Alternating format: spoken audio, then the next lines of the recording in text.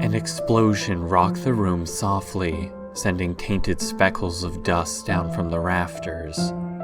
The particles shimmered in the golden beams of light struggling through the wooden blinds. On a bed in the far corner, a figure shifted uncomfortably, pale hands grasping at the covers. The room shuddered again, a thunderous roar spreading through the ground. Dull green eyes snapped into view as the figure tumbled from the bed, hands flailing to catch the floor and roll them hastily to their feet. They checked their wrist, skin paling further. They stumbled across the carpet with blurred movements, wood of the door snapping against the wall with flying splinters as they tore outside into the hallway. The harsh beeping started up moments later, ear-piercing shriek emanating from smoke alarm-like fixtures overhead. John? A petrified form was already standing at the other end of the hallway, massive shirt draping down to her knees. Her ghastly hands were clenched tight against the doorframe, pajamas sliced with the polluted morning light. It's alright. John didn't slow down, skidding to a stop and inputting a command into a small wall-mounted panel. Lily, get the key. The foundation of the house shook with another tremor, the alarms dying down as everything cut out with a jagged electronic beep. The house went dark. Lily's contacts shimmered with a metallic whirl as red-tinted emergency diodes activated, spilling light into her view. The sunlight behind her faded rapidly into a sickly orange before being snuffed out. It wasn't sunlight at all. Her flashlight gaze glanced off the dead digital clock in the kitchen, time frozen in place. 2:30 in the morning. Her hands were slippery with burning sweat, doors and cabinets flying open as her search grew more frantic. Her wristwatch blared a dead black encircled with red text, screech silencing as she slapped at it haphazardly. She didn't want to look, but her eyes caught the number regardless. Something she wouldn't have even believed had she had all the time in the world to double-check it. 200 feet. The windows split with the next vibration and flash of light, membranes of glass crawling with necrosis. Dishes within the cupboards were lobbed against the far wall of their containers, rattling with a deafening clatter. Lily flinched backwards, hands flying up to shield her face from several whipping shards of shattered glassware. At the other end of the house, John slapped the control panel back closed in a cold sweat, immediately checking his wrist again. Immediate vicinity, splice light visible. He input a command to stop the beeping, rushing into the kitchen. I can't find it. Lily's voice was strangled with mute terror, her shaking legs barely able to support her. It's alright, where did she leave it? John tried to remain calm, immediately going for the cabinet she hadn't already checked before yelling upwards. Sams, route us to the emergency line, Dana Matthews, now. Dial Dana Matthews now. Sam's voice glitched through the interface, an off-kilter female tone. Yes, to confirm. Yes! The door clattered to John's feet as he tore it out. Emergency line! The voice hissed with static pops, John's eyes flicking nervously to the hatch door, archaic LED panel shimmering with a dull blue hue. I'm sorry. Sams picked back up. It appears your area is experiencing a large volume of emergency calls at the moment. Connection could not be completed. Yes to retry. The outside light grew more intense, rumbles culminating into a sub-bass drone. Lily, try the input override. John snapped to tear her from her petrified trance. I'll keep looking, hurry! She quickly nodded her head, feet clapping against the ground as she ran to the metallic hatch. Everything was dead silent now, not even the raining dust making the slightest sound as the percussions dropped below human hearing. Sam's, input override splice seller, Lily commanded with a weak voice. UI glitched through her contact lenses, AR interface mapping to the keypad and highlighting her options. Splice anomaly inbound. Red text was permanently burned into the lower third of her gaze. Proceed immediately to safety. Request Request incomplete. Sam's voice crackled after a second to buffer. Your area is experiencing a disaster. Input override unavailable at this time. Manual entry only. Decay rotted the air outside, debris tearing at the windows and glass. John's fist clenched before one more wave of distortion split through the house, a shimmering key making a harsh clatter as it tumbled across the reflective floor. Got it, he cried, kicking his foot sideways to slam the key across the tiles. Lily's UI tracked the object poorly through her vision, eye lights flickering as she scrambled down to catch it. The hatch shuddered with automated locks as she stabbed the key into its socket and twisted. John was quick to clamber across the kitchen in the darkness, faint light from his own contacts doing little against the oppressive gloom closing in. The dancing lights on the horizon seared down to a violent black pinpoint, scenery being vaulted into the murky sky. The hatch slammed behind the duo. From inside the room, the door howled with agony, metal creaking and groaning with massive pressure as the final explosion was felt rather than heard. The air skewed sideways, John and Lily's stomachs dropping as if displaced from their bodies. They staggered down the ladder. John winced as his feet touched solid ground, blinking heavily to turn off his lights in the fluorescent room. Tiny motors within his lenses worked to reorient his visual perception to the now tilted world. He glanced to Lily beside him. She breathed heavily, hands on her knees as she bent over, chest rising and falling as if unable to catch up to her heart.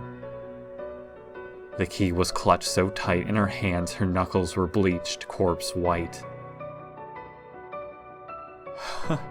I thought she might have taken it with her accidentally. John laughed as he pointed to the tiny key and caught his own breath. Way too close for comfort. Lily shook her head, suppressing a relieved chuckle as well. We should update optical. We'll let people know we're safe. Are we, though? John grinned, gazing around the room with amused contempt. Small metallic shelves were severely understocked with rations, an open bag of chips just about the only thing left. The room was in surprising disarray for all its clean white walls and reflective chrome flooring. I'm updating it for you. Lily nervously laughed, cautiously sinking backwards onto a dull gray sofa in the middle of the space. Some people actually worry about you, you know? Her irises danced with the AR text display as she scrolled with her vision, staring up at the ceiling. If this splice knocks out our internet again... John just smirked to himself, slowly walking over to a small refrigerator in the corner. I don't know, sis. We might not survive. Don't post too soon. Done, she retorted to the ceiling. Looks like you'll just have to deal. She rolled onto her stomach to smile at John, skinny limbs jutting out like toothpicks from her baggy sleepwear. John recoiled, hands flying into a karate stance as he opened the fridge door. You drank everything? He was aghast, eyes darting like daggers to her now paling figure. We have drinks in our regular fridge, you know? Her words seeped through a forced grin as her face reddened. You never take me to the store. Was I supposed to just wait for Mom to get back? Yes!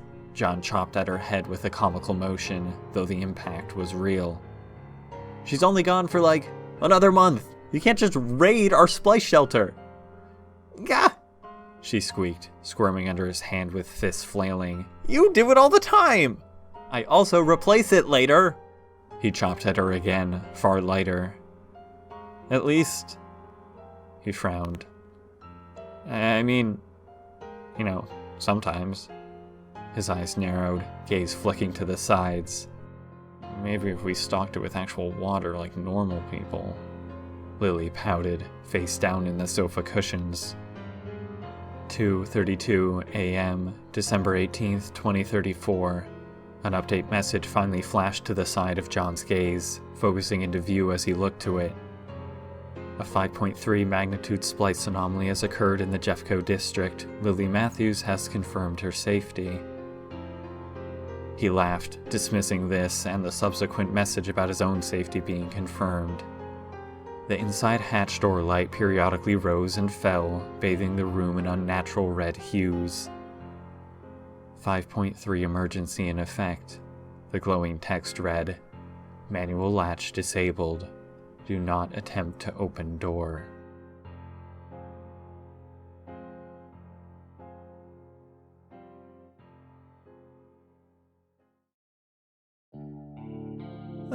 So you're quarantined then, right? Sarah's face lit up, arms shoved deep inside her massive hoodie pocket as she walked backwards to face him. Magnitude 5.3? Dude, I remember having to do those stupid bio kits when we got a 6er. Right, now we have to wake up even earlier. John rubbed at the raw flesh of his wrist and looked to Lily beside him. Waking up just to scrape some skin from my arm. That's my idea of a good time. The trio walked steadily down a shoddy road, asphalt uprooted by the towering trees above them.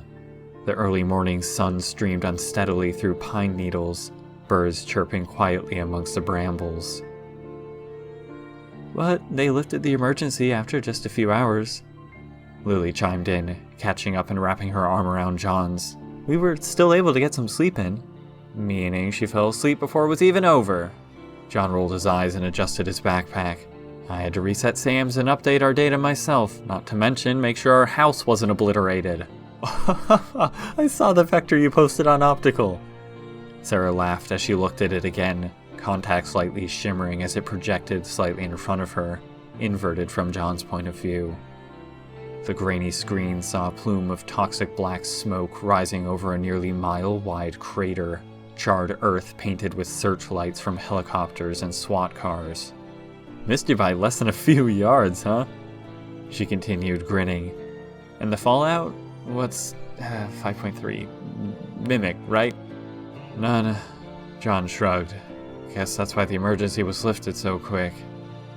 Fallout was found dead at the scene. Lily nodded, breathing harder to see her breath in the mist. Makes the quarantine seem even sillier. Hopefully they'll lift it by tomorrow. I've always thought it was overkill.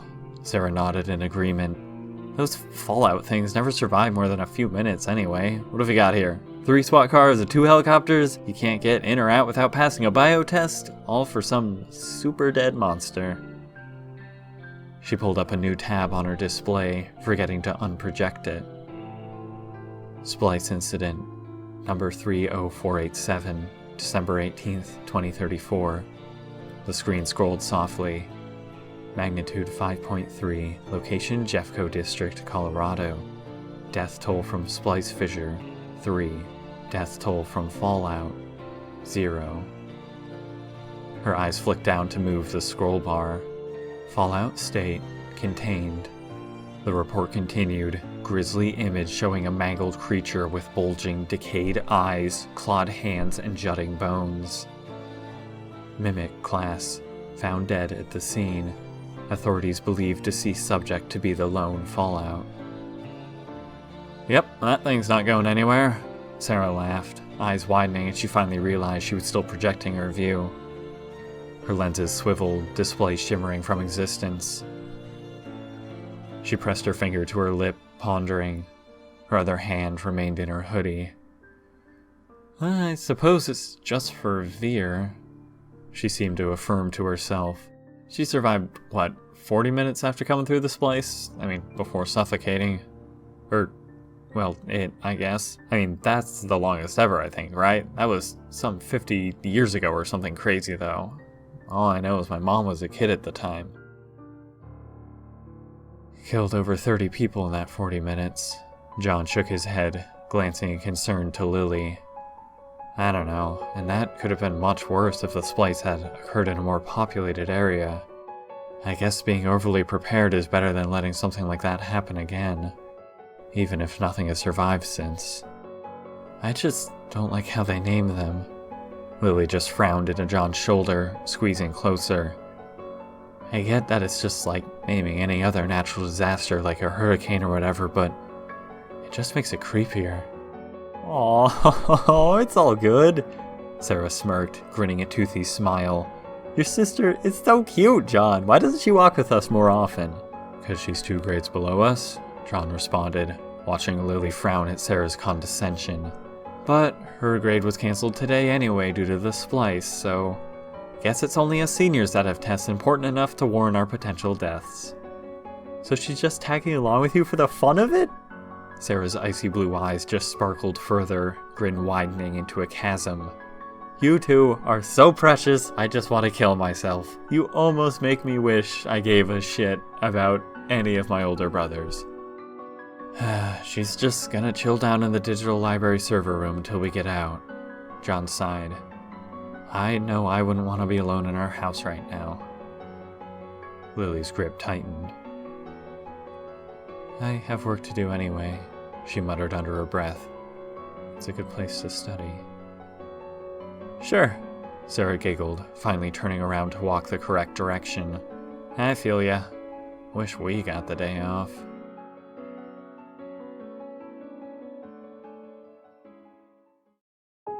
The drab interior of the school gleamed with astounding numbness.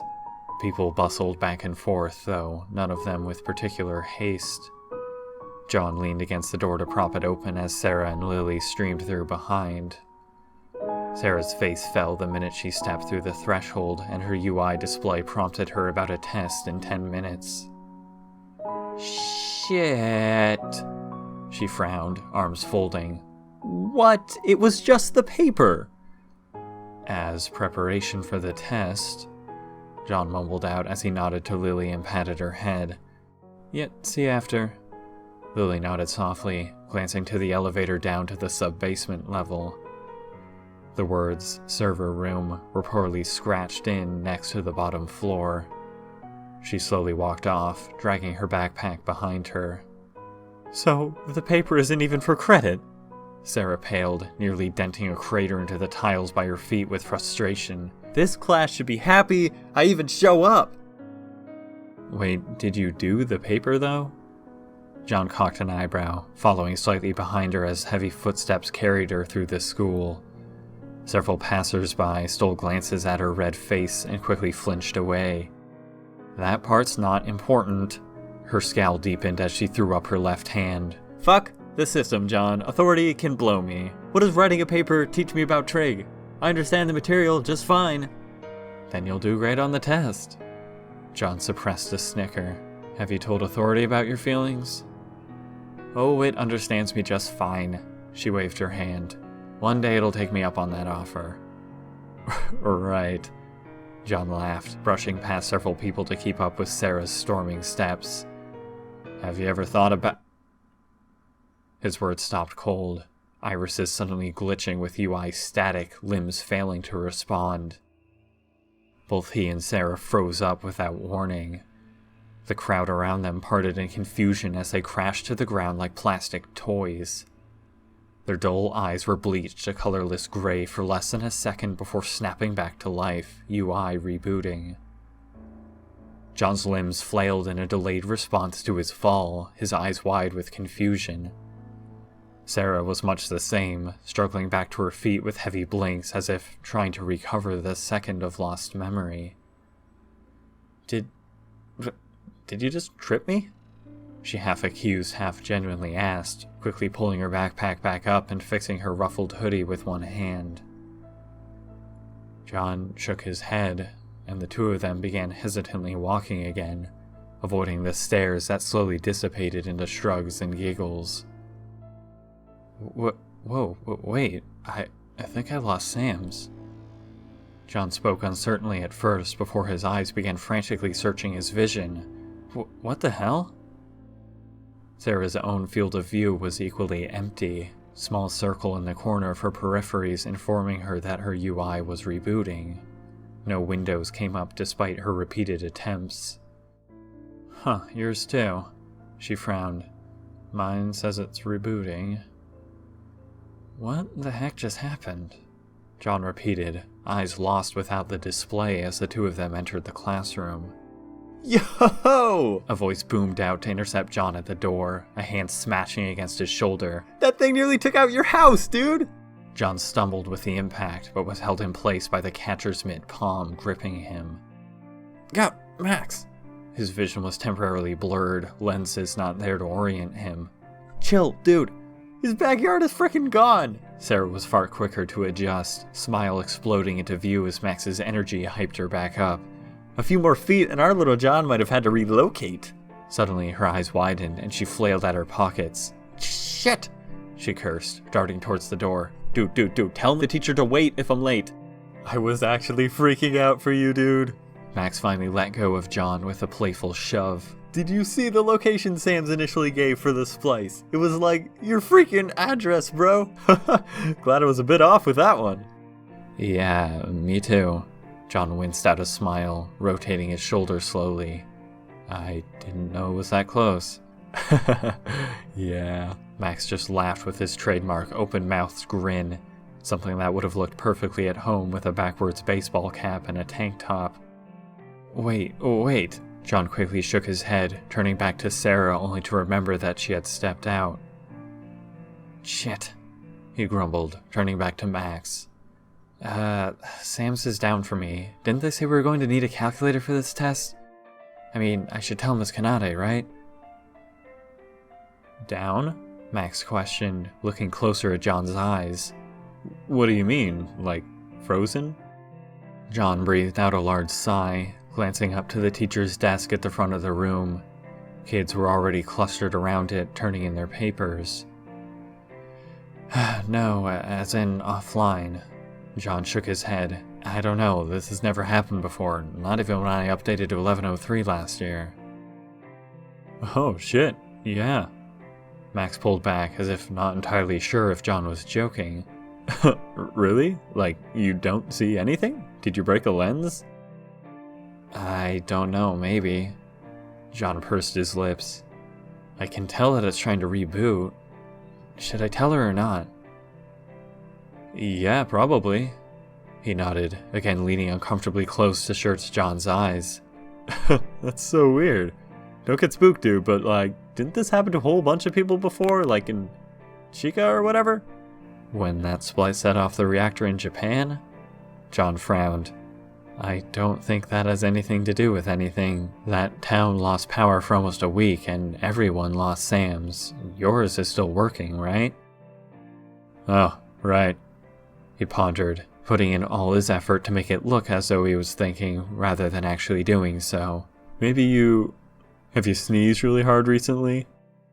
John sighed. "I'm gonna tell her," he spoke, turning and walking steadily to the front. As he finally reached her desk through the cluster of people, he heard snickering coming from Max. Sarah had apparently returned, nudging him in the ribs. At John's gaze, she straightened up and gave a sarcastic thumbs up, much to his confusion. He paused, debating for a quick second, before immediately returning to them, throwing out his hands. "What?" His eyebrows cocked. "What the heck are you doing?" No. Sarah shook her head, laughing. No, wait, John, tell her, I'm serious. I was just joking with Max. I've actually used this exact excuse before to get out of taking a test. She paused for a second before laughing again and continuing. It didn't work. John's frown reached peak capacity. He went to reply before his vision suddenly glitched again, UI spilling into view. Both he and Sarah jolted in surprise, irises frazzling as their limbs again locked up. This time, however, they were both able to steady themselves before they fell, and only Max's hands splayed out in concern. Numbers and diagnostics blotted out John's gaze, painting his irises death red. Letters and Unicode characters jittered across the lower third of his view, flickering in and out of existence. Splice anomaly inbound. It twitched. Proceed immediately to safety. This text was immediately replaced with high temperature warning, and then simply several jumbled remnants of past web pages, words stitched together in an incoherent mess. John shook his head, recovering just after Sarah and standing up straight beside her. He figured the splice warning had merely been a product of the glitching text, but as his UI cut out once again with a harsh frazzle and the text glitched away. He realized how dead silent the room around him was. Seemingly now the only one without UI, John stood alone as the class was paralyzed in confusion, eyes flashing red with warnings. All at once their watches blared to life with red numbers. John stood as stunned as the rest of them, glancing to his watch to see the screen dark, nothing out of the ordinary. Can't be.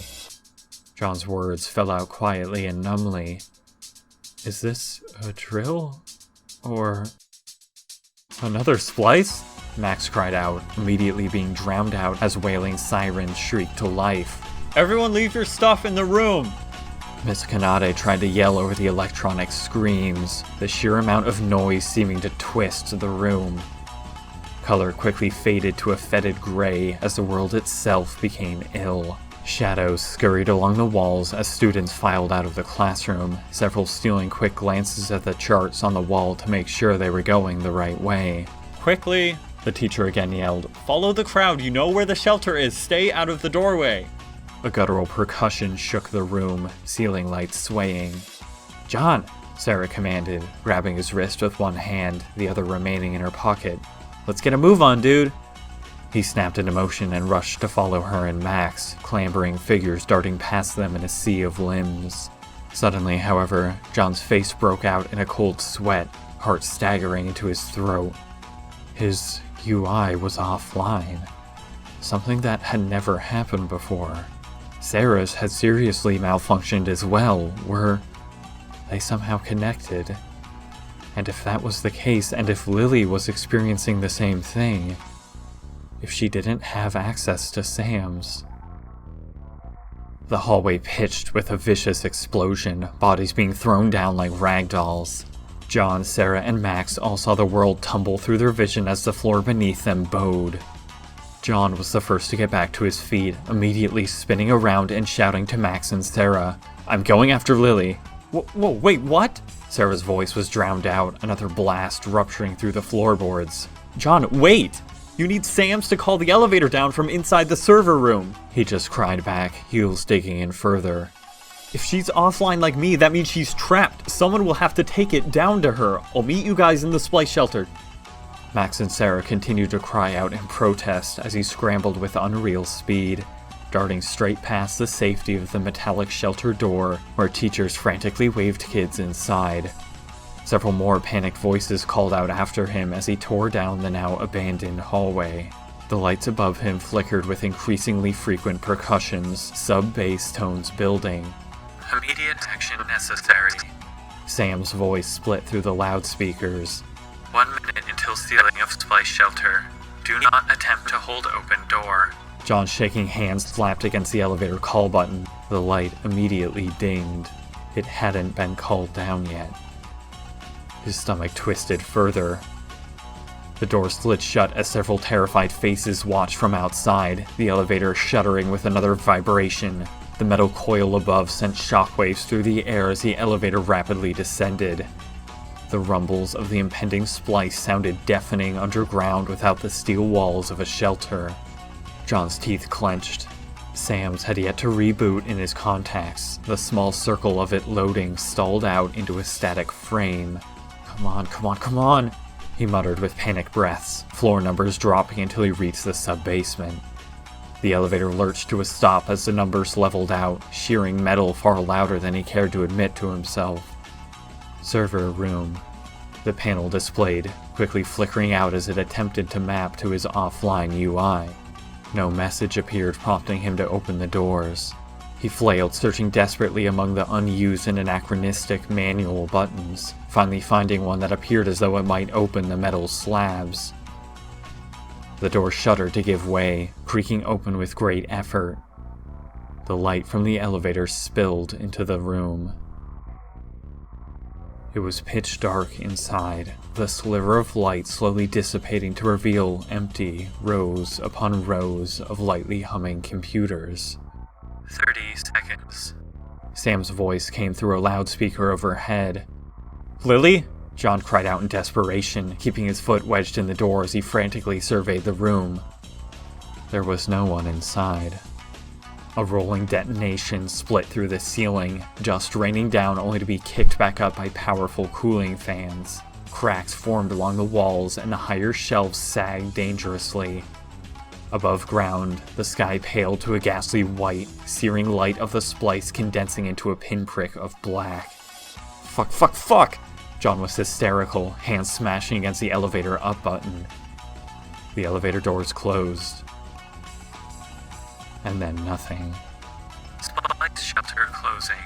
Sam's voice was horrifically calm. John jabbed at the up button again, skin deathly pale. You are experiencing an emergency. Sam's voice was cold. Elevator services disabled until emergency lifted. John's hand fell to his side, mouth slightly open as the weight of his current situation reached forwards to strangle the breath from him. The shaft above shuddered with percussions.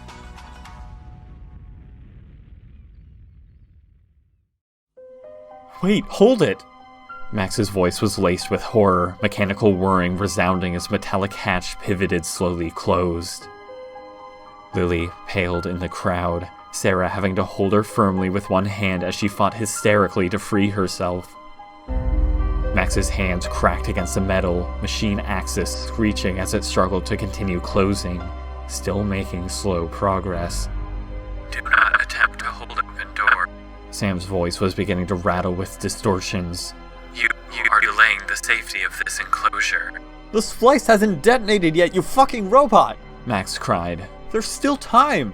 This is my fault. Lily was beside herself. Sarah, we can't leave him, let me go! Sarah's hands were fixed. Cold, steely eyes narrowed in resolution, despite the conflict swirling beneath. Max's expression contorted into helplessness as he looked behind him at the crowd in the shelter. Everyone was petrified with fear, many clearly seconds from pulling his hands from the door themselves to make sure it closed. Slowly, his hands dropped to his sides, palpable guilt spreading through his face in defeat. Sarah suddenly winced with pain as Lily twisted back, jabbing at her stomach with a hard blow. Sarah cried out to stop her as she wrenched herself free. Lily's sprint was frantic and flailed, tears welling in her eyes as the door, pressed closed all the same. The locks clicked shut. Back underground, the sound of static suddenly screeched out in the darkness. John flinched as his emergency lights came on, spilling red into the elevator. His UI abruptly booted up with a harsh flash, mangled and unrecognizable. There were no clean windows or familiar icon elements, instead raw text data bearing its ugly, skinless form. John Matthews, what are you doing? Turquoise text spilled across the lower third where the splice warning should have been. You'll be crushed down here. John was stunned, eyes flicking around in mortified confusion. I'll override Sam's. The text glitched like an out-of-focus memory, blurring at random intervals. Take the elevator back up, hurry! The text hesitated. Although maybe you should actually stay down here. It pondered. The floor numbers frazzled with a turquoise hue, elevator up button illuminating. John remained motionless, breath caught in his throat. Now! The text continued. I can get the splice door open, but only if you move fast. Or maybe don't move at all. John shook his head, quickly adjusting his footing and opening a text prompt in his vision before immediately being cut off. I can hear you through your mic. The text blurred sporadically as it was typed. Just talk to me with your voice. If you don't go fast, you're going to be obliterated. Or you might be obliterated way more if you go to the surface. Who are you? John choked out, refusing to move. No one can open a splice door. At this point, I stand the best chance of survival down here. If by survival you mean death. The text shattered across his view, font increased in size. Either you believe me or you die. Let's get a move on. John frantically made up his mind, jabbing at the elevator button, only to have it immediately flash red and re-disable. Okay, no wait. The text scrambled. You might be right, actually. It glitched into an uncertain Unicode emoji face. Maybe you really should stay down here. It continued after a long pause, being typed far slower. What do you think? Oh gosh, how much time do we have again? What? John cried, red gaze darting around the elevator, jabbing at the button again and again. Make up your mind! You took too long to decide! The text darted across the screen, a timer beginning to rapidly fall in the corner. Don't blame me, what's a girl to do? Just duck and cover at this point, I guess. You've got 2 seconds now, my human friend. What the hell? John flinched to the ground, barely hitting the cold tiles before a deafening explosion sounded in the near distance. The initial pressure wave was the first to arrive just milliseconds later, slating the enclosure against the far wall of the elevator shaft. John rolled like a broken marionette, the secondary wave arriving immediately after, tearing through the ground and vaporizing it to dust. The walls of the elevator buckled, the structure dropping as the steel tether snapped with a horrific sound, shearing against the rock walls like a whip and skewing the elevator sideways against its railings. Blood pooled as if suspended in zero gravity as John's fading mind watched his left hand get pressure cleaved from its socket by jutting metal, remaining attached only by bloodied sinews and skin. The ceiling caved, everything cutting to black.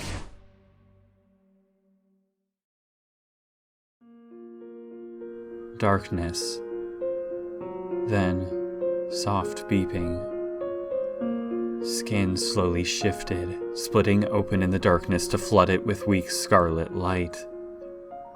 John's eye was unfocused and dim, iris bleached red from warnings. A heart rate monitor in the bottom left corner was frighteningly low. A warning continuously scrolled through the same protocol. Exsanguination warning. The type scrolled again and again. You are losing blood. Blunt force trauma detected. Attempting to contact emergency services. John shifted agonizingly slowly, lights flickering in the gloom to reveal an entirely closed-off maze of twisted metal and rock around him. Sam's. His voice coughed up dust, pale hands sickly gray as it dangled limply by his side. You have been unconscious for 2 minutes and 17 seconds. Sam's voice prompted. Brain damage expected. Please follow protocol on screen as emergency services are contacted. John blinked slowly, unable to sit up. What is your name? A message prompt popped up, UI seemingly back to normal, no strange turquoise text visible anywhere. Please speak clearly. If you cannot speak, please select next. John Matthews.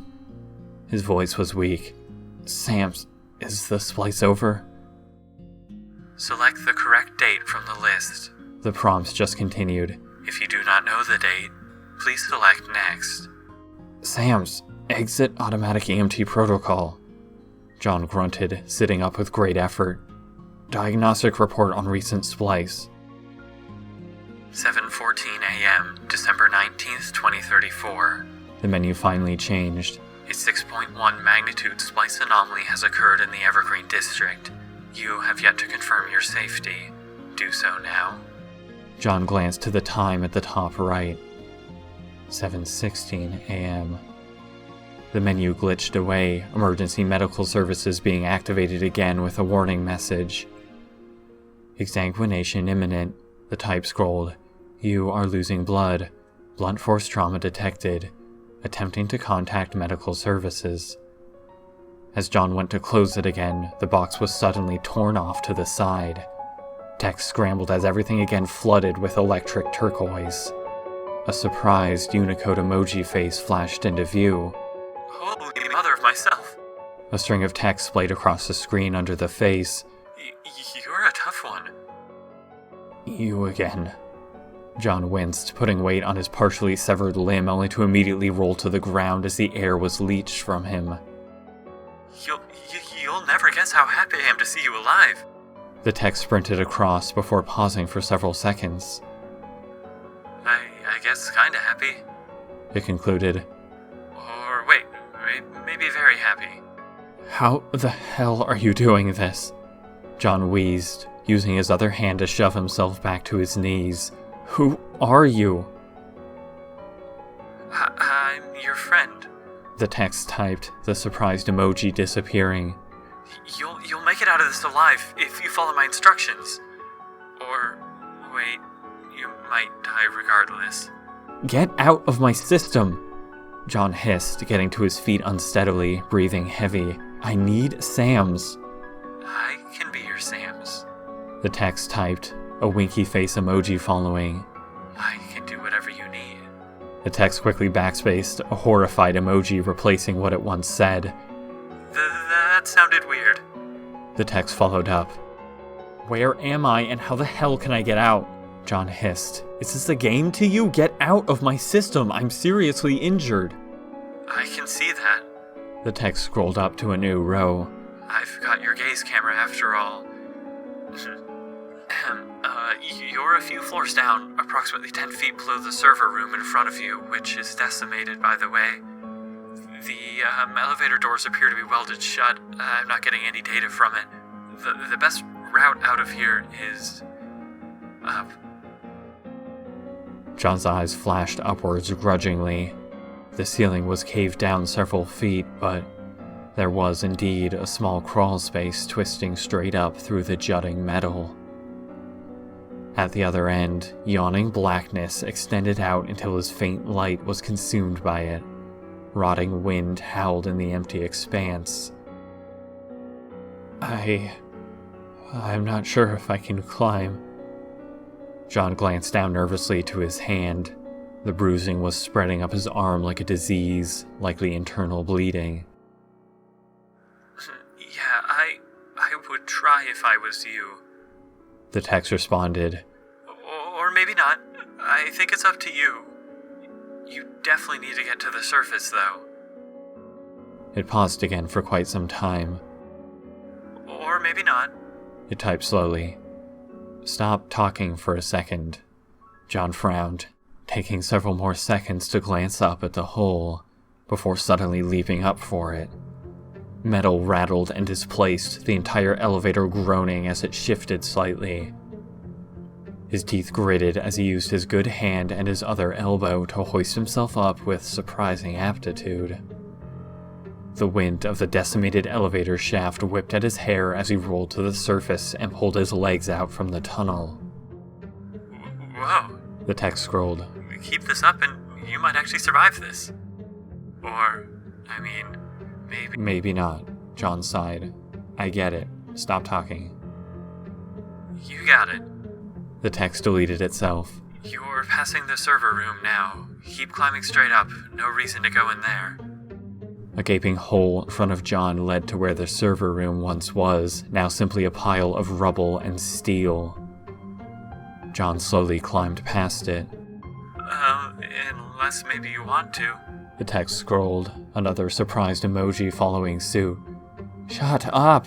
John grunted, feet shakily stepping on loose rock and rust as he continued ascending. You're right. The text typed slowly. Best to keep going. Down below in the server room, the darkness was all-consuming, rubble quietly sprinkling down. One small sliver of metal drifted from the twisted rafters, spinning several times like a razor blade snowflake before slowly settling on a pale hand. Black blood leaked steadily out from a pile of twisted rubble. The surprised emoji on John's screen updated to a smiling one. Sarah paced around the room, hands in her hoodie, face contorted in forced stoicism. All a space shelter is a stupid hole in the ground anyway. Max spoke, aiming his words in Sarah's direction, yet clearly meaning them more for himself. Dude, John's underground too. It's the same thing. He's got this. Sarah didn't respond, eyes angrily flashing back to the splice door. Lily had been sick several times into a trash can, now lying in a gray ball in the corner of the room as several classmates carefully comforted her. Nervous whispers and chatter filled the space packed with far more bodies than it was meant to hold.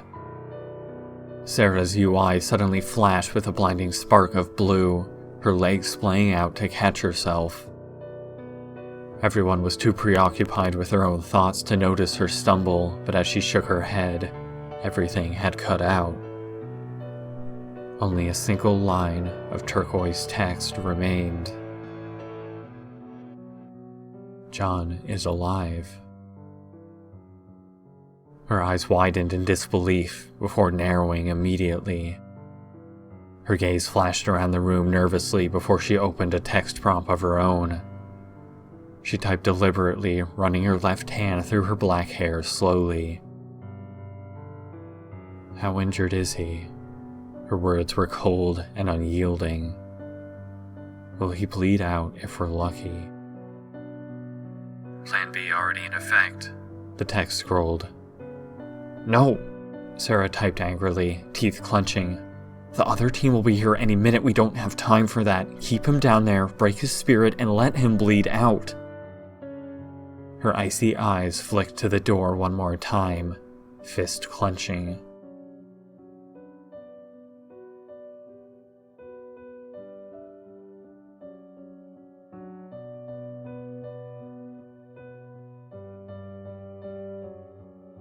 Hey, John, can I talk to you? Turquoise text typed slowly across blank space, John's eyes flicking to it as he hoisted himself upwards onto a precarious ledge. What do you want? He breathed heavily, vision swimming with after images. Once I get to the surface, you're really going to need to go so I can check Sam's. For what? The text was slower than usual. To check on someone, he grunted as he swung himself to the nearest bar of jutting metal. It doesn't matter. I still don't understand why you're doing this, but do I have your word you'll stop hacking me once I get to safety? The text was silent for a while. Sure. It finally spoke. Several more seconds passed before it typed again. Is it to check on your sister? John's hand hesitated as he reached for the next ledge. He retracted it slowly, eyes narrowing. Alright, that's enough. Who are you? He hissed. I'm tired of this game. You clearly know me. Be honest or I'm going to rip these lenses out. How did you know the exact time the splice was going to hit? Why did you call me your human friend?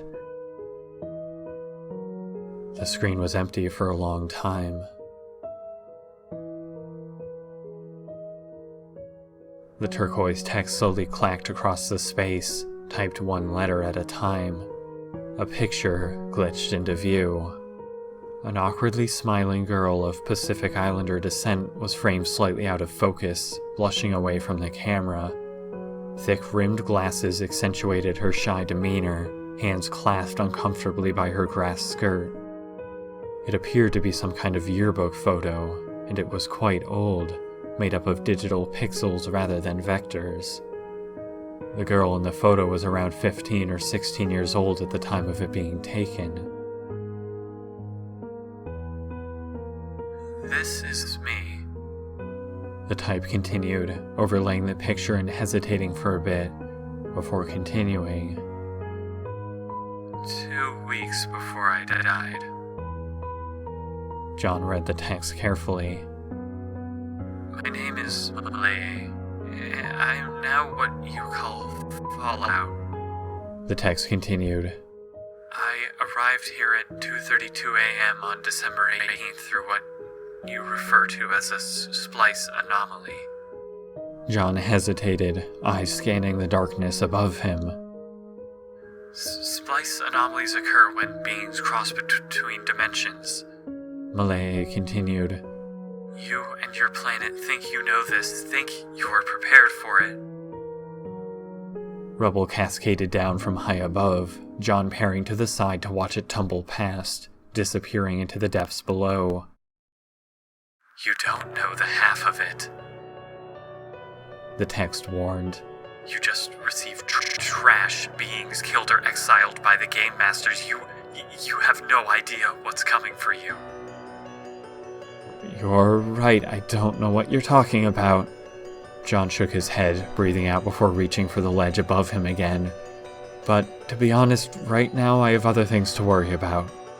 No, you don't. The harsh text suddenly jittered to block his view, an ear-piercing shriek ringing out. John flinched back, nearly slipping off the edge. He flailed out to grab the jagged side of a rock wall, gaze distorting slightly as his lenses warped.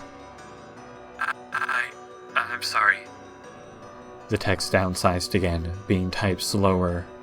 I'm really sorry. It's just... You might want to be on stable ground for this, John. I don't mean to frighten you. John breathed out, hoisting himself back onto balance. His eyes scanned the text before a small black rectangle slowly faded into the center of his screen. Virtual Camera 01. A caption below it said, "With great caution, a figure within the frame slowly and carefully lowered their hand from their face. The screen flickered in the dim light. The ghastly form had been hollowed out into a decrepit husk of gray flesh. Eyes starched open to unending black voids, ringed with darkness and caked on blood as if carved out with knives. Its hair was tinted an unnatural turquoise in the faint light, floating as if suspended in water. Its head was tilted away in embarrassment. Rotten blood pooled like mascara. Small, electric diodes of blue light within her socket seemed to be how she looked around. Rows upon rows of computer code were her only companions in the black void, the text giving off a deathly glow that was lost to the empty oblivion. John's heart staggered over its next few beats, eyes widening as the girl's pinprick cobalt beams flicked nervously to stare into the camera. It was the same girl from the photo. Sorry. The creature's voice was shaky and nervous, crawling from her lips like spiders as text below the frame mirrored it. But I cannot allow you to crawl to your death. John was at a loss.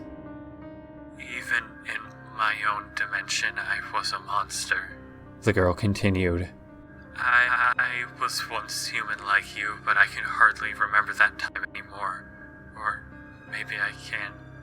After my death, my conscience did not fade, and I found solace in manipulating a new kind of reality I could still control. In my timeline, we called this type of entity a poltergeist, John. I might assume we share that word. Only the girl's blue dots were visible, nervously flicking away from the camera. Do poltergeists exist in your world, John? She continued. I always thought of believing in ghosts as silly. John was silent. The point of this The girl shrunk back further. is that while I may be disturbing to you, there are creatures far fouler than me. There are things you cannot begin to fathom, creatures that prey on me and others like me. Creatures that experience none of the humanity you and I share. All crawling out of here will allow you to do is witness the end of your world. Or, I guess that plus a few other things, maybe. Those places are our doing, She nodded, hair drifting slowly behind. but they are not our choice. I don't pretend to understand any more than any other contestant, John, but there is a race of creature puppeting a survival game on a scale none of us can comprehend. The other contestants have arrived sooner than I thought. I can't let you leave the safety of these ruins. Safety. John laughed, shaking his head in an attempt to either comprehend this information or disregard it completely. I'm sorry, Malay. I'm having a bit of trouble believing you right now, both about this world-ending scheme of yours and the fact that you're supposedly helping me. What I know is that I'm going to die if I don't get medical help soon, and my sister is either inside a shelter right now, or she needs more help than me. He reached back up, beginning to climb.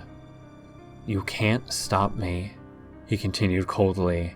No matter what, I'm not just going to sit down here and... Malaya hesitantly moved forwards again, shielding her face with her left hand, and slowly bringing up her right. Rather than her other hand, a large puppet gradually rose into frame.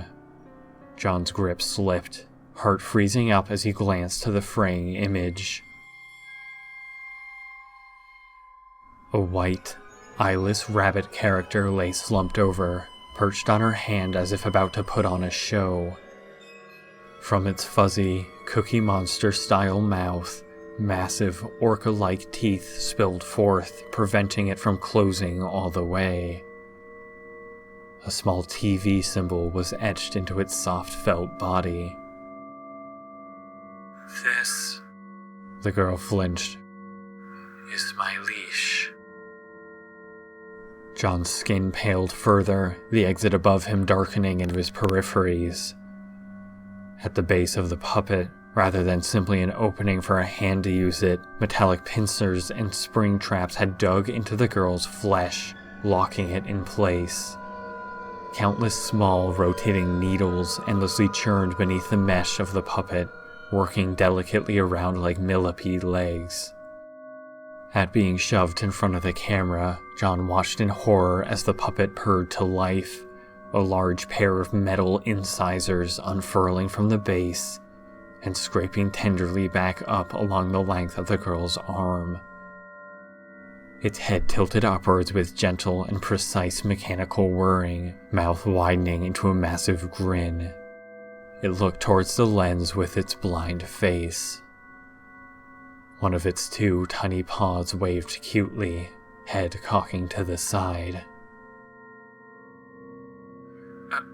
Only contestants can hear their own leash. Malaya tried to keep her breathing calm as the cold metal playfully retracted. But it's saying hello.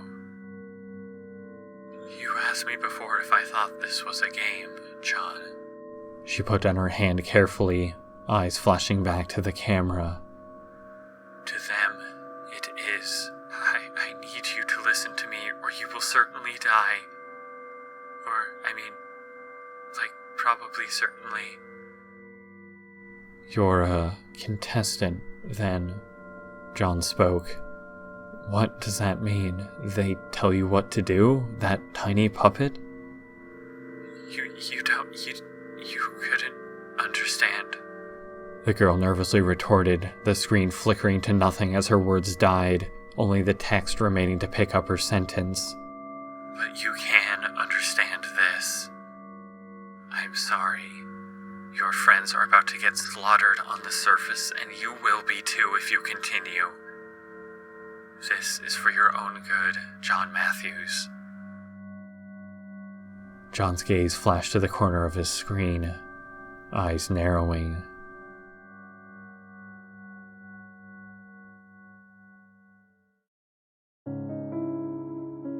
Dude, how are you so calm? Max cried, watching Sarah frown at the floor as she continued to pace. What if John is alive, but no one can get to him in time? Why are the first responders taking so long? The crowd had only gotten louder inside the room, the warning lights of the door still softly fading in and out. Lily now stood by the door rigidly, hands clutched at themselves. Her eyes were dull and lifeless. 6.1 emergency in effect. The glowing text read, "Manual latch disabled. Do not attempt to open door." Sarah ignored Max, biting at the nails of her left hand feverishly. Suddenly, more turquoise text crawled into her UI, her eyes hastily flashing to it. Unexpected results. Malay was frantic. John's headed to the surface faster now. If he reaches the top, he'll be like a sitting duck for the other team. Sarah cursed out loud, causing Max to stop mid-sentence. What? He spun. What's wrong? Were you able to connect to his vitals? Is he okay? Sarah's eyes just sizzled with heat, her fist clenching. Sarah? Max stood up, running and putting his hands on her shoulders. What the hell is wrong? What just happened? I can handle it. I just want to know. Now a lot more people are going to die. Her words crawled out like sickly poison, not an ounce of remorse in her voice. Max was stunned into silence.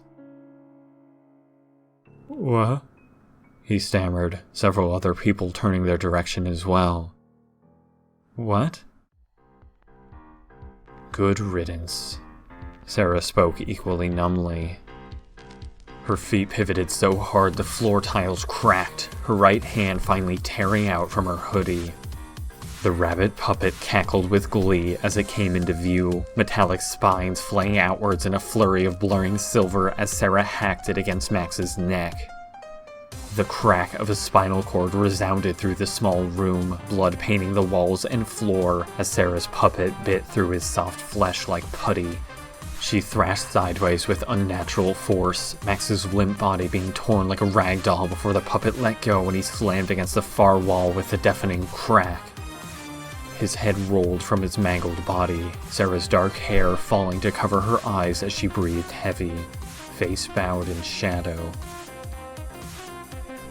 The puppet applauded with enamored glee, toothy grin plastered with blood and sinews as Sarah dropped it to her side.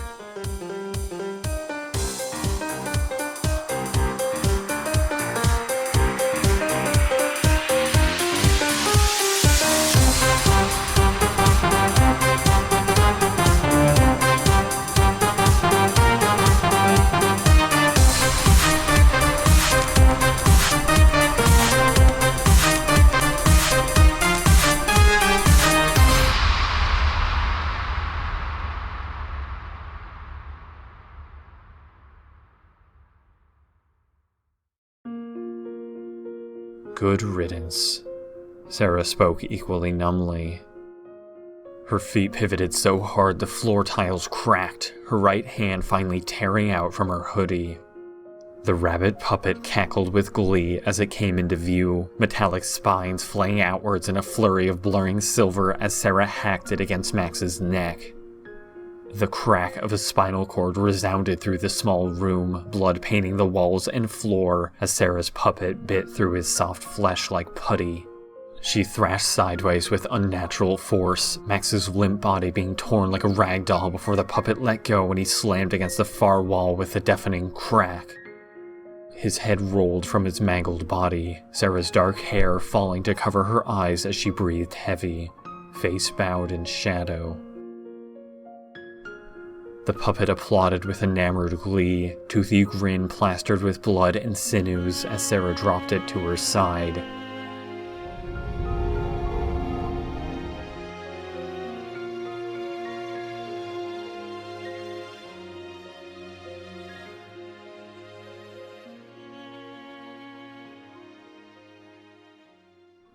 The room was filled with deafening silence, the clacking of Sarah's feet towards the door the only sound before the image settled in and hysterical shrieks erupted outwards. People scrambled to the sides of the room and dropped to the floor like dying flies. Sarah ignored them all as she walked headlong. People flailed out of the way as she approached the door, and her hand slowly raised again. Lily's dull eyes sparked with new terror as she staggered to the side. The puppet's teeth slammed against the metal as gleaming pincers inverted out from under its soft body to rupture through the other side of the steel. Metal blurred with a sickening grinding noise, the door buckling as Sarah wrenched backwards, throwing the massive chunk of metal behind her like a frisbee. The 200-pound disc blurred with speed, the people cowering against the far wall, unable to even blink before their torsos were shattered with a deafening clatter. Flesh and bone sheared into view as they fell to pieces. "Malay," the creature commanded, skin flaking away as its spine contorted. Keep John away from those fuckers. No one is killing him but us, you got it? Plan B better go fast. Lily was helpless as Sarah's knobby hand stabbed against her neck, bony fingers latching around hard enough to choke her breath away. Yes, Ava. Turquoise text hesitantly typed. In the darkness, Malay's empty sockets sunk in remorse.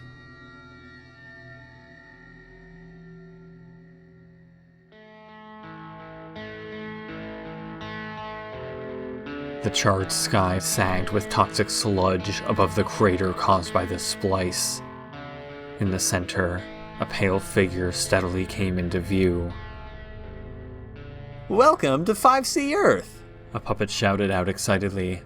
Looks like your bet to splice in so close was worth the risk, Callie. The target, John, is still alive, but everything is in chaos. This could be our chance. Ash and fire spun in a haunting column above the girl holding the puppet. 4 metallic chains draping from her back like intestines, tipped with barbed spears. We know Ava and Malay are already here, the puppet continued. They must be insanely inept to not have completed the task already, am I right? Come on, am I right? Inept, yes. The girl spoke with a dead, dry voice, distortion softly quavering around her like heat waves. This challenge will be simple. I would appreciate it if you were to not speak unless you have useful information. The puppet froze in shock, before waving its tiny arms angrily. From behind Callie, a dark figure stepped forwards, white bulging sphere eyes scanning the horizon. It casually shoved its puppeted hand into its pocket, entire body appearing practically two-dimensional, a single shade of pure black. Its other hand held a wooden baseball bat, wide grin lighting up its face like a drawn-on image. It cackled, stooping down to pick up some dirt and throw it into the air with a poorly imitated explosion sound. It kicked its heels and casually slid next to Callie, giving her a nudge and winking. She stared back at him with emotionless eyes.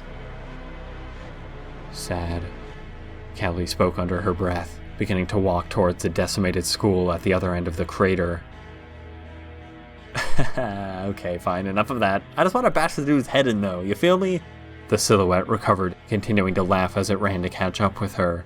Like, why all the stupid rules? Killing it without touching or throwing anything at him? Who writes this shit? Am I right? He's already got frickin' main character syndrome on his side. Makes it require more skill. Callie spoke coldly. Right, but technically you have telekinesis, right?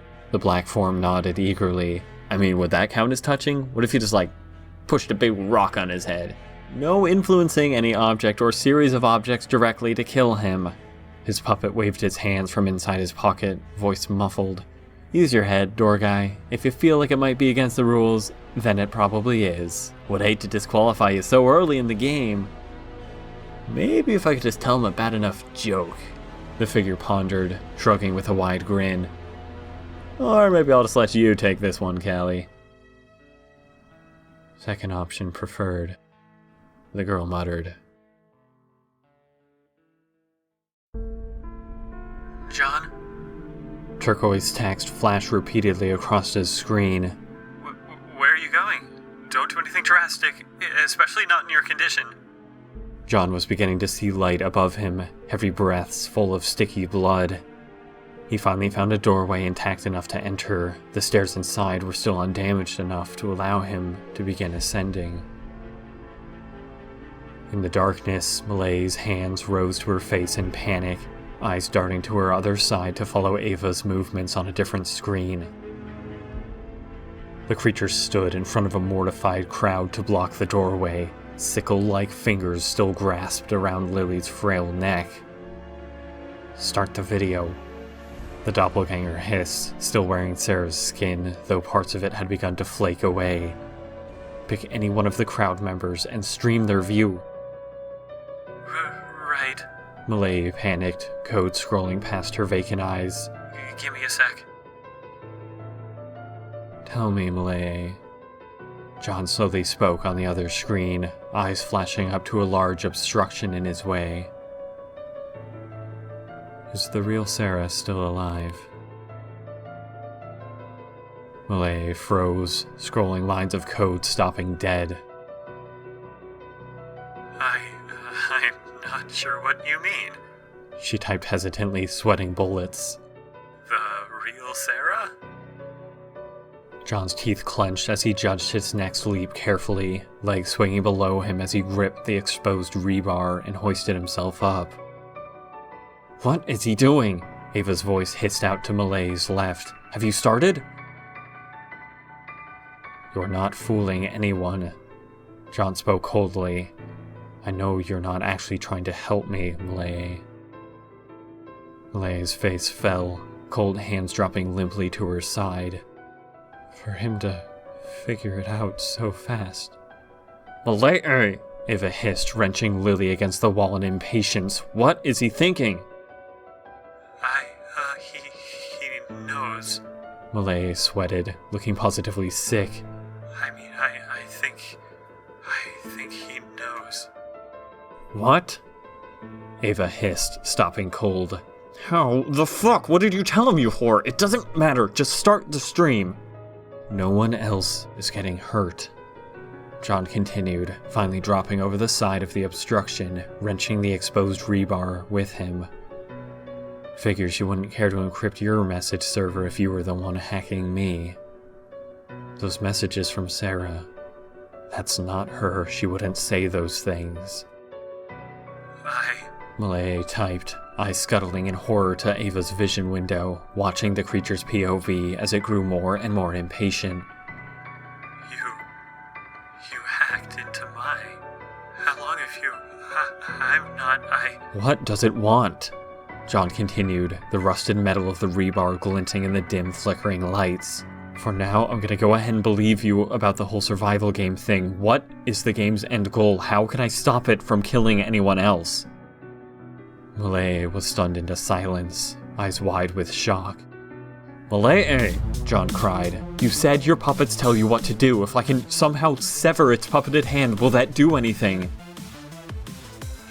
You... Malay began to shake, eyes darting rapidly between Ava and him. You want to... help? How do I stop the game? John yelled, nearly at the top level. What are the puppets telling it to do? Will it kill anyone else if it doesn't have to? Malay's hair fluttered in the numb, computer-generated wind, hands frozen in place. The countdown on the stream reached 0, video feed starting up. In the crowd, one of the students, watching in horror, nearly fell to their knees as her vision suddenly flashed a blinding turquoise hue. Ava's face glistened with joy, her gnarled hand rapidly scraping Lily back in front of her. Her other puppeted hand dangled by her wrist, its long ears softly swinging back and forth. Oh good. The creature swooned, losing its form intermittently, limbs occasionally twisting and warping as if in a blender. Its eyes flickered between dark blue and its true vile gray. Welcome to the show, it continued, looking directly into the student's turquoise lenses. John Matthews, can you hear me? Finally stumbling onto the top level, John screeched to a halt as his UI flashed with the student's video feed. His eyes widened, limbs splaying out in horror. Stop right there, the creature hissed. You're about to have a real shit day. Let's work together to not make it any worse. John's eyes darted in panic as another student shakily stood at the other end of the hallway. It was Penny, a classmate of his, her blonde hair in a tattered and worn ponytail, rogue hair spilling around her freckled face. Her turquoise-tinted eyes were fixed on him, lenses whirring softly to feed the video into the creature's UI. Her hands were balled in front of her, shaking softly with terror. Okay, wait. John put out his hands and took a step forwards, irises fixed on Lily's ghastly form, struggling for breath. Please, just wait. What do you want? The creature cackled, the screen shimmering with distortions as it slashed its hand forwards. Lily's cry was strangled to silence immediately, mouth hanging open in twisted shock as the creature's gangly hand pressed fingers through her left eye socket. Boiling blood spilled forth, screams erupting from the crowd as her eyes slapped across the floor with a soundless squelch, optic nerve tangled with bits of flesh. John's blood chilled the solid ice, limbs locking up. The creature grinned widely, bones horrifically brittle as it seemed to tower over Lily's muted form, limbs creaking and popping. Was the connection bad? Its ghastly mouth spilled open in a chasm-sized grin. I'm pretty sure I said stop right there, not do whatever the fuck you feel like. We'll get right to the point then, John, right? Would you like that? Preferably before your sister loses a few more body parts. John's fist clenched, rebar in his hand shuddering. Penny's eyes twisted with horror, her pale skin flushing with sickly green, and yet her eyes remained firmly locked on him. Bad day to be a main character, right? The creature cocked its head, irises shimmering with black. Ever wonder why everything seems to revolve around you? John stalled, words dead in his throat. Well, regardless, it ends here. The creature smiled, stringy black hair molting like dead skin from its scalp. Malay tells me you've been listening in, so that saves me from some exposition. John's gaze suddenly flickered violently, red slashing into his lower third. Splice anomaly inbound, it read. Proceed immediately to safety. Sirens blared to life again, overhead lights beginning to flicker. And not a moment too soon. The creature's teeth sharpened. Looks like more team members are arriving, John. My demand is simple. You see, it appears our challenge this round is to kill the main character of this dimension without physically harming them directly. The school shook with a distant percussion, hallway warping off kilter. I don't understand. John shook his head, regaining his balance. Tell me what you want and I'll do it. No one here deserves to die. Super goddamn correct. The creature's lips parted in a hysterical chuckle. And as a matter of fact, you can be the one to ensure that. If we can't harm you directly, you'll just have to take the higher road here. Allow my team to win the game by doing us all a favor. The creature's fingers slowly pressed to its neck, raking across its flesh. Take that rebar of yours and go ahead and hole punch your own throat. It continued, taking a second to let this sink in. Come on, your life for all these people? What a laughable trade, right? Only a fool wouldn't take that. John's heart stopped, eyes flashing down to the rebar in his hand. The sky outside blackened with dust and silt, sporadic light flickering in the approaching splice. That would mean now, the creature hastily prompted. What's there to think about? It's what you main protagonists are best at. Noble sacrifice, the best way to kill a main character. What can... John's voice struggled out, failing him. I can't hear you. The creature's neck split sideways, hands stabbing into Lily's other socket with a sickening snap. John flinched backwards, sweat beading his forehead as he hastily brought up the rebar. Okay, wait, god damn it! No waiting! The eye slapped against the ground, Lily's anguished figure losing any strength and crumpling, now held up only by the creature's hand against her neck. Fucking stop! John was hysterical, teeth gnashing. I'll do it, but what happens when the splice comes? There's no shelter door, everyone will still die. They'll stand a better chance though, no? The creature played with Lily's eyeless near corpse like a doll. You don't hold any cards, John. Sad to say, this isn't a bargain. I'm offering you a sweet deal. There is no way to stop the splice, but you can stop your sister's pain in her last moments of life, no? John swallowed hard, heart shuddering as it fought to break free. Not true. The turquoise text flickered across John's screen, the world devolving to slow motion. That's not true. The leashes are immune to distortion-based teleportation. Ava could seal the door with her puppet if she wanted to. John's face twitched to hide his surprise from Penny's turquoise stare, hand hesitating at his throat. The light outside began condensing, rumbles dropping below hearing. Running out of time! The creature snapped, slamming Lily's skull against the wall with a deafening crack, her muted shriek enough to cause John's fist to ball again. Let's get a move on! You can't sever her wrist. The text continued at a breakneck pace. The leashes are wired into the host nervous system. The distortion-based barrier prevents hosts from cutting themselves free to escape the game. John hesitated, pushing the rebar slowly closer to his flesh, time running down faster than it would take him to process what she was saying.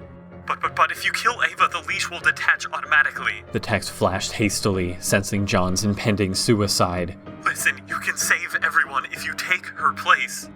John's hand was delayed again, mind racing with blurred words. Was this another trick? If I electronically interrupt the feed, Ava will know and she'll kill your sister. The text jittered violently. Or she'll die anyway if you don't act. Find a way to get out of any student's view long enough to reach her. John flinched. Why was she suddenly helping? His gaze flashed back to Penny, her terrified eyes wincing as he brought the rebar closer and closer. His eyes narrowed. Too bad.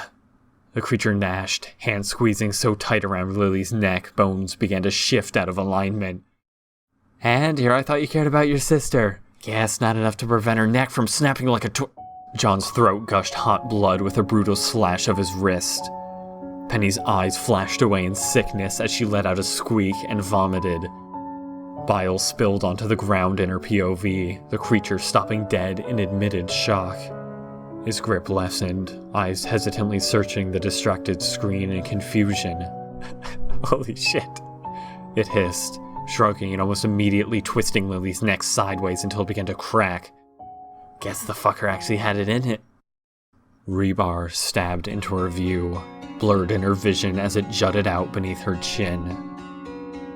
Her words steadily filled with sticky, tar-like blood, eyes starched into wide saucers that slowly twitched down to the metal spear stabbing through her neck. Her breaths were in vain, air whistling through the open gash and bubbling out warm fluids. Her clawed hands fought to retain their strength, dropping painfully limp all the same as she staggered forwards until she rolled to the floor in a sprawled crunch. Behind her, John's eyes were wide with panic, shaking hand stained with blood that was both the creature's and his own.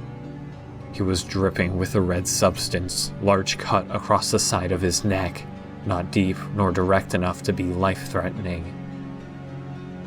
Lily, however, lay gasping on the floor, frozen in a paralytic state as blood drained from her like water. The onlooking crowd was mortified and dumbfounded, hollow stares still filled with red warnings. The creature on the ground slowly stirred, groaning in agony before its spindly hand clacked against the tiles with exposed, needle-like fingernails, skin shedding away entirely. One of its hands slowly worked around the back of its neck, sliding out the rebar with agonizing slowness. Its other hand pressed the puppet to the floor. You fucking bitch! Ava coughed up tar, Sarah's features ebbing away completely as it bled back to its unaltered form. My fucking throat! Its body was stitched together like a haphazard collection of parts, limbs horrifically long and thin for its slender torso, working more like a spider than a bipedal creature. Its eyes were void, bulging spheres with dot-like irises possessing no pupil at all, her needle teeth gnashed together in rage. You can't kill a mimic like that! Malay's words splayed across his screen. What are you doing? Your main character status will only get you so far. Big mistake. Ava spat, spine twisting backwards as she slowly worked her way back to her feet. I'm going to rip your fucking arms off. How fucking Its words were smashed to nothing as John slammed his heel down on its head, driving its skull into the floor with a resounding crack. Panic flared in his eyes as he stomped again, the creature's limbs splaying out like a dying insect. Fuck! it screamed through broken teeth. Malay, help for fuck's sake, fry his vision! Nothing. Oh, you fucking traitor! Ava screeched, hand slamming back to the ground to hoist her up. I should have known you were... Her jaw dislocated as John swung again, shoe splattering with dark tar. The creature violently rolled across the floor, Puppet slapping against the reflective tiles as it fought to steady itself.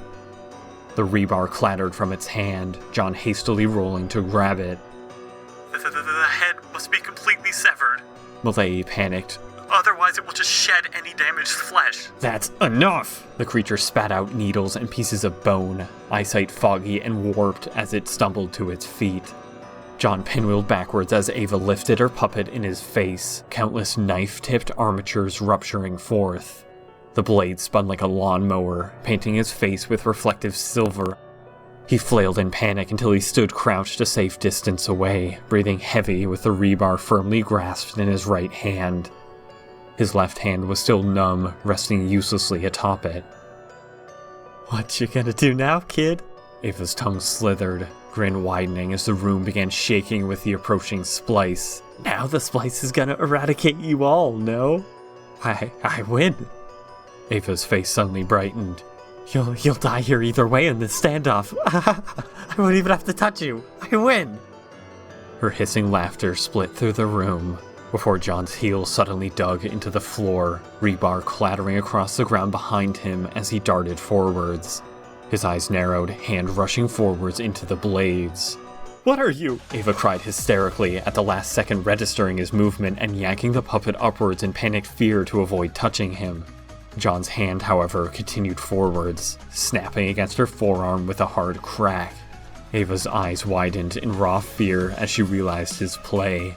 Limbs unable to respond before John pivoted, yanking her own hand against her skull. The blade sprayed gore like a wood chipper, Ava's mangled scream being drowned out by the noise before her cranium split like an egg. John jerked back as the creature fell sideways, Puppet screeching to a stop as it jittered across the ground, scarring gashes in the steel flooring. The creature's limbs twitched slightly, blood pooling in frightening amounts before it lay still, foul air escaping its dead lips. The puppet hissed with a massive pressure release, scalding steam shooting out in tiny jets as it dislodged from the creature's hand, leaving behind a mangled mess of scarred flesh and bone. "Eric, get Penny from outside," John commanded to a kid watching on in horror. "Bring her back in here." No one moved. "Now!" John cried, the kid finally scrambling into action before John hesitantly knelt down next to the puppet and looked at his own hand worriedly. Think about this. The turquoise text rapidly typed. I'm not sure if I mentioned this or it was implied, but doing this will enter you into the game. You'll be able to save your friends, but you won't be around to see them. I don't know what you mean by main character. John spoke softly, already damaged hand trembling as he hesitantly pushed it forwards. But I guess we're going the noble sacrifice route anyway, huh? I guess so. The text typed slowly, Malay's eyes falling into worry as the puppet struggled to life, mechanical gears shifting at John's approach. He didn't have to do much. The minute his hand entered within range of the puppet, the device distorted into action, needle flesh opening like a gaping maw as it scurried forwards with spider legs of metal. John flinched back, gasping in shocked pain as metallic pincers snapped into place hard enough to shatter his radius, skin feeling as if fire was being poured down inside of it. His vision blurred, breaths faint and panicked as he staggered to his feet and fought the urge to attempt to rip the puppet off with all his strength. Eric finally reappeared, frantically dragging the still queasy Penny into the room. The first pressure wave of the approaching splice followed them by milliseconds, the entire room upheaving as the doorway buckled and people were thrown from their feet, screams mixing with breaking bones and shearing walls. John, however, merely felt the deafening impact as if behind an indestructible plexiglass door, the wave distorting around him like water. His feet clacked against the ground as he threw himself forwards, hand raising into the doorway and flinching away. The The light was eerily silent in its second wave, spreading outwards from the epicenter in a hideous sphere of influence, the already decimated structure of the school shattering to rubble in its wake. John's eyes squeezed close, Malay's diodes constricting in further panic. Her hand clenched, mouth partially open before John's dark POV cut out completely, a soft shudder in her computer world leaving the screens around her to fray slightly out of focus. Penny's view was lost immediately after, the virtual space going dark. Malay's skin flooded with frost. The lines of code quickly faded back to focus after some time, scrolling just as normal. No POV screens came to life. Slowly, however, a faint green glow began to illuminate her face, her eyes rapidly flashing to it. Round winner, it read. Congratulations. Enjoy your immunity. A smile fractured across her face. Malay floated softly in the darkness, hair sluggishly undulating around her. What a roller coaster! Her puppet suddenly cackled as it waved its arms. Jesus, you couldn't pick a side, could ya? Malay's eyes sunk, guilt quickly rising inside of her as she again glanced hopefully to the dark space where her video feeds once were. Oh, cheer up, the puppet giggled. Immunity! You can't be voted off this round. You're on a good streak now, winning the past 2 games. You just might be an audience favorite. I don't know, Ponder. But why did I receive it? I don't want to be a favorite. How did I win the round? I don't know. I'm enjoying the fake suspense. Ponder snickered. Did John and his friends die? Oh gosh, I don't know. It's not like he has main character syndrome or anything. I would also like to know this. A voice suddenly spoke up, John's POV flickering into view through dust and grit. Because you sure did a shit job of killing me if that was the goal. Malay's eyes widened. Oh, newbie! Malay's puppet giggled. Speak of the devil, you did well for yourself. Who is that? John stammered, unable to see into Malay's space. Oh, you'll get to know me just fine. Ponder cackled. I'm also attached to your hand now, you know? Malay and I gotta bounce the game in now. You go ahead and meet us there when you're done with your whole first story arc conclusion. The overall story is just beginning, John, and I wouldn't expect you to be the main character the entire time. You're in for a rude awakening, Mr. Matthews, but it's good to have you on board regardless. With a sudden clap of black distortive air, Malay and Ponder imploded from view. John's UI finally snapped back to normal as the turquoise text flickered from existence. Back in the splice shelter, he blinked several times to orient himself, finding that the splice warning had disappeared, the dust around him softly settling.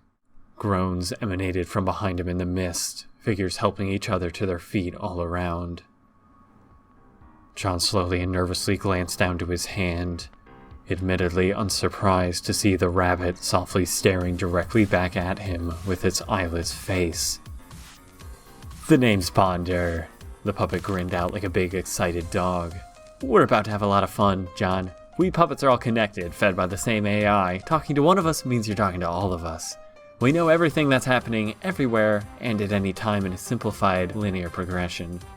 John was already searching around for Lily, finding that his arm was frighteningly heavy with a massive hunk of metal on it, yet surprisingly easy to wield. The pain in his damaged hand a memory of the past. Of course, once we make you an official contestant, Ponder continued, fighting to remain in John's view as he looked around. You'll only be able to talk to me, your own personal version of Ponder Eye.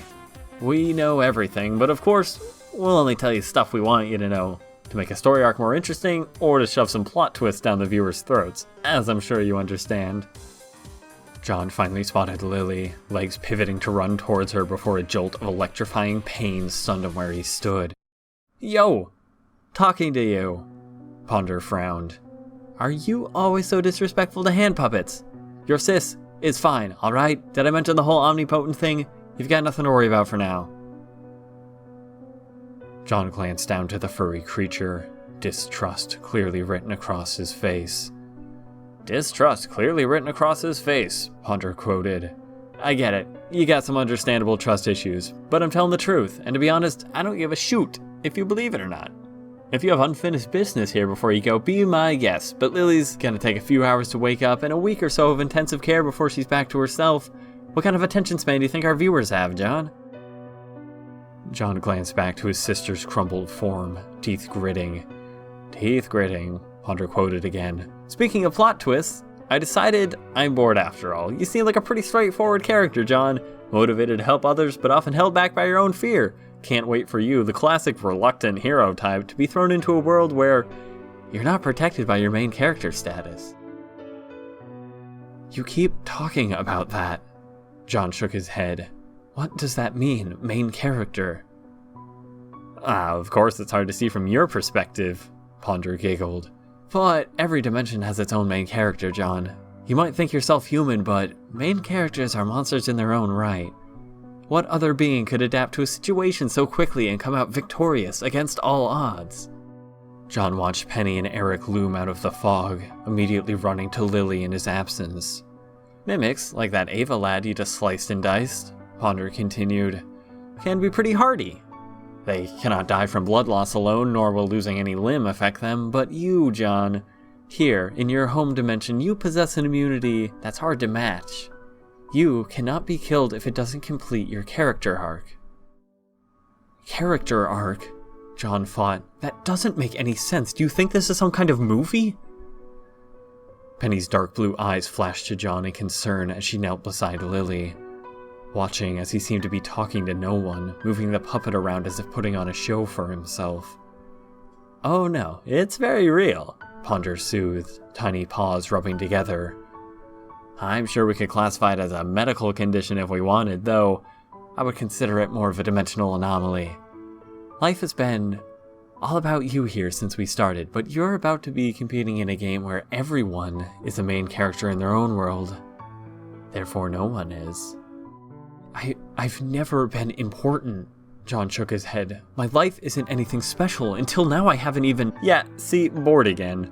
Ponder tapped its head softly. "See, I know I'm right, so listening to you talk is kinda worthless, right?" John's lips pursed.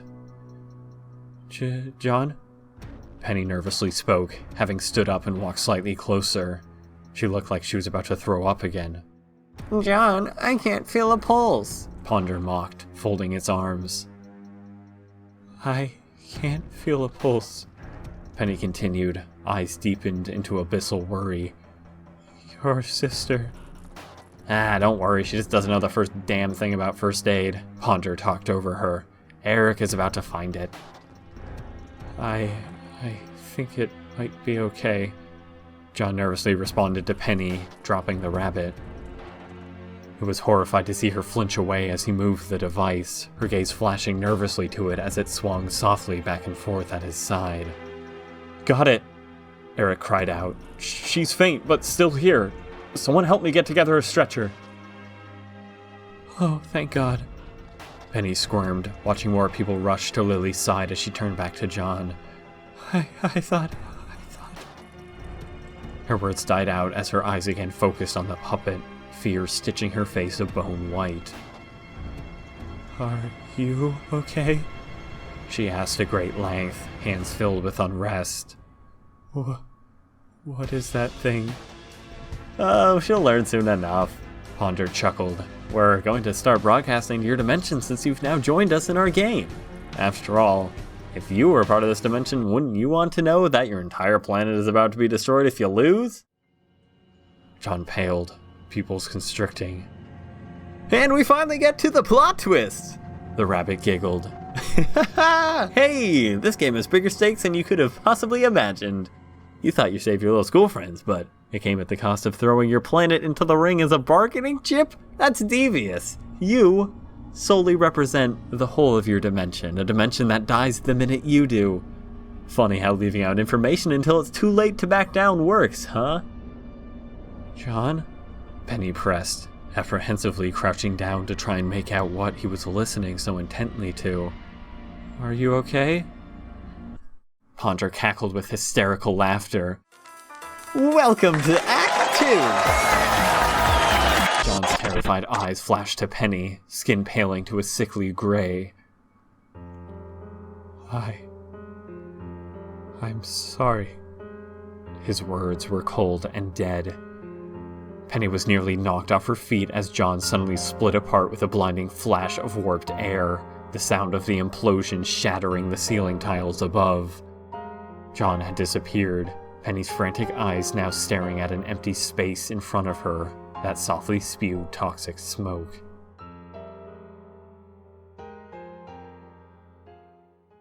Lily's eyes shuddered, lids slowly opening with great effort. Gears and diodes shifted intermittently to keep her vision focused as she slowly looked around. Harsh fluorescent lighting dotted the ceiling above her, hospital curtains following small metal tracks through her gaze.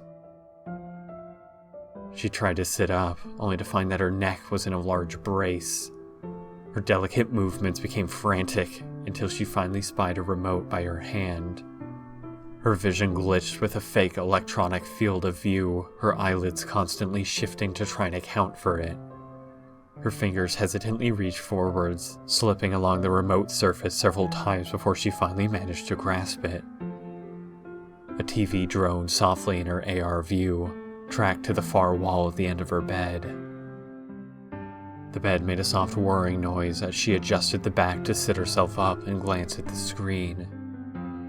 She appeared to be in a daze, mechanical eyes not really processing anything, until the display suddenly shocked her back to reality. There, in the middle of the screen, a large rabbit puppet. And for our viewers just now conveniently waking up from a small coma, the creature's mouth flopped soundlessly, subtitles filling in for the lack of voice. Let's do a quick recap of the game's structure and this week's challenge. The camera jittered with violent distortions. This game is divided into rounds, each taking place in a different dimension with a set time limit and goal. The creature continued, graphics filling the screen to illustrate its point. Players are assigned a different partner each round and must work together to complete that round's assigned task. The camera slowly panned in a circle, 8 silhouetted figures standing in the darkness. At the game end vote after each round, text continued beneath the footage. Viewers across all 8 dimensions will decide on which player to eliminate by popular vote. The screen sparked with red, the creature jumping back into frame with a maniacal grin. The eliminated player is killed in a spectacular manner, the creature waved its fuzzy arms, and their home dimension is destroyed. 9 billion souls gone in a flash? What a way to go! The word bummer flashed across the screen in Comic Sans. However, the puppet cackled, grabbing at the lens. Players can earn immunity from elimination in one of 2 ways. Whoever was holding the camera seemed to be having a good deal of difficulty keeping the puppet in frame as it flailed around. Completing the challenge successfully will grant both players on the team immunity. Text continued beneath the footage, but that's not all. The screen flashed back to graphics, 4 pairs of 2 stick figures populating the screen.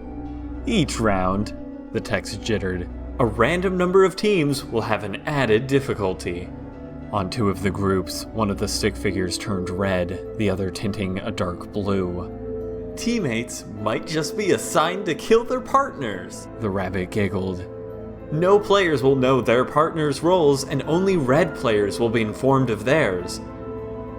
If a red player betrays their partner before the round is up, or before a team completes the round goal, they alone will win immunity and end the round automatically.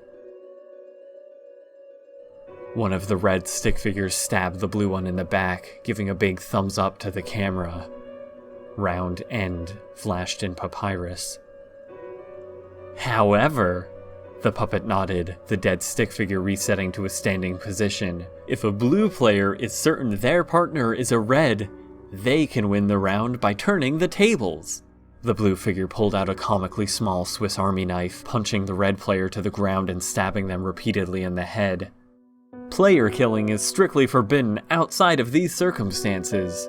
The creature's ears flopped. If, for example, a player thinks their partner is red for that round and kills them, and turns out to be wrong, they will face immediate elimination. Player-to-player violence, on the other hand, is highly encouraged. Non-life-threatening injuries and torture can be a great way to limit other teams' successes, or extract whether or not your partner is a red. The puppet gestured the camera back to the 8 silhouettes, remaining in the corner of the screen to pick up a fuzzy toy microphone. That's enough exposition for now, it smiled brightly. Let's take a look at last week's winner. Everyone's favorite poltergeist from Dimension CHDIS1, Malay Lau! One of the silhouettes suddenly shuddered to life, projecting her in 3D space as if a Vocaloid. Her haunting eyeless sockets darted away from the camera, hands uncomfortably pressed against her sides. A red player last week, the puppet continued. Malay entered with her teammate, Julie Rowe, with the assignment of infiltrating and detonating the fusion core of a reactor in Dimension 8SD. The team scrambled to get past the heavy security, only to have this manipulative poltergeist kill Julie and claim victory 7 minutes into the round.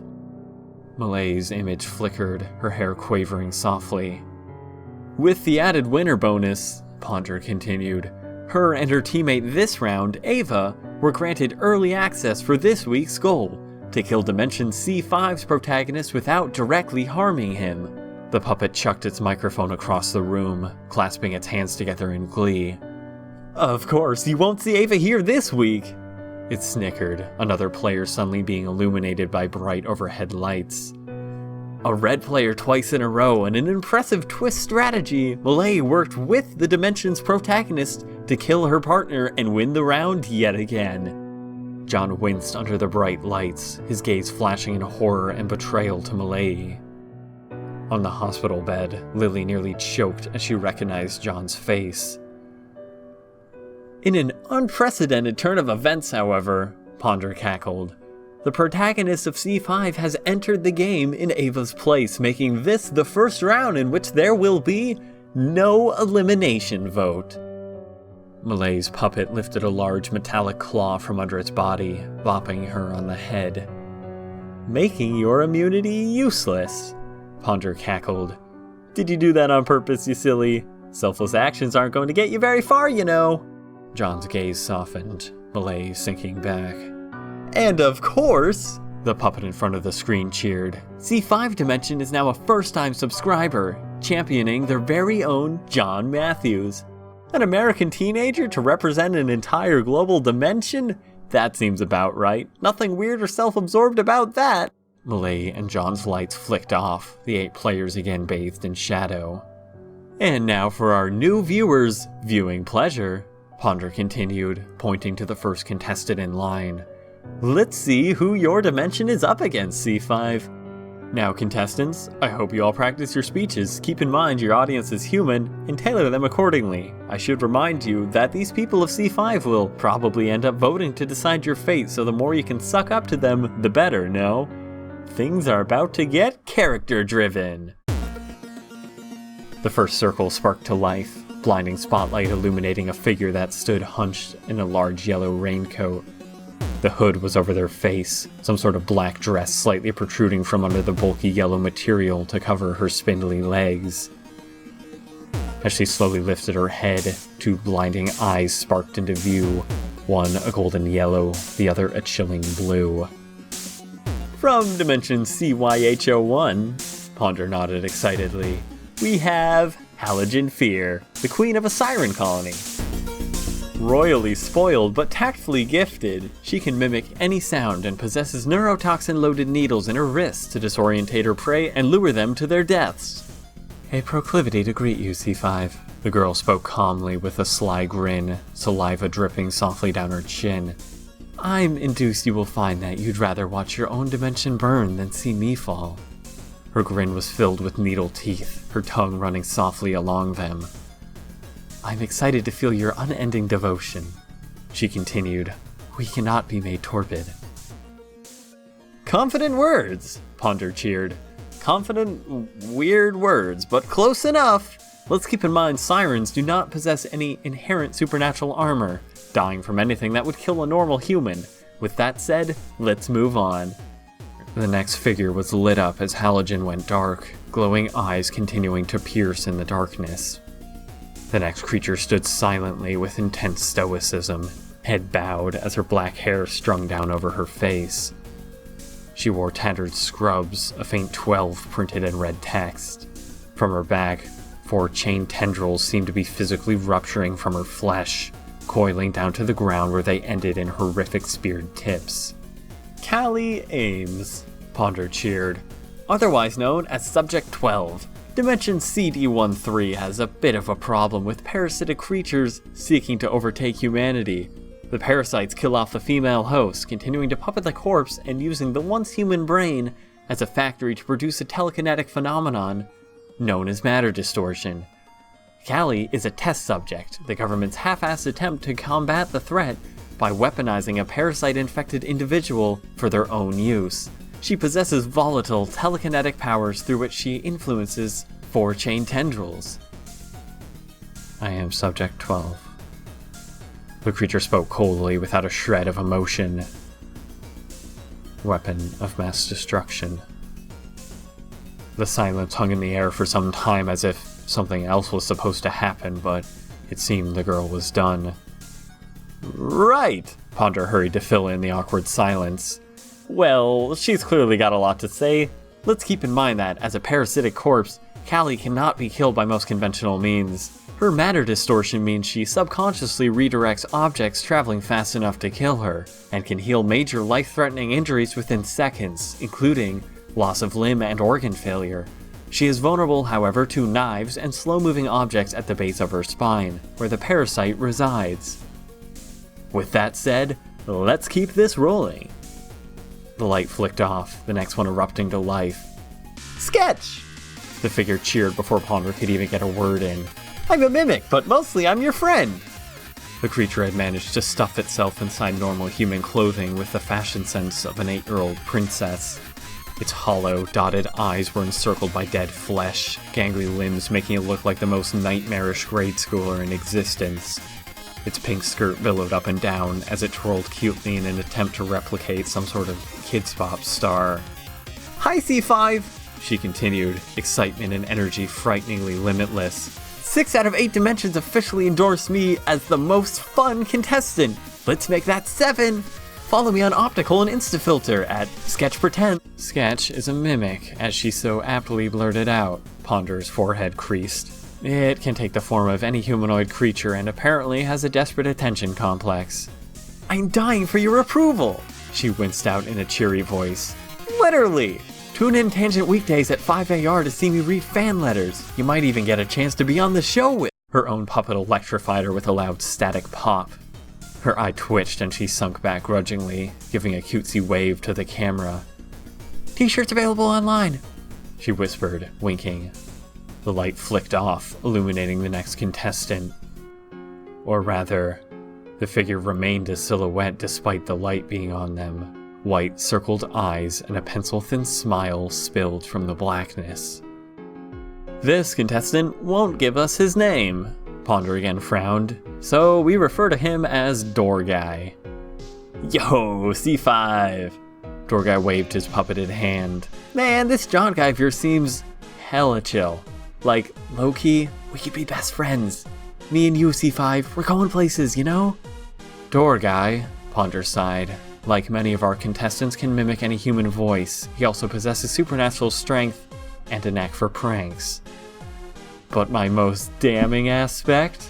Door Guy nodded with a big grin, looking around the space as if waiting for people to fill in the rest of his sentence. My good looks! He threw his arms down. Come on, guys! What, were you stuck deciding between that and just my overall charm? It's a tough choice, I understand. Sarah Duffy is up next! Ponder cheered, the light landing on a girl with sleek black hair and narrowed, steely blue eyes. In the hospital, Lily again was dumbfounded. Sarah? She looked just like... From Dimension C6, Ponder continued. This Sarah and our newest contestant John are practically dimensional family. The only difference between their worlds is that, well, this Sarah is still alive. Ponder chuckled, but Sarah didn't seem to be having anything to do with it. Listen, C5. She spoke to the cameras, shifting the tone dramatically. Fuck this.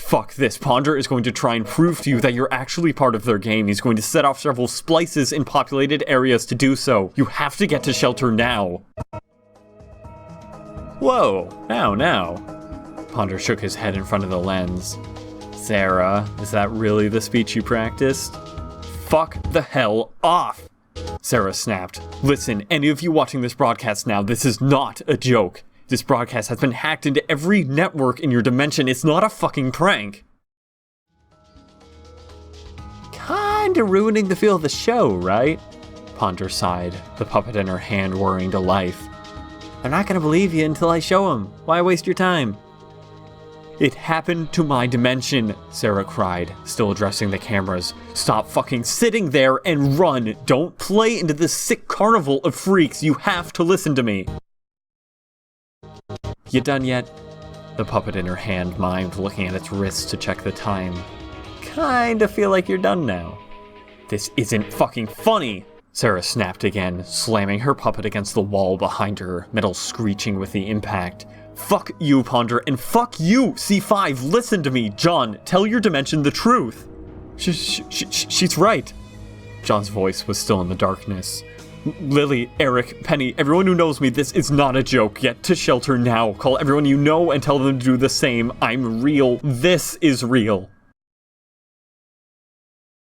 Silence. Cool. Ponder nodded. That wasn't overdramatic or anything. Moving right along, you can tell that, although Sarah's human, she's got a lot of fight in her.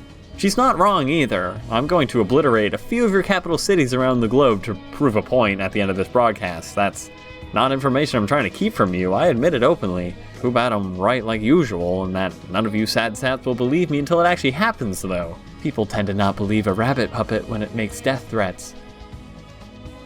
Not until they learn, that is. Sarah's teeth gritted, the light on her flicking off, only to relight on yet another Sarah next to her. This Sarah, however, flinched at the encounter, shying away. She didn't say a word. And this, Ponder smiled, is an interesting matchup indeed. From Dimension CACLS1, welcome to another human, an alternate version of Sarah. It's easy to be so naive and, oh, get out, your cities are gonna blow up, when your upbringing was fine and dandy, but circumstances can break a person, can warp them into something completely different with the same face. To avoid confusion, however, we tend to nickname this Sarah Cold. Cold didn't say anything.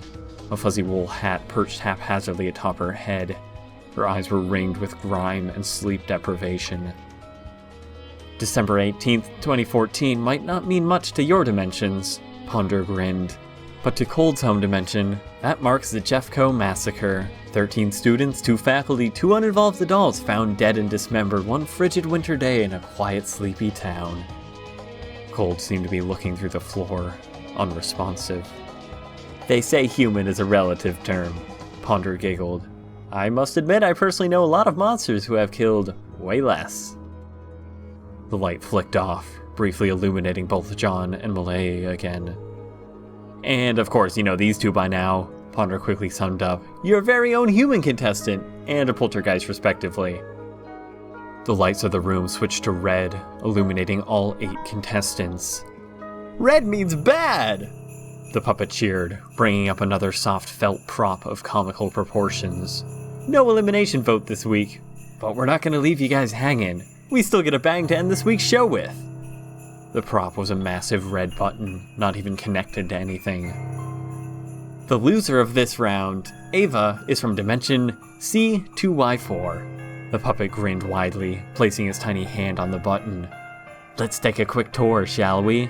Dimension CO2Y4, an overly robust narrator voiced as if it were a travel commercial. A C-class mirror Earth dimension of sprawling industry and 7.4 billion souls. The camera panned over scenery that was almost identical to the Earth John and Lily knew, perhaps at a decade or two in the past. Cars drove like tiny beetles along freeways, towering skyscrapers dotting the horizons. Let's take a look at some dogs! Ponder grinned, teeth sharpening. Maybe some puppies. Dogs! The screen flashed with a retro 80s style graphic, the camera cutting to a dog park with a slightly overcast sky. People casually strolled along, several different breeds of dogs romping through the grass. Mimics are feared and ostracized, the narrator continued. Being a mere dimension to C5, much of the population is human. Mimics like Ava would have lived a life of undetected solitude, preying on lowly humans that strayed too far into their territory. Looks like things are about to get a heck of a lot worse. Ponder waved its arms, its face bowed, hands slowly circling around the button. Of course, that was all pre-roll footage. It softly continued, teeth dripping some sort of saliva-like fluid. They know this is coming. They're watching this show too. Let's go to live, shall we? Its tiny hand slammed against the button as the camera focused live on a crowd shot in some American city. People were clustered close together, faces all white with terror as they watched the show spelling their demise. Like a virus, red immediately began spreading through the crowd as their eyes displayed splice warnings one after the other. The camera began slowly panning out as several people saw their own faces on their screens, turning to the camera and waving their arms frantically in hysteria. Tears rolled down like water, some people simply sinking to the ground, being immediately trampled by running feet. The camera cut back to the same highway shot from earlier, the roadway now clustered with smoldering carnage as dark silhouettes ran in every direction. The camera again cut to a large city with signage in Japanese, massive LED displays on a building glitching with overflowing splice warnings. One screen in particular showed a picture of Ava, her grinning face plastered with a massive "eliminated" sign in kanji. People below stood silently and stoically, heads bowed. On several adjacent buildings, large posters of Sketch adorned their sides, bright colors depicting her happy needle smile. Statistically, 150,000 of these suckers would die each day anyway. Ponder pressed the button several more times in impatience. Makes it not seem so bad, huh? Dust and filth suddenly erupted into the air as a massive fissure split across the city. Buildings toppled like dominoes as everything man-made went dark. Light split from seemingly the core of the earth, the camera cutting out to a far wider shot as massive waves of distortion seemed to be twisting topography back on itself. A quick insert shot showed a small fuzzy dog yip in terror as the ground scorched black around it, quickly cutting away before the creature's flesh sheared from its bones. Tasteful animal cruelty! Comic Sans scrolled across the lower third of the screen, before the TV frayed into indistinguishable static with a deafening percussion. The planet shuddered as the camera cut out yet further, blisters searing across its surface and countless firestorms that vaulted crust into the atmosphere as if putty. Well... It's a planet, you know? Ponder sighed as the scene dragged on. Trust me, that entire hunk of rock is going to completely break apart, but at this scale it's probably going to take a few days until it actually looks like it. Either way, everyone's super dead, and that's what matters. The lights tinted slightly more red. Uh-oh! Ponder chuckled. Oh, that must mean something slightly worse is going to happen now. It again brought up the button to its face. I know that looked like cheap visual effects to you, C5, Ponder continued, maniacal grin twitching. Perhaps I should show you that it looks much cooler up close. Just in enough places to get your attention. You only get completely destroyed if John here fucks up and loses the game for you. Let's just give you a quick taste so you believe me. You didn't think I would really forget, did you? His hand steadily approached the button. Wait, no! John cried out. Ponder, stop! Don't press that remote! Oh, okay, sure. Ponder took a moment to think. I mean, I guess since you asked, that's good enough for me. The puppet shrugged and casually tossed the button to John, who caught the felt device with horrified flails to keep it off the ground. Of course, Ponder continued, suppressing laughter. That's just a fucking prop. TV isn't real, you moron. Jesus Christ, I'm surrounded by idiots. Let's light it up! The show cut out. The nurse's UI framed back to regular programming as she steadily walked down the aisle to Lily's room. Weird, she thought to herself, flicking through more channels to see news reports already beginning to discuss the hacked broadcast. Suddenly, the UI flashed with crimson, words spilling across the bottom. Splice anomaly inbound.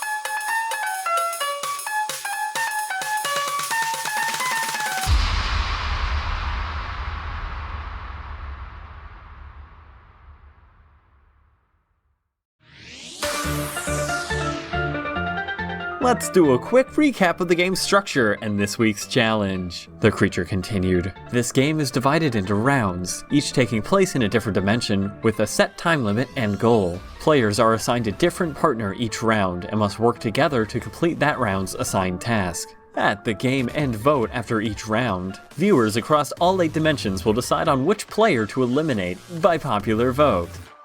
The eliminated player is killed in a spectacular manner, and their home dimension is destroyed.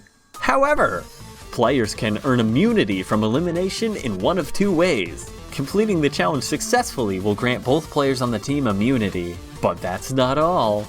Each round, a random number of teams will have an added difficulty. If a red player betrays their partner before the round is up, or before a team completes the round goal, they alone will win immunity and end the round automatically. However, if a blue player is certain their partner is a red, they can win the round by turning the tables. Player killing is strictly forbidden outside of these circumstances. If, for example, a player thinks their partner is red for that round and kills them, and turns out to be wrong, they will face immediate elimination. Ponder chuckled, but Sarah didn't seem to be having anything to do with it. Listen, C5. She spoke to the cameras. Fuck this. Ponder is going to try and prove to you that you're actually part of their game. He's going to set off splices in populated areas to do so. You have to get to shelter now. That's just a fucking prop, Ponder chuckled. TV isn't real, you moron. Jesus Christ, I'm surrounded by idiots. Let's light it up. The planet shuddered as the camera cut out yet further, blisters searing across its surface and countless firestorms that vaulted crust into the atmosphere as if putty. Uh-oh!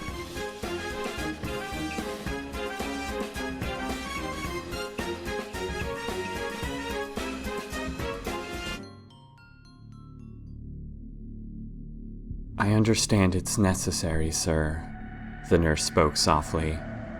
But a few more days and she might be feeling a bit more herself.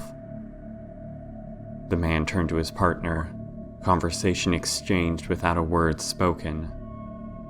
All 3 figures were faded and worn, sleep-deprived features blending them into the hollow background. The hallway was filled with gurneys and mobile life support systems, patients sharing cramped rooms and even beds. The nurse had no fight left in her, simply bowing her head and sighing. Coughs rang out like the rhythmic tapping of leaky pipes, machines filling in the gaps in sound. She refused eyepiece prosthetics. The nurse's voice carried an air of death. She's frequently violent with staff and what few professionals we can manage to fly in. Her mental state is deteriorating faster than her health, and I know it's not my place, agents, but I don't think you'll get the information you're looking for. Not from her. We understand. The first agent's skin was wind-lashed and worn, his eyes a cold, dreary brown. Simply put, he concluded, words sinking immediately to the floor. There aren't many options left. Of course. The nurse again let exhaustion seep into her resigned voice. Room 108. I've restrained her to the bed. Make sure you lock the door when you leave. The men nodded solemnly, the nurse brushing past them as she walked like a specter down the grime-filled corridors. December 21st, 2034. Text above the agent scrolled softly. Welcome to St. Parsons Hospital. Splice Emergency Unit. The two lanky shadows walked carefully through the clusters of dying and dead, black shoes brushing gray limbs. A suitcase trailed behind one of them, black, beady shell catching no reflected light. Only two other silhouettes stood to watch the agents approach, carefully positioned outside room 108. The light inside the room was dim, seeping out from the door like pale water. IDs were checked, each man having his turn to nod silently, before the first agent's hand slowly pressed against the cold metal handle. The deadbolt creaked softly, cold air rushing out from the room in a decayed whisper. The figure inside was calmly lying face up, hands and legs bound with cloth that lightly cut into her gray flesh. Her black hair trailed smoothly down her gaunt cheekbones, yellow, flashing in the darkness as the agent softly entered. The skin around her empty eye sockets was mangled and malformed, gruesome purple streaks trailing with infection. One mechanical yellow refractor filled the empty void of her right eye, black gears shifting like insects. The other side of her face was still wrapped in bloodied gauze several days old. "Good evening, Miss Matthews," the agent spoke slowly as he closed the door behind him. "We're sorry to disturb you so late. I'm Agent Gomez, my partner here is Agent Trait. We just have a few questions if you'd like to help us." Lily didn't say anything, haunting mechanical eye unyielding in its stare. "The nurses tell me you're upset," the agent continued after the silence dragged on. He softly pulled up a chair and sat down with a heavy sigh. "Tell me that. Maybe you're blaming yourself for all this." Lily's skin bristled with hatred at the man's approach as he leaned at her bedside. Her fingers twitched. 13 cities around the world. He shook his head slowly. All at once, the only warning a seemingly joke broadcast put on by a Sesame Street character. Lily's hand strained against a strap with a harsh snap, the agent's words being cut off. "Sesame Street character," he concluded with a lengthy sigh. "You're too young for that reference anyway. Listen, the fact that you saved yourself and a handful of others in your condition makes you a hero, Lily. I can't imagine how hard it must have been to convince them the warning was real." Lily's fingers softly scraped at the bed. "They could have burned." Words finally slithered from her lips like bile. Gomez was slightly taken aback, before he simply ducked his head, clasping his fingers together. "Of course, your brother," he spoke slowly. He let the silence hang for some time before changing tactics. "Let's get right to the point, Miss Matthews," he spoke, leaning back. "As I'm sure you're aware, Ponder's demonstration cost the lives of millions, and with the epicenter of several splices in your hometown, none of the other witnesses survived. We need to talk about what you saw that day, the day your brother was taken." "Like you give a damn," Lily's hissing voice dripped. "I've already talked to enough agents. You can't do a damn thing." This time, Gomez flashed a smirk, Lily's eye narrowing slightly. "You seem to have gotten us confused," he spoke slowly, reaching into his jacket pocket. "I'm afraid we're a different agency than you've dealt with before." The plastic coating of his badge shimmered lightly with blue-hued AR encryption as he softly held it up to Lily. "I don't care about what you were doing before or after the event. I don't give a damn about the mimic you had contact with. We have bigger fish to fry." The man tucked his badge away again, motioning to Agent Trait, who slowly stepped forwards. "I want to know anything you can tell me about this," he continued, Trey carefully opening the suitcase and heaving upwards to lift a cylindrical plexiglass container nearly a foot thick. Lily's eye widened, gears churning. The metal insect leg inside rapped softly at the glass like an impatient hand, before intermittently lying motionless for extended periods of time. "We briefly spoke to another witness in urgent care before their passing," Gomez continued, motioning again to Trey. "They mentioned that the puppet device possessed several dozen metallic apertures that mimicked what they referred to as spider legs." Lily's eye was still wide, for the first time showing some signs of movement. "This sample was picked up nearly 2 decades ago in 2016 after a seemingly random splice in the Pacific." Gomez nodded as Trey softly placed the heavy container on the corner of the bed. "Can you confirm this is similar to what you saw 2 days ago?" Lily tried to sit up, Gomez cataloging her reaction. "You see," he continued, "we're not like the other agencies, Miss Matthews. This isn't new to us. We can get your brother back." "No, you can't." A crooked smile crawled across her face, metallic eye transfixed on the leg. Gomez sighed, moving to speak again before Lily cut him off. "Because you don't want to. You won't do what's necessary."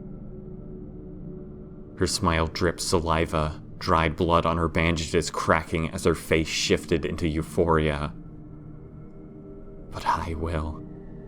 There is nothing I will not become, nothing I will not do." Gomez's face deepened into worry, eyes flicking to a projected TV display barely visible outside the room's foggy glass. A puppet on it waved its arms in excitement, Lily's eyes narrowing in hatred as she watched.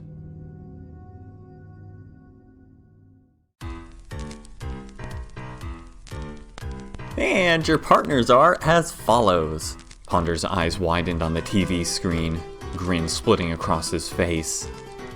John paled, eyes flashing nervously to the camera, shakily scanning the contestants. "Step forward when your name is called," the puppet continued. "As last week's winner, Malay and her partner will be spliced in first. The difference of 5 minutes here will mean nearly an hour in your destination dimension, so order is important to success. You will only learn the round goal once you've been spliced in, so be sure to stay light on your feet and be prepared for anything." Malay flickered, avoiding the eyes of the other contestants. "The red players this round have already been chosen. You know who you are, but no one else does. Keep in mind that if you haven't been tagged as red in your UI, it doesn't necessarily mean your partner has, but the chances are more likely." John's eyes crawled along his UI. He hadn't been tagged. Everything was blank.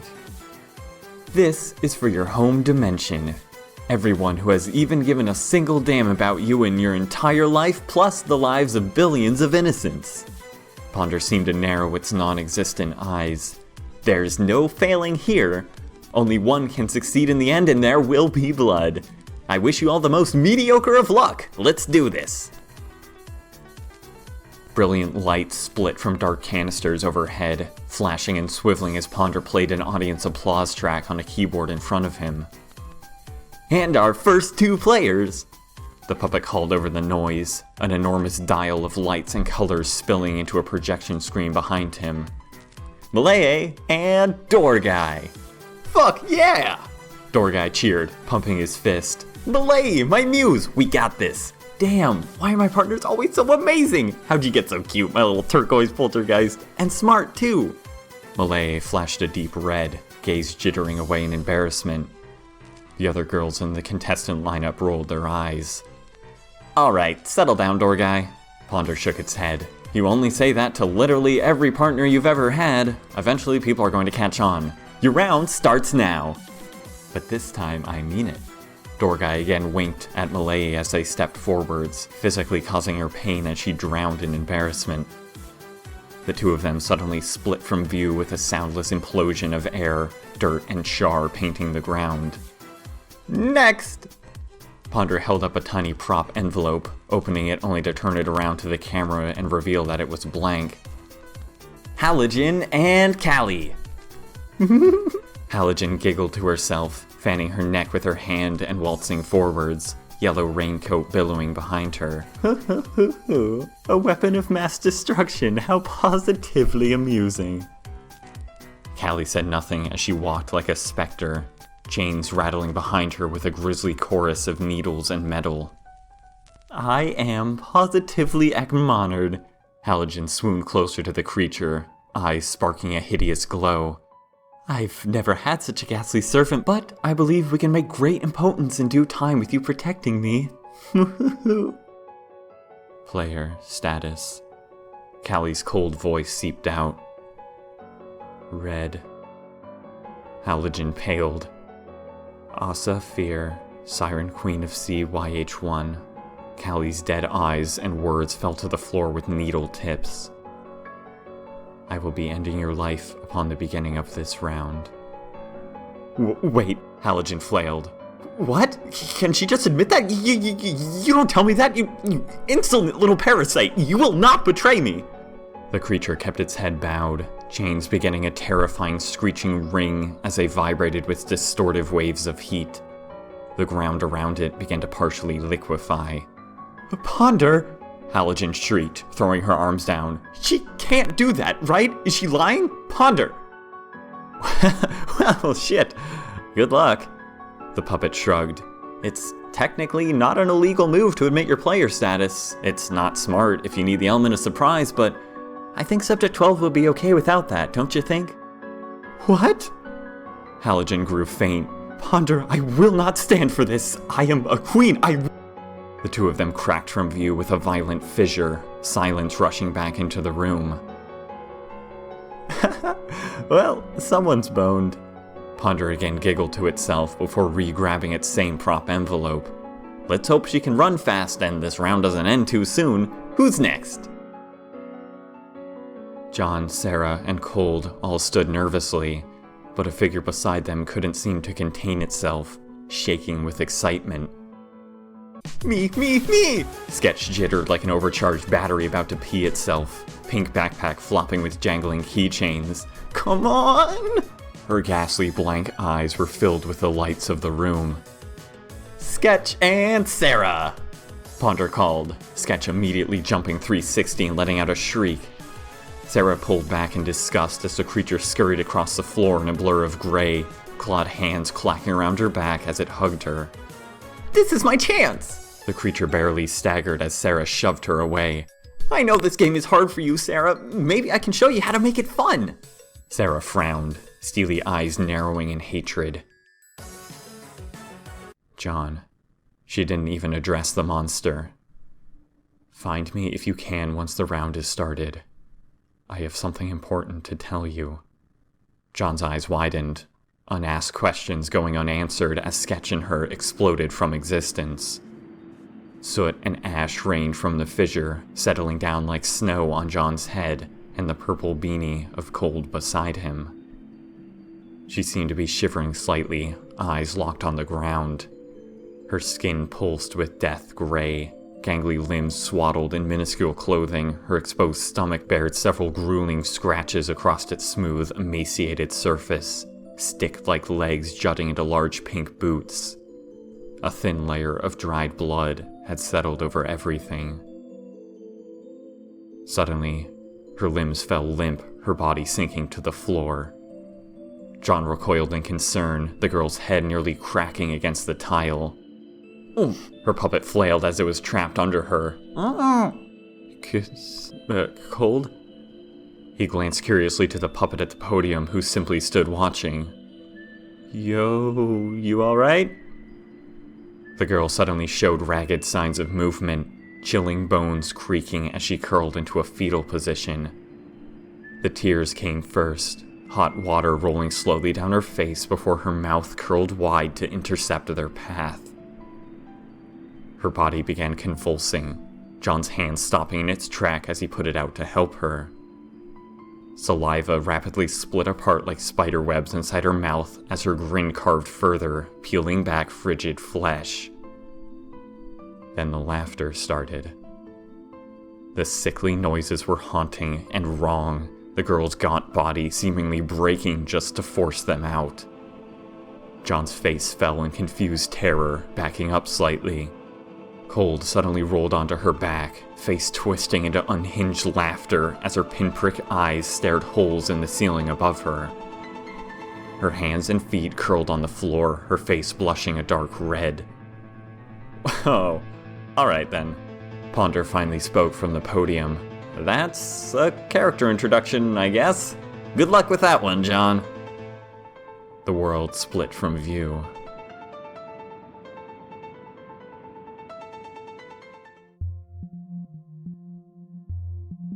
Sensor's been tripped. The man shrugged, Kevlar vest squeaking against his helmet. These cells are getting old though, the feeds don't even work. So, what's inside? The woman behind him hurried to catch up, assault rifle clanking in her hands.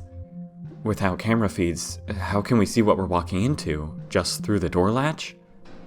Oh, no, there's nothing there, Andrews. The man shook his head. This is D Block. The facility hasn't held any fallout here for probably 20 years. So, why are we armed? Andrew's face was obscured by green metal, lights from her helmet painting the hallways in front of her. Grant's been breathing down my neck about following protocol. The man's own weapon dangled casually in one hand. We won't use him, but I'm tired of hearing his shit. You know how it goes around here. Armed at all times, even when shit's just malfunctioning. The dim green lights above flickered, stretching their shadows long along the corridor. A pair of double doors at the end lay obscured in shadow, padlocked to a seemingly absurd degree. The doors had no windows, but a large metal latch seemed to act as a portal. Keys, Hackett? Andrew spoke curiously. Was I meant to have those? Nope, he muttered absent-mindedly, presenting a bundle of archaic metal keys around a silver ring. Block D, a sign above the doors read, Eastern Ward, Splice Fallout Containment Unit 48. Do a quick check through the door portal. Hackett nudged Andrews, gesturing to the cameras watching them. Again, there's nothing there, but I ain't getting reprimanded again for letting you greenhorns be lax. Absolutely, sir. Andrews nodded, sliding a large deadbolt to the side, the old warped metal screeching in protest. Just wave your flashlight around in there a bit, Hackett muttered as he checked through the various keys. Jesus fuck, how many damn stupid keys does this place need? Andrews slowly pulled back the latch about eye level on the heavy metal door, a small slit beneath it allowing someone to peer through. She softly brought up the flashlight attached to her rifle, peering through the dark slash. Fucking hell, Hackett sighed as he kneeled down and tried the same key for the third time. I'm about to break these locks off with my damn head. Help me look through these things. You done yet? Someone inside. Andrew's voice was weak and faint, uncharacteristic fear having overtaken her voice. No, these keys. Hackett clearly didn't hear her. I said, are you done? Hackett. Andrews began slowly backing up. Don't unlock that door. He finally slid the correct key into a massive hole connecting the various strands of padlocks. Hackett, stop! Andrew suddenly rushed forwards, kicking his hand away with her steel-toed combat boot. Hackett cursed loudly, waving his gloved hand in agony and shooting to his feet. Fucking Christ, Andrews! He barked. Are you daft? What is... A knock suddenly came casually from the door. 3 soft raps. Hackett stopped cold, eyes slowly swiveling from Andrew's reflective helmet to the dark door. Grant, this is Hackett. He slowly spoke into the radio at his shoulder. Are you getting this? The line fizzled with shrieking static. Grant. Hackett tried again, pulling the device from his shoulder and holding it in front of him. We've got something in Block D. I repeat, we got... You fucking moron. A voice at the other side of the door called out. It's me, you numbskull. Open up. Grant? Hackett froze in fear, eyes darting to Andrews as he rapidly motioned for her to try her own radio. Repeat that. Oh, you're more deaf than usual today. Grant knocked at the door again. Cut the chatter. This is Agent Andrews. Andrews spoke into her radio, flashlight beam looking through the slit but coming up with nothing but black. We've got a situation at D Block. Confirm Grant's location in headquarters. How about I confirm my location here? The voice at the other side of the door called out. Oh, for fuck's sake, Andrews, you're new here, I get it, but if you want to stick around, do a fallout check quickly and just fucking let me in. Confirm that radio call, Hacker repeated, again coming up with static. We've got a situation down at... Confirmed. A female voice suddenly spoke out. This is Cersei Parsons. We read you, Hackett and Andrews. The line fizzled again. We've got Agent Grant on a service request at D Block East Ward. The line returned to focus. I repeat, Agent Grant is currently fulfilling a service request in the East Ward of D Block. Do you confirm, Hackett? Confirmed. Hackett's eyes narrowed, gaze darting again to motion Andrews to check through the door latch. Repeat that, Parsons. Andrews shook her head. I'm seeing something blocking view of the latch. This might be fallout. Received and noted. Parsons' voice crackled. Proceed with standard fallout check. However, note that we have no record of fallout in your area. Headquarters is giving you a go-ahead. This isn't right. Hackett muttered to himself slowly. Something is off here. Entity in question. Andrews nervously stammered, trying to remember memorized words. What are you claiming to be? Agent Grant Charles, the voice on the other side spoke. And I won't jump over your next 10 standard questions, Andrews, but please go through them fast. I was off an hour ago. Mother's maiden name. Andrews fumbled to pull out a clipboard with names and information listed. Gunnison. The voice sighed. Andrews stared quietly at the clipboard. She flinched nervously as Hackett tried to look over her shoulder. I'm gonna need a face-to-face confirmation of your update, Parsons. Hackett pushed. You know protocol. We should have been informed of this in person prior to coming down here. He slid the door latch closed, motioning to Andrews. Come on, we're going. His finger now rested on the trigger of his weapon. Something is very wrong here. Noted, Hackett. His radio crackled. Confirm your safe departure from potentially hazardous situation for headquarters. Confirmed. Hackett nodded, picking back up the keys. If I had to guess, I'd say Ghoul in East Ward D Block, but Andrews and I are unharmed and safely returning to headquarters. Confirmed. The radio sizzled. Your security's pretty tight, all right. Andrews wiped at her helmet visor as she walked beside him, freckled face barely visible beneath. I didn't think you guys knew so much. Hackett's eyes suddenly flicked to his radio, seeing faint tendrils of turquoise smoke softly rising from it. Andrews, he suddenly froze. This isn't right. This almost looks like... Oh, shit. Poltergeist in the system. Drop everything. We've got to... His eyes flashed back to Andrews, only to see a mangled smile of needle teeth peering out from behind the visor. His torso split open with a devastating crunch. The girl's skin slowly flayed off as she wiggled her hooked fingers inside his sternum, giggles rocking her body as his eyes bulged in agony.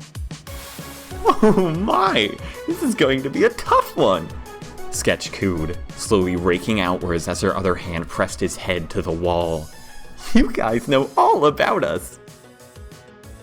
Appreciate you confirming your safety. The voice came through his radio again, device beginning to heat up. But in a change of plans, we're gonna need you to stay there, actually. I'm so sorry. Hackett coughed up blood, hand falling limp as his gun clattered to the floor along with his flaying entrails. Sketch finally slashed his hollowed body down from the wall, playfully plopping down and quietly working the membranes from his small intestine in order to wind it together into a braid. Sketch, yo! The voice on the other side of the door slithered. If you get a chance, I'd much appreciate you holding up your end of the deal. Okay, yeah! Sketch bounded to her feet, armor now far too large for her little girl form as she wobbled her way like a penguin over to the door, dragging intestines and the keys behind her.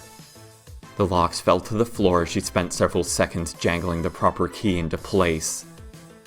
Well, these guys aren't going to let us out easy. Doorguy yawned as he stretched and stepped into the hallway, merely a shadow along the walls. Sketch immediately plopped back down and continued braiding. Thanks, cutie. Doorguy winked at the camera watching him, turquoise glow painting the lens. It quickly swiveled away, red light blinking. No problem. Malaya's voice squeaked out from Hackett's radio.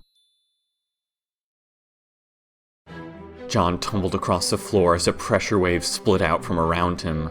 He finally rolled to a stop only after impacting a wall. With everything pitch black, he blinked with wincing pain, red light slowly warming up and spilling from his UI. A hospital? No. A prison?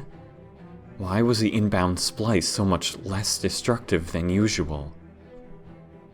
Reflective flooring and beds surrounded him, though the attached tables lay scattered with gruesome tools like something out of a mad scientist's lair. Red and blue lights rhythmically flickered on and off, several large dome-shaped wall protrusions glimmering with dull chrome. Massive plexiglass walls divided each space, only fitted with tiny air holes at the top. Round, begin. His UI flashed faintly in the corner of his vision. Gaze for 2 seconds to view round goal. John's eyes slowly built up the slider bar until the menu opened, only a single line of text spilling into view. Escape the containment facility, alive. As John continued looking, his eyes suddenly fell on a tattered corpse across his room, a mangled figure with black hair and twisted limbs. As his light reached it, however, it suddenly stirred to life, limbs slashing at the ground as it scrambled forwards out of nowhere. John flailed, backing up only to have it lunge with horrific speed, pinning him to the ground as saliva speckled his face. The giggles started again, hair trailing down from its gaunt skin and sweeping along John's eyes. You came back. Cole's words were like poisonous tar, her bloody hands clutching at his wrists as she held him down. You came back for me. John's heart pumped enough blood to let him run for several years, breath struggling as her weight pressed against him. Hey, he choked, red light highlighting her body as he scanned her in panic. Hey, Cold. After everything I did to you. She slithered down to lie on top of him, tearful hysterics continuing to shake her. I will make it up to you, I promise. Cold promises, okay? He nervously tried to wiggle free. Sure, okay. And, what exactly did you do to me again? Just, for the record? Her dead irises sparked with something indiscernible, head shaking as she flushed further red. She sunk yet closer, head burying in his chest, hands clawing at his wrists hard enough to draw blood. I killed you, she whispered softly. John winced as her nails raked along his veins, mind racing. In my home dimension, but only because you didn't love me back. She tried to keep his eyes in hers, hands only gripping tighter as John tried to free himself. I wanted you to match my feelings, to be there and hold me, to smile and say everything was okay. You gave me that in death. She laughed, curling like a cat as her eyes flashed up to stare into his. But now you're here, she whispered, fingers playing with the gashes she opened up. Because you want to be with me again, even after your body rotted and fell away. Get off me, you damn psycho! Her puppet muffled out from under her. Have a yandere break down elsewhere! I'm a red. Cold suddenly shook her head, finger pressing to John's lip to silence his non-existent talking. But I won't do anything to hurt you, John. Cold would never. Not so long as you love me. Well, John choked out as he was finally able to turn the tables and grab her hands off him. That's quite a bit of incentive for specific feelings, I guess.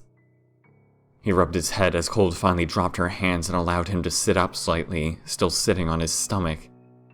At least for this round. He winced. But I gotta be honest with you, Cold, I don't even know you, and I don't think I'm the same John you killed. Cold jumped to her feet, hands splaying out to help him up. John took several seconds to look at her outstretched limb, before nervously taking it and hoisting himself up. Sure you are, she cooed as she kept a hold of his hand and pressed against him. Do you love me back? If I say no, will you rearrange my face again?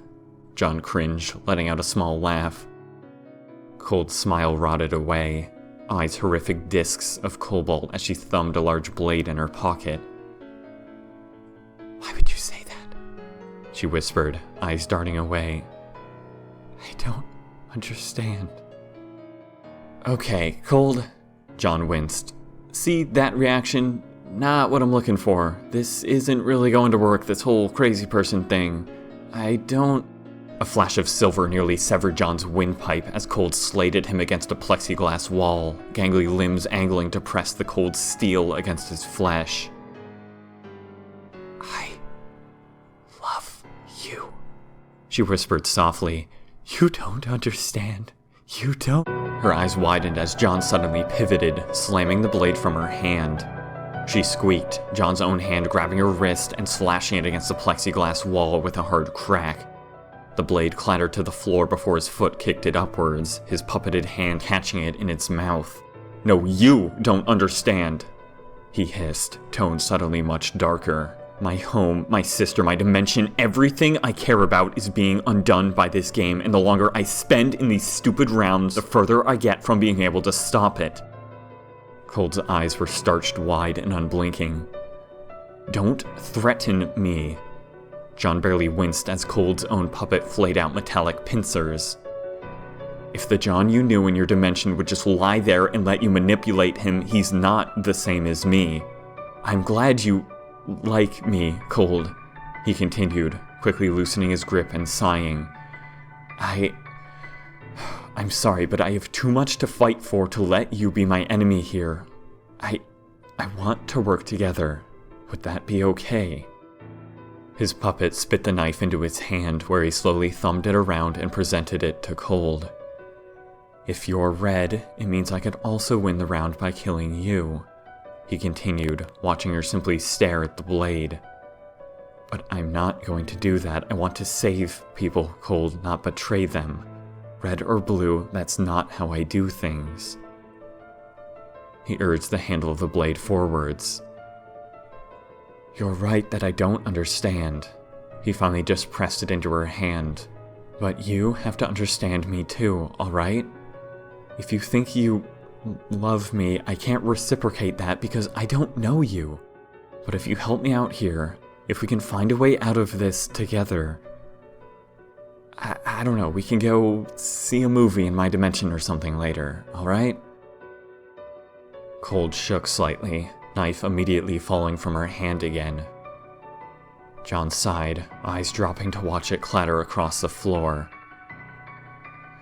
Listen. He took a deep breath as he bent down to pick it up. I really am going to need your help, okay? I know it's hard to hear, but this is a good opportunity for a clean slate. I won't judge you for your past crimes. I don't care about who you were before this. I just hope we can do the right thing here and now.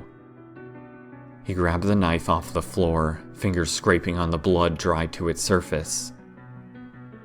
What do you say? He urged, eyes looking back up. I'm sorry about everything. I hope we can work together. He was nearly pushed backwards as Cold's hands swaddled his waist and she forcefully kissed him. God, he flailed back. Jesus Christ, what did I just say?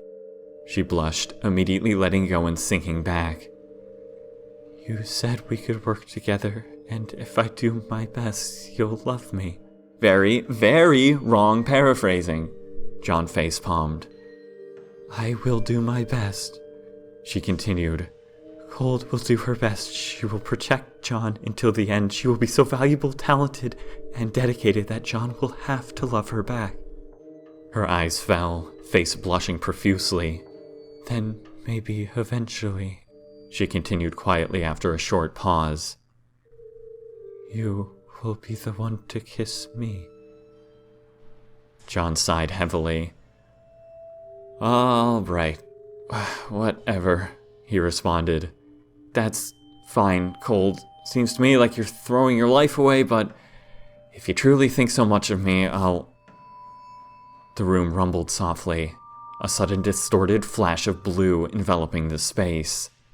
The light faded as soon as it began, John left staring in confusion at nothing. What? He shook his head. What the heck was that? Every 10 minutes. Cold's face was still red, smiling faintly. All injuries sustained by still living contestants are healed. Right, of course. John shook his head.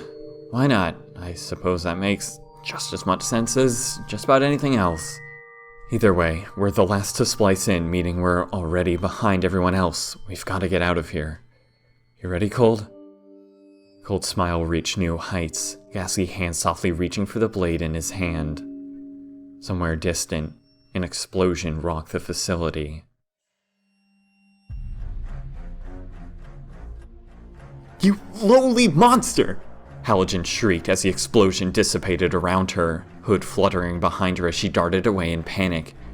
Just you wait! I'll get back at you for this! I'll make you... She shrieked, rolling to the ground to avoid a tile being lobbed in a blur of speed. The material shattered against the wall with a deafening crack, immediately being followed by many more tiles. She scrambled in fear, a haunting figure slowly walking after her, tendrils of distorted air slashing outwards.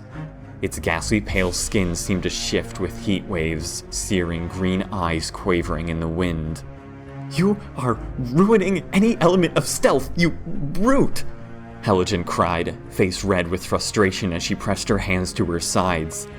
You might want to win by homiciding me, but you cannot brutalize a queen! I own you! She again flailed to the side as the ceiling was lacerated with cuts of air, gas lines spilling ooze overhead. The hallway was wreathed in flames with another violent explosion, Halogen's needle teeth gritting as she shielded her face with the puppet.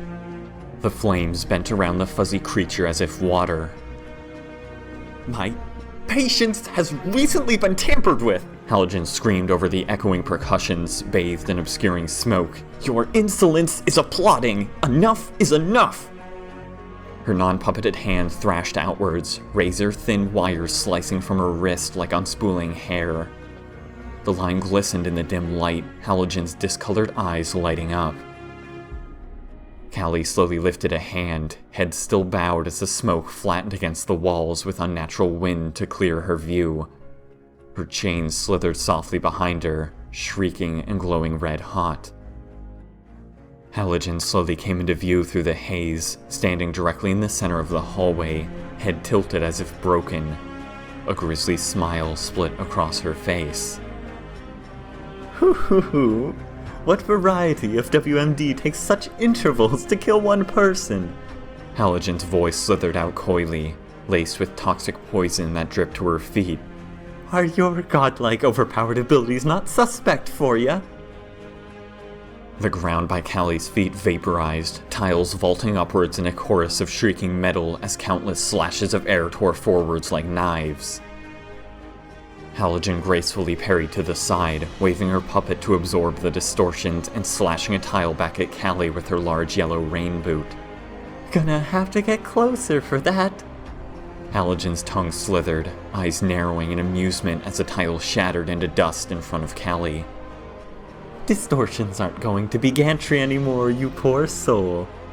Kelly's eyes sparked into view as she slowly lifted her head, chains rising beside her laser-focused gaze. She stopped walking, teeth gnashing. "In a fair sphere," Halogen soothed, thumbing with the zipper of her coat as she licked her lips. "I wasn't the one who started this compiled thing. You're the red player here." The world quickly fell into liquefied blurs as Callie suddenly darted forwards, floor exploding out behind her. "But me?" Halogen held her ground, softly biting at her hand. "Oh, I guess I'm just the innocent blue." Callie's leg was nearly cleaved from its socket as it contacted paralyzing razor wire strung between the walls, more of the shimmering string spilling from Halogen's wrist as she thrashed it like a lasso. The creature rolled to the ground in a flurry of metal, Halogen cackling madly as she darted forwards, razor wire loops tangling around the flurry of chains and slicing through Callie's flesh as she yanked tighter. "What's this?" Halogen's saliva spilled like water as her mouth stayed wide with hysterical laughter. "Paralyzed so soon? Shame you won't be able to move when—" Halogen screamed in agony, explosion of gore leaving her to tumble backwards.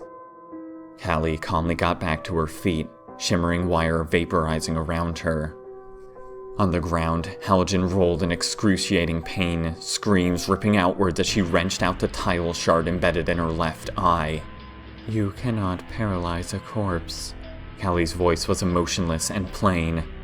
"My muscles are controlled through matter distortion, not metabolic processes. I am curious as to your thought process."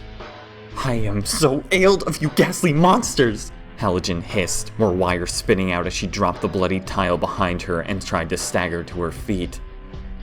She barely got upright again before Callie was suddenly feet from her, chains cracking with terminal velocity as they lashed forwards. "Fulfilling red player task now." She spoke coldly. Halogen's non-puppeted arm was sheared from its socket, but the chain meant to impact her skull was deflected to the side harmlessly as she threw her puppet in front of herself. She stumbled back in soundless shock, frantic staggers quickly devolving to further tumbles as her arm socket gushed sticky blood. Callie rushed forwards again before suddenly flinching as a massive crack left light to flash in front of her face. The bullet deflected back down the hallway, hole-punching the armed guard in the face. Down the hall, lights and laser sights suddenly painted Callie's form and countless more agents ran into view. "Fallout-possessed bullet redirection!" Voices rang out. "Incendiary rounds, front line! Class 4 parasite!" Callie hissed, eyes narrowing. "Fire!" A voice commanded, the hallway immediately being painted with blinding light as Halogen dropped to the ground and frantically crawled away. Gunfire echoed far too close for comfort, John flinching back against the wall. "Subject 12. Cold whispered, eyes nervously scanning the security cameras in front of them. "She's close. She's the only one who would attract so much attention." "Callie?" John echoed nervously, stepping forwards as the camera swiveled. "The weapon of mass destruction." "The parasite." Cold nodded, rushing past John to find the next safe spot. "We must be sure we never cross paths with something so—" A figure staggered out from a door just behind them, directly into line with the cameras. They collapsed in a pool of gore, breaths fast and frantic before shakily standing up again. John flinched, whirling around and hesitating in panic. "Leave her," Cold hissed in a whisper. "She'll distract the cameras, let's go." Wait, John staggered. "Who is—" "Injuries are healed by the puppets every 10 minutes, Cold hissed. "Remember? It should be any minute now, she'll be fine, but we won't if we stay here." The gunfire drew closer, screams echoing out. The figure again collapsed. "John," Cold snapped, "now is our chance." John looked sick, eyes flashing between the hallway ahead and the dying form. The figure rolled to its side in agony, spitting up blood and revealing its hideous empty eye socket. John's feet clacked against the ground as he darted out into the open. Cold's eyes exploded wide, teeth gnashing. "We can't leave her!" John shook his head as he hastily wrestled Halogen's bulky and bloodied coat off to be able to lift her. We'll just drag her until she— Wait, stop! That's a siren! Cold cried. Don't touch her bare skin! John flinched as blood pooled beneath his fingers, rough, shark-like skin hidden beneath the girl's seemingly porcelain flesh. Toxic sweat immediately began leaching between their contacting skin, John's blood discoloring. An explosion shook the hallway, light visible down the adjacent corner. Halogen's words slurred, but a pale grin suddenly worked up her face. So, where's Sarah, though? Dorgai whistled whimsically as he strolled down the corridor. Sketch, what happened to that partner of yours? And why are you still wearing that dumb suit? The little girl bounded beside him, clawed hand pressing against her lip as she looked up to the ceiling. I think she's distracting guards, she giggled. Probably, I don't know, she's slow. Oh, really now? Dorgai cocked an eyebrow, glowing eyes narrowing slightly. And why would— His silhouette suddenly shuddered with black vapors as he grew nervous, eyes flashing down the adjacent hallway. Malay, he hissed. What's going on? Footsteps began rounding the corner at the end of the hallway, lights painting the walls. Ah, shit! Dorgai flailed. We've got company. Sketch, we gotta go. Oh, do we now? Sketch paused, eyes flicking up curiously as she put her finger to her lip again. I don't know where they came from. Malay cried in Dorgai's UI. I wasn't getting anything on my feeds. They must know I'm in the system. Someone ratted us out. Sketch's spine began to shift. Armed men spilled around the corner, laser sights immediately painting Dorgai as he flailed. Suddenly, however, a foot swiped his legs out from under him, bullets littering his back from point-blank range. Black sludge painted the tiles as he tumbled across the floor, and Sketch continued to shoot, having again assumed Andrew's skin. Her freckled face was flushed with terror as she ran to the approaching armada, throwing up her hands. With one last turn of her head, however, she gave a snarky wink to Dorgai. Sorry, champ. She giggled under her breath for only him to hear. Only one team is winning this thing. Funny prank, no? Sarah stood amongst the army, steely eyes narrowed. She was handcuffed, yet appeared very much in control.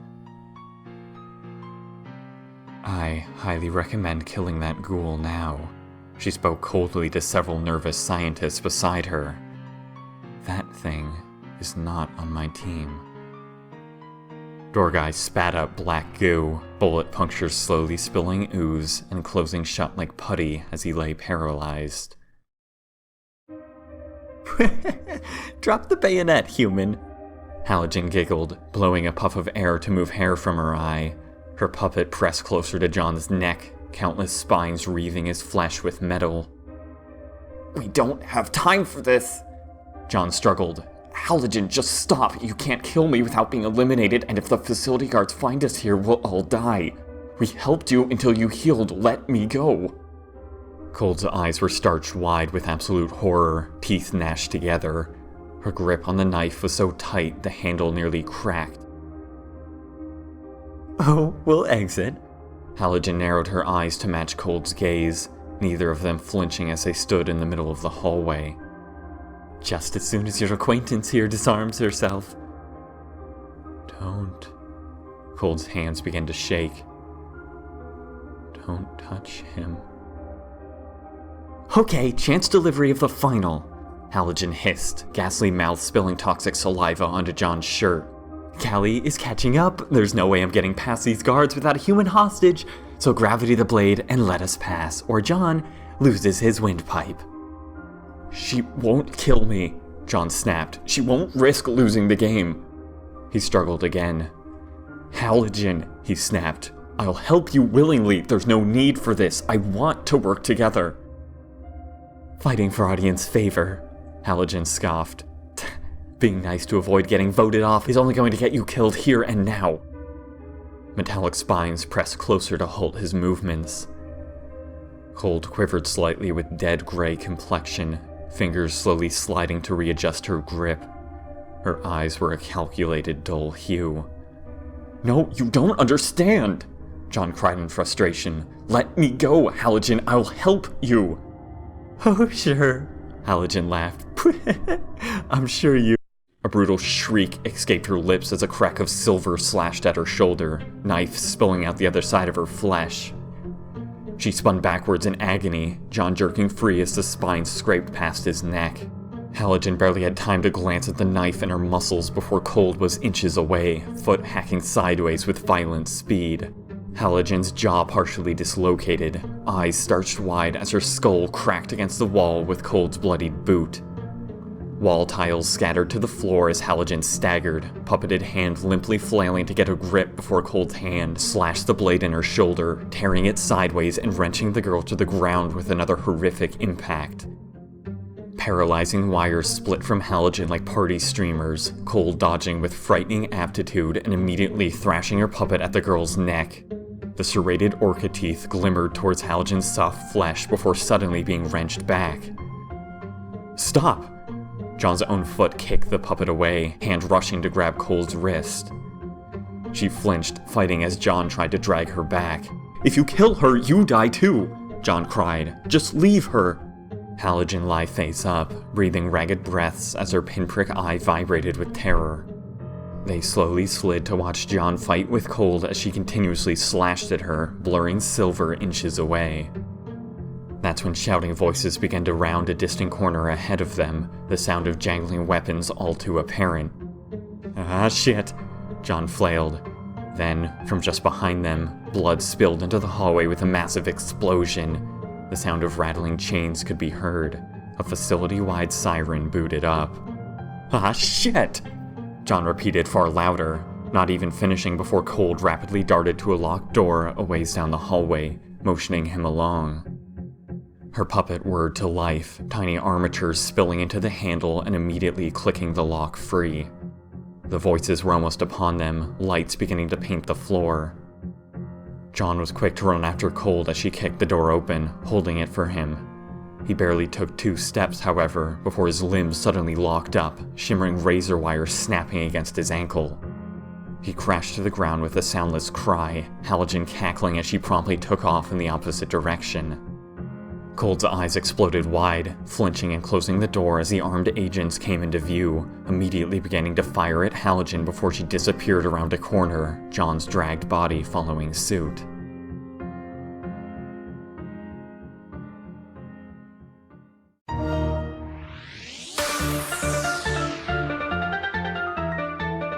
Malay, stop this, Sarah hissed. "This won't solve anything." Like hell it won't. Turquoise text flashed across the UI of every member in the firing squad. That's my partner, you sick, horrible person. The Armada stood with their sights still on Doorguy, his smile all but absent as he kneeled before them in the middle of the hallway.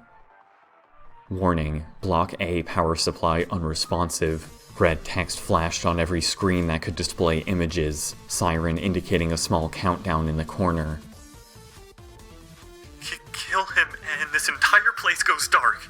Turquoise text ran across it, the countdown jumping down several minutes, leaving only 30 seconds. Good luck getting back your Fallout specimens from Block A. Drop your weapons. "Don't negotiate with her," Sarah snapped. "The only way you can end this is by letting Andrews and I outside. If you leave that ghoul alive, he will do everything in his power to stop that from happening." If I could get a word in? Doorguy put up a finger, cocking an eyebrow. "What exactly did you tell them, Sarah?" "The truth," she responded. "They know everything." His finger flopped downwards, eyes squinting. "And they believed you?" He frowned, before laughing.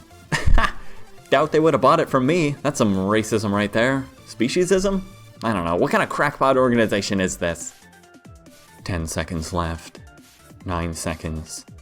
8. 7. "Fine, Malay," Sarah finally gnashed. "You get your wish." Her teeth gritted, eyes flashing to the men beside her. "Stand down," she spoke. "Leave him be for now. What's important is that Andrews and I get outside." She was met by countless uncertain gazes, but one more siren wail finally caused hands to shuffle, red laser sight dots scurrying along the floor away from Dorgai. If you want us all to go, leave your dimension alone, and you'll take Andrews and I right out those front doors, Sarah commanded, lifting up her puppeted hand. Andrews, we have confirmed your location and identity, one of the members spoke. Are the things this Fallout is saying true? She's human Fallout, Andrews nodded with a soft grin as she ran to catch up. She's telling the truth. Walk and talk with me. The guns hesitantly trained on Sarah as the entire group began shifting down the hallway. Feet clacked and lights flickered, silence finally falling over everything as Dorgai let out a large sigh.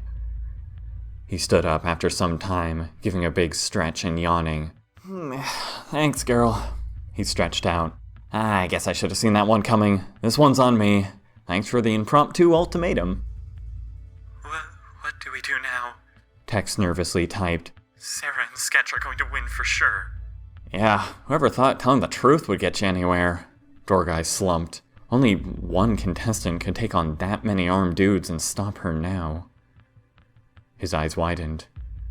Olay, check the roster. He snapped his fingers, turning around and tearing down the hallway. Check who Callie's partner is. We haven't lost yet. John twitched slightly, eyes wrenching from the ceiling to glare daggers at Halogen. The girl responded with a haughty grin, eyes narrowing in amusement as she smoothed down the ruffles on her dress.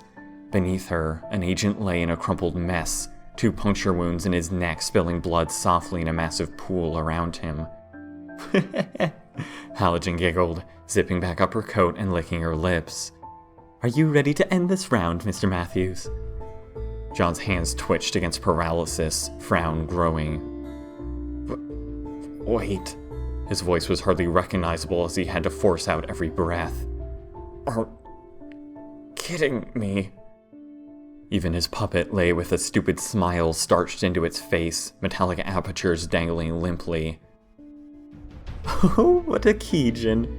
Halogen fanned herself with a giggle, slinking forward slowly like a cat and crawling over his body.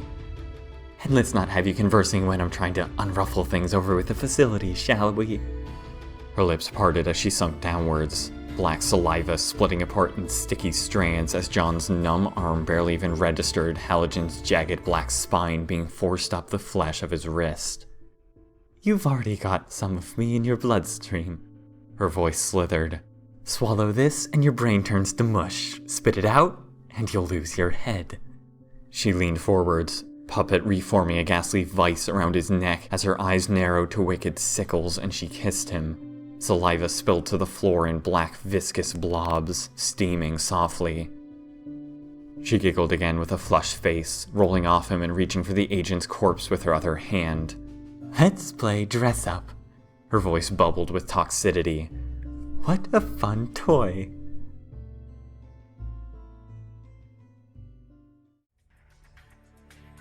Behind the door at the other end of the hall, Cole's eyes flinched, skin paling. Soldiers softly worked past her shimmering eyes as she spun around to glance out the fogged glass. Her pastel hands steadily mangled the handle of the knife, stabbing gaze darting to where Halogen and John had disappeared.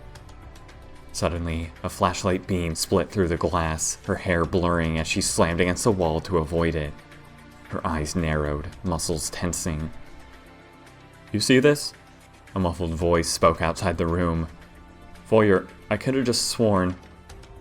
Cole's lids softly sunk closed, chest rising and falling 3 long times as her mind's eye navigated the sounds outside, her composure growing. Who has access to these rooms? The voice continued slowly, several clanking uniforms sounding as shadows approached the glass, one faded green visor pressing in close to look through. If this block is supposed... His head snapped back as the door slammed open, the man furthest back not even having time to flinch before a flash of silver split out from the dark room. The shearing blade twirled end over end before impacting the flesh between his neck plates as if cutting through butter. The other agents squirmed to lift their weapons before a blur of white slashed forwards and Cold slammed her puppet against the closest man's neck. Its teeth slashed clean through, countless spiny armatures rushing out before Cold's arc was even completed. 3 shots were fired into the ground as a last-ditch attempt before the 5 agents crumpled to pieces. The other agents down the hall spun to open fire immediately, but Cold had already claimed 2 of the men's assault rifles, one firmly in her hand, supported by the puppet whose apertures gripped another like it was a toy. The explosion of bullets came before they even fully turned, blood scattering the ground as boiling shell casings vaulted behind her.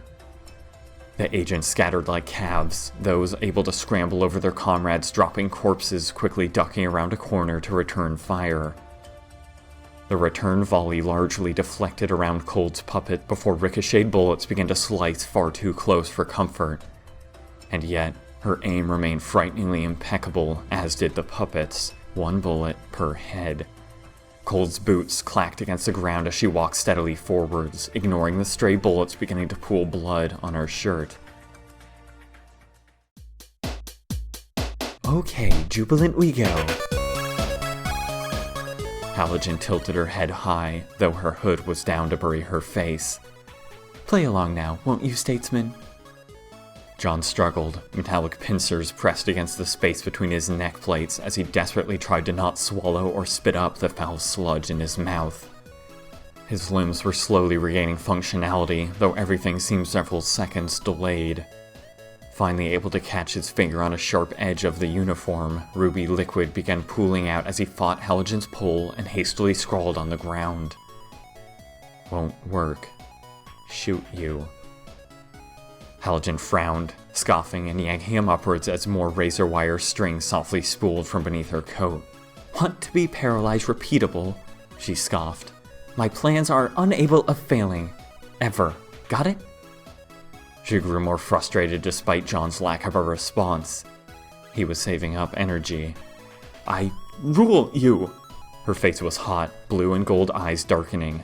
"I'm sick of this insolent dimension. Perform like a proper captive and no more blood drawing, especially not the sass kind." She wrenched John up, kicking down the door. As soon as the metal slab cracked into the hallway and Halogen stepped out, shouting voices rang out from the cowering agents spraying fire down the hallway at Cold. "On your 6!" someone shouted, several of the agents immediately diverting their fire to Halogen's widening eyes. "Shoot and your friend loses their head!" she frantically hissed. "I don't want to harm any—" Bullets tore forwards, Halogen letting out a shriek as John threw his puppet up in front of her head. The volley splintered around the rabbit, stray lead streaks littering John's Kevlar vest and punching several holes in the floor around them. This was short-lived, however, the agent suddenly slamming to the floor with torrents of gore as a gangly figure stepped into view from around the corner, exposed stomach bearing several bullet holes that flowed dark rivers down her pale legs. Her eyes were narrowed into sickles on Halogen, her emotionless form not changing pace or blinking once as magazines dropped from the weapons dangling at her sides. An aperture of the puppet stabbed up another bloody body as she seamlessly swapped out weapons, lifting the pistol to her eye line. "Wait!" Halogen backed up in absolute terror. "Don't come any close!" Cold fired, Halogen's throat rupturing outwards with a deafening explosion of hot liquid. She immediately went limp, puppet falling from John's throat as her eyes rolled back in her head. Her body cracked against the tiles, limbs spasming and curling at nothing. Cold didn't stop, eyes steely and focused as she rushed her puppet forwards. 2 of the rabbit's longer hooked armatures cut down to cleave into Halogen's eye sockets, tearing flesh from bone. Halogen's mouth was agape with numb shock as she failed again and again to breathe, limbs dragging limply behind her as Cold yanked her across the floor. John's eyes were wide with horror, wrenching the helmet from his head as he scrambled after her. "If you kill her, you'll be eliminated too!" he cried in protest after spitting out Halogen's saliva. "Cold, what are you doing?" Cold didn't even look at him, set in her path as she softly counted down to Halogen's death under her breath. 59, 58, 57. Finally, as she rounded the corner and fired off one more shot at a straggler agent who was bleeding out against a wall, she suddenly threw her puppeted hand with all her strength, sliding Halogen's near corpse across the slick, blood-coated floor. Her empty eye sockets spilled out nerves like rubber bands, Cold's countdown jumping down several seconds. 20, 19... She mumbled just as Callie came around the corner. John finally understood. "This round is yours, Subject 12. Cold's voice slithered out, throwing Halogen's eyes against the wall to her right where they stuck like wet Play-Doh. The creature took several seconds to glance down, hidden green eyes running calculations behind them. Her chain softly slithered, face still covered with black hair before she casually looked up. Her lifeless mouth seemed to almost curl upwards. "Statistically, based on my calculated chances," her voice spilled to the floor with warping distortions, "Halogen presents no threat to me." Cole's eyes widened, skin paling. "I would far rather see you eliminated than win this round myself." The creature cocked its head. "You present a far greater threat to me. After weighing the options, I will let Halogen bleed out. I apologize for the inconvenience. Enjoy your elimination." Cold's hand began to shake in horror as the creature remained absolutely still, Halogen's blood beginning to dry to the floor. 5, 4, 3... Cold's voice fell in defeat. "Oh fuck, no you don't!" John suddenly hissed. "That's my partner, you fuck!" His hand slapped against Cold's to wrench the gun from her shaking grasp before darting forwards and slashing his puppet against Halogen's corpse to yank it upwards in front of him. His hand slammed the trigger back, sights directly between Callie's eyes. The creature flinched backwards, bullet exploding with brilliant orange light as it deflected back at John, impacting Halogen's skull with a shattering crunch. The girl's puppet hissed with a massive pressure release, slumping to the floor as Halogen's eyeless corpse sunk to the ground and ceased to breathe. Callie was baffled, wide eyes still attempting to track what had happened as John pushed Halogen to the ground and backed up beside Cold. Cold's face convulsed into a bright red pool of shock, insanity-ridden smile eating away her flesh as her hand fumbled for John's. "Technically," John's puppet whirred to life as it spit out bits of Halogen's flesh, "you fired the shot. But it was you who acted on the last projectile that killed her." Callie's puppet glanced up to her. "As a red player this round, you are pronounced the win—" "Hey, Callie, I need your help!" Door guy flailed into view from down the hallway. "Sarah is being a massive douche, and I need you to—" His eyes widened, gaze suddenly so captivated with the carnage before him that he smacked directly into the adjacent wall. "Ow, fuck me!" He flailed back, having left a dent in the tiles with his head. He collapsed to the floor, attempting unsuccessfully to get back to his feet on the slippery blood. "Malay," he frowned with a pouty face, staring up at the ceiling. "What happened here? Did we win?" "Shut up." His puppet crossed its arms. "Round winner, Callie," flashed across all of their views. "So, is that a yes?" Dorgai glanced around. "What's happening? Did I mention I can't read?"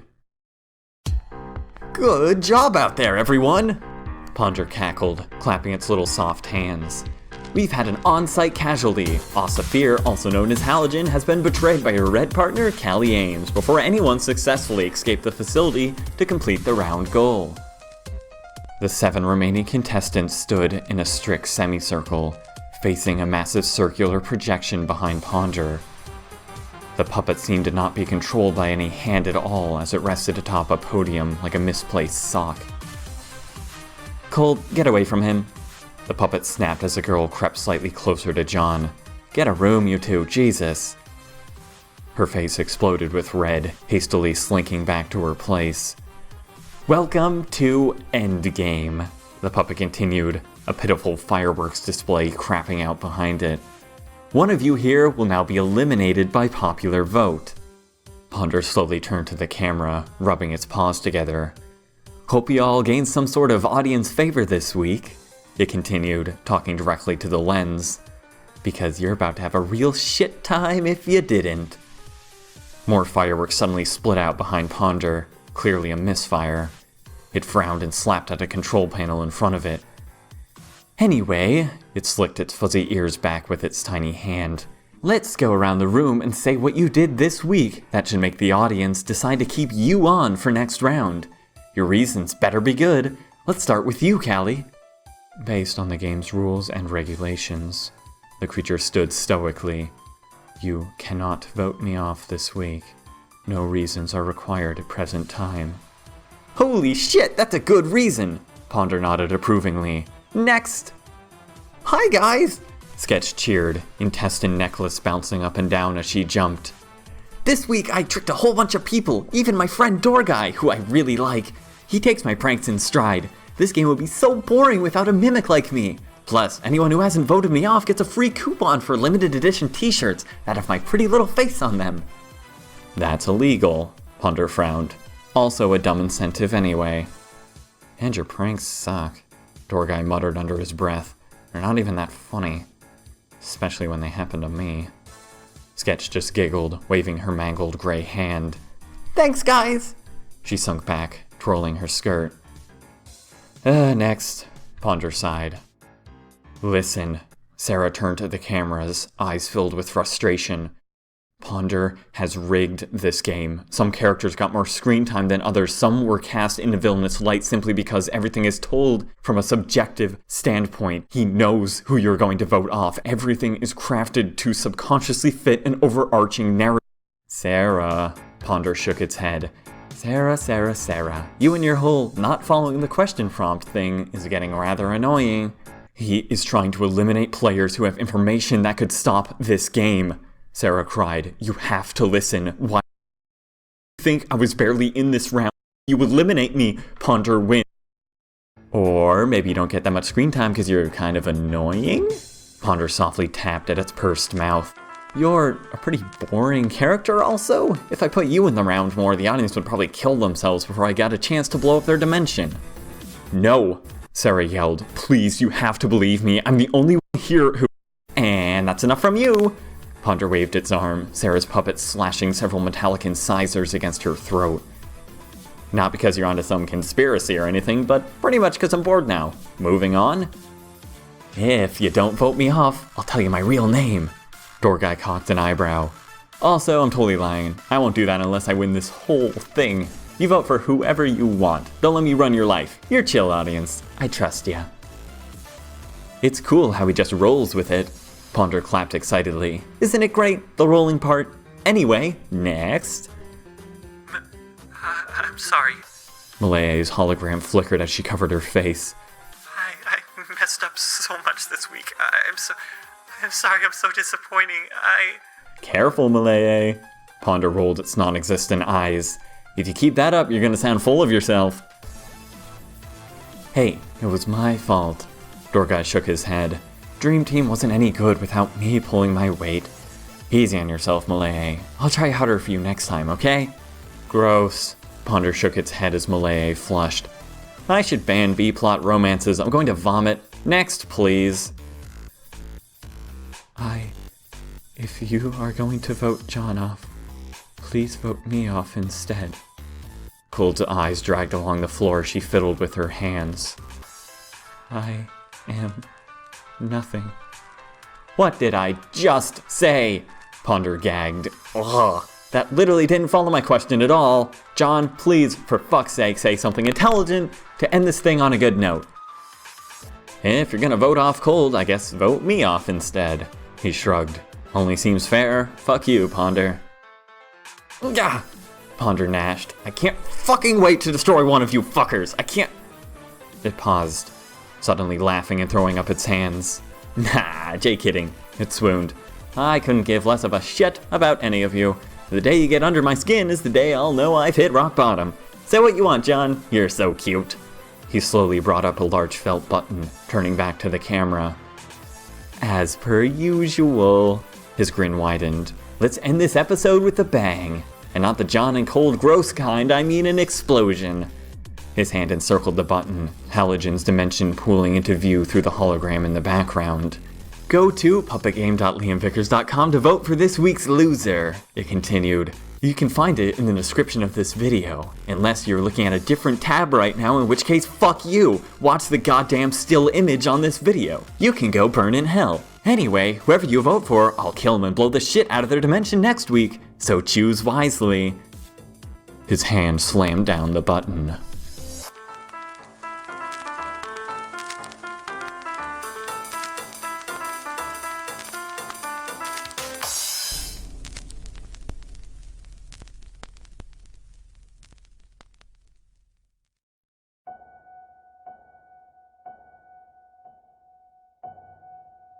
Well, one of you done fucked up. Ponder slowly pushed its felt paws together, smiles playing across its face. Welcome to Endgame. The results are in, and one of you is about to be 9 billion lives in debt. The contestants stood in a nervous, jagged line, eyes flicking between each other. John stood uneasily, eyes fixed on his shoes. Beside him, Cold's head was bowed, fingers softly scraping along the edge of her knife. Malaya's image flickered as she petted her puppet with nervous twitches, eyes practically squeezed shut. Sketch whistled Ponder's theme to herself softly, unable to keep herself still. Sarah's face was stitched with determination, staring directly at Ponder. Kelly's hair draped over her eyes, either asleep or an unreadable statue as usual. Just gonna keep waiting then. Ponder frowned, looking at his non-existent watch. Got all the time in the world. Definitely not getting tired of... Door guy finally scrambled into the room. Sorry. He flailed, staggering to a stop in his place next to Malaya. Interdimensional bathrooms are weird as shit. I'm ready now. What did I miss? Who's dying? Ponder frowned. Shoot. Dorguy's awkward grin reached his ears. Begin. Fire. Let loose. Give it to me straight. Let her rip. Ponder shook its head before slamming its tiny hand on a keyboard in front of it. Enormous spotlights split from behind it, projection screen flickering to list the contestants' names in vertical order. Halogen and Ava were already slashed out and tinted dull red. Eliminated. Now that we're all here, Ponder flopped its ears, let's put on our show face. Yet more light spilled into the room, violent blue diodes alighting from every wall and crevice. Welcome back, lovely viewers! Ponder waved to a particular ball of light, assumedly acting as a camera. Welcome to Endgame. Your votes were heard, the ones I didn't like were thrown out, and the results are in. Let's do it. The screen behind him flickered with slashes of red static. John's name highlighting. A slider bar rapidly built up beside it horizontally, stopping at 6%. Coming in first with only 6% of elimination votes, Ponder waggled its hand. We've got John Matthews, our newcomer from C5. A fan favorite so soon? Color me impressed. It rummaged through a comically large crayon box, throwing out sky blue and pumpkin orange before holding up a dull green reading, impressed. Prop comedy! Ponder cackled, playing an uproarious applause track before tossing the crayon box behind itself. Door guy booed. John hardly looked relieved, expression unchanged. Cold's name was next, slider bar spilling to 9%. Her face flushed with faint color, eyes darting to the ground. Malaya watched nervously as the slider bar across her name jumped up, slowing to stop at 14%. The relief on her face was clear. And those are our favorites. Ponder hacked a metal incisor against the podium, grinning impossibly wide. With Callie granted immunity this round, the last three of you are now in the, should I say, splice zone? Sarah, door guy, and Sketch's names jitter to death red, blinking softly. Door guy folded his arms, rolling his eyes. Sarah remained utterly emotionless, but Sketch looked as if she had been tased. Her excited jitters stopped, eyes softly blinking. "Two of you will be safe this round," Ponder relished their varying reactions. "But the last one called? Not so much." "I appreciate the suspense as much as the next guy," Door guy grinned, pointing to Ponder. "But we all know if I'm not top 3, I'm at least next. Survey says, show me door guy." Ponder's teeth just dripped saliva. The screen behind it flickered. Sarah's name highlighted, bar beside it rising to 15%. Sarah nodded softly. Sketch and door guy's names tinted further red, beginning to glitch. Wait. Door guy froze, bead of sweat breaking out on his forehead. Are you serious? And who will be voted off? Ponder raised its arms, head snapping to one side in a hysterical grin. Wait, what? Door guy threw out his arms. You've got to be kidding me! I don't care if I get voted off. At this point, I want to die. You're telling me I'm neck and neck with this little creepy fuck? He pointed to Sketch, jaw agape in shock. Sketch, in turn, had frozen solid, haunted eyes rimmed with darkness. It was unclear if she was still breathing. What? Her voice was quiet and weak. What did I do wrong? And the last one saved. Ponder shook with excitement, the last name highlighting and jumping to 17%. Door guy. Door guy's eyes widened, Sketch's heart jittering to a brutal stop. Sketch Zai of CMG0. The screen flashed slowly. Voted for elimination. Her name frazzled to solid red, slider bar stopping at 38%. Sketch, you done goofed. Ponder slashed several more metallic claws into the podium to raise itself upwards. People fucking hate you. Bet that feels like shit. Care to give us your thoughts on the matter?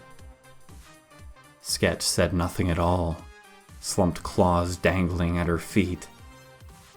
What I'm asking, of course. Ponder hissed as countless red spotlights trained on her trembling form. Is any last words? His teeth flashed in the crimson light. Sketch avoided the eyes of the other contestants, numbness slowly giving way to a trembling lip. Her eyes welled. No. Ponder looked unwilling to wait. Suit yourself. Sketch's puppet hissed with a scalding release of steam, assuming Ponder's personality as it detached from her. It clawed its way ravenously upwards as the girl's eyes widened. One last blur of steel left a hideous rotating hypodermic needle to stab into the back of Sketch's neck. The girl fell immediately limp, cracking against the floor. She jumped back up in seconds, however, eyes still petrified and dull as Ponder controlled her limbs like a drunk video game player. She staggered left, then right, legs stepping on themselves and bending the wrong direction. Sketch's face strained in agony. Give me a sec, Ponder hissed, before finally righting Sketch and slapping her in the face with her own hand. Got it, it proclaimed, sitting on her head like a fuzzy hat. Don't worry, I'll take it from here. The blue room light shifted to red, every other contestant being drowned in shadows as Sketch now stood alone, and Ponder unleashed a nauseating laugh. For your elimination, it continued coyly, forcing Sketch's hands together in a scheming pyramid. I have something special prepared. The room erupted in noise, floor tiles folding open with screeching metal as a ghastly playground of violently whirring saw blades vaulted up from the ground in the center of the room. The leaderboard screen flashed to Sketch's home dimension as the girl began staggering toward the contraption against her will. "Hey fam!" Ponder forced Sketch's arm up to wave excitedly at the screen. It was a large crowd shot in some sort of office complex, but the camera began slowly focusing on two figures among the masses. "And I don't mean that in the obnoxious way," Ponder continued, before its smile suddenly snapped into a snarling frown and it jerked the needle sideways to override Sketch's voice. "I mean, hello, Mom. Hello, Dad." The words came out of Sketch's throat. A seemingly normal man and woman were now framed in the shot, staring in horror at the TV that projected their own faces out to the crowd. "Our entire dimension is about to get destroyed, huh?" Sketch's head snapped sideways as Ponder yanked her lips upward in a malformed smile. "Guess there's no sense in hiding who you are anymore, huh?" The woman shook, eyes flashing with dread. "Our dimension doesn't look too kindly on mimics, does it?" Sketch continued, saliva beginning to bubble with blood as Ponder forced a laugh from her throat. "They fear us, right? Want to hurt us, right?" The man looked in confused horror to the woman beside him. Tears began to spring from Sketch's eyes as Ponder wrenched her mouth open again, furrowing her brows. "You'd rather have me killed than let me blow your cover, huh?" Tears continued streaming down Sketch's face as Ponder threw her arms down. "Only mimics can give birth to mimics. Right, Mom?" The woman began searching frantically around the room for an exit. People began to block her off in horror. Ponder finally wrenched the needle sideways again, giving Sketch back control of her face as she devolved to hysterical sobs. "Go on." Ponder patted its own head with her arms. "I got you started. Anything you want to say before they go? I won't always be here to speak your mind. Your dimension is waiting." The saw blades were dangerously close, spitting sparks that singed Sketch's skin. The girl wobbled with fits, only Ponder keeping her from collapsing to her knees. I... She choked out through the burning tears. "Mom, I made something for myself here." Crack! Ponder threw Sketch's hand against the closest blade, the limb shearing back on itself but only finally being cut through as he slammed it against the metal several more times. Sketch stifled a hysterical scream, teeth clenching as her arm contorted in horrible ways in an attempt to regrow the limb. "People liked me here," Sketch sobbed, blood spurting from the wound. "I was actually a really popular contestant for a while. For once in my life, people didn't hate me. I'm sorry you still did." The saw suddenly wrenched to a stop, the entire room going quiet. "Of course, now that everyone has turned against me," Ponder snapped back into her voice, maniacal laughter building as hot tears turned to blood. "It's time for you to experience the same thing." Splice warning flooded across the crowd's UI, red messages blaring. Sketch's voice warped with haunted, deranged, screaming laughter as Ponder threw up her hands.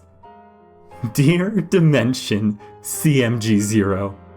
She giggled so hard her entire body vibrated.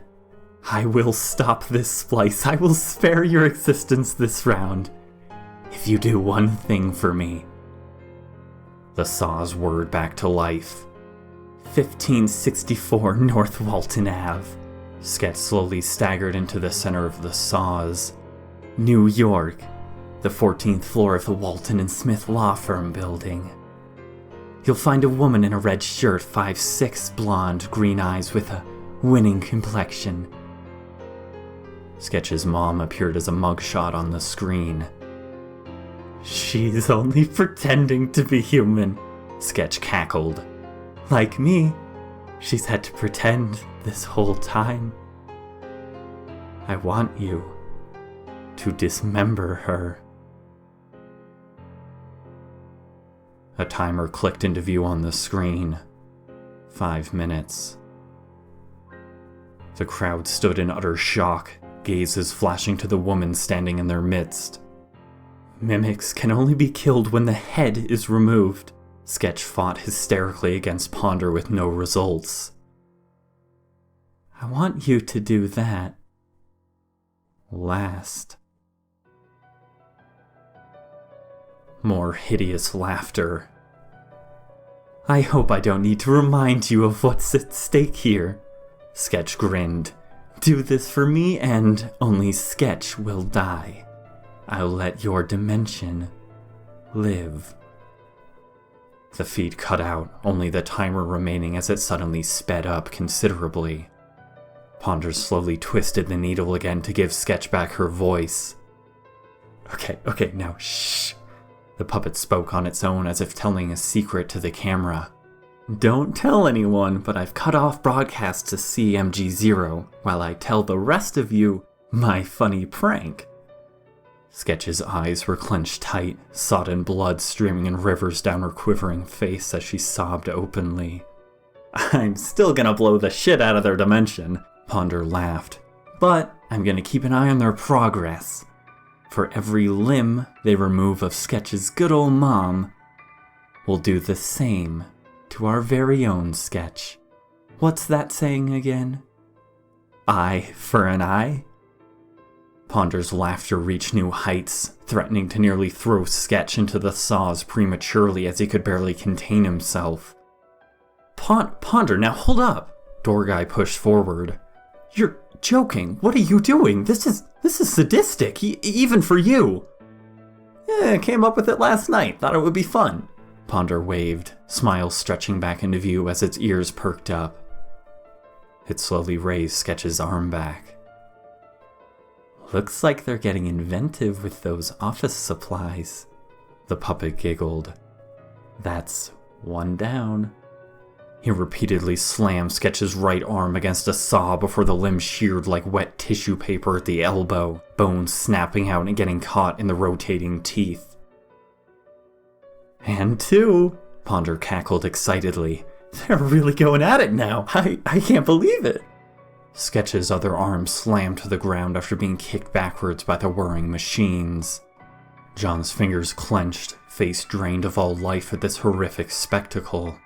Sarah gritted her teeth. Aww. Ponder's energy suddenly died, folding its fuzzy arms in frustration. Someone got too excited. I told them to do it last. It frowned. Well, regardless, it quickly sputtered to save face. Better early than never. Sketch threw her head over a saw, neck wrenching sideways as the disc tore through tendons and bone. Ponder finally dislodged its needle, dropping to the floor and landing in showers of gore as Sketch fell to pieces. The severed limbs bent and malformed with strange growths, Sketch's lifeless head sputtering with twisted skin, before everything slowly sizzled to a stop. The puppet back at the podium perked back to life. And now for the main spectacle. It fumbled, stylishly twirling out a large red button. Sorry, you got a little carried away. It shrugged to the camera as the feed cut back in. Welcome back, CMG0. Don't take it personally, but I lied. I'm still gonna destroy you. Game rules, I'm afraid. I just thought, that would be a super traumatic way to go for Sketch, and boy was I right, she practically lost her head. Anyway, now that she's dead, It raised up the button, giggling. Say goodbye. A flash of distortive light consumed the office, the camera pulling out to see the planet ripple with dimensional bubbles. Water from the ocean spilled into orbit, blazing shockwaves flattening everything in sight. Awesome! Ponder turned back to the contestants, leaving the camera feed on the slowly detonating planet. Anyway, my lovely contestants, sorry for all the showmanship. Gotta keep those ratings up, you know? I got something really special planned for your new round goal. There will be no red players this time. We're gonna keep it civil. All of the contestants looked ill. Only Callie hadn't changed at all. First, teams. Ponder nodded. As per usual, I'll tell you the round goal once you've spliced in. This round, the time you splice in will have no effect, so we're just gonna do it all at once. Starting with last round's winner, we have Callie Ames and her new partner, Malaya! The puppet waved, Malaya looking in horror over at the WMD. Next, Ponder nodded. How fun would it be if both Sarahs were together? Talk about dramatic character tension. Cold and Sarah, say hi to your new best friend. Sarah didn't meet Cold's gaze. So, naturally, Ponder looked to John and Dorgai. You two are left. Something tells me this round might be just your style. I'm expecting great things from you as a team. Don't disappoint me. The puppet turned off the video feed, clapping its hands together. Everything imploded from view.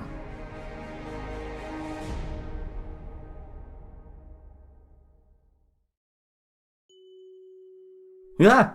John cried, falling flat on his face as Dorgai tripped him. Watch it.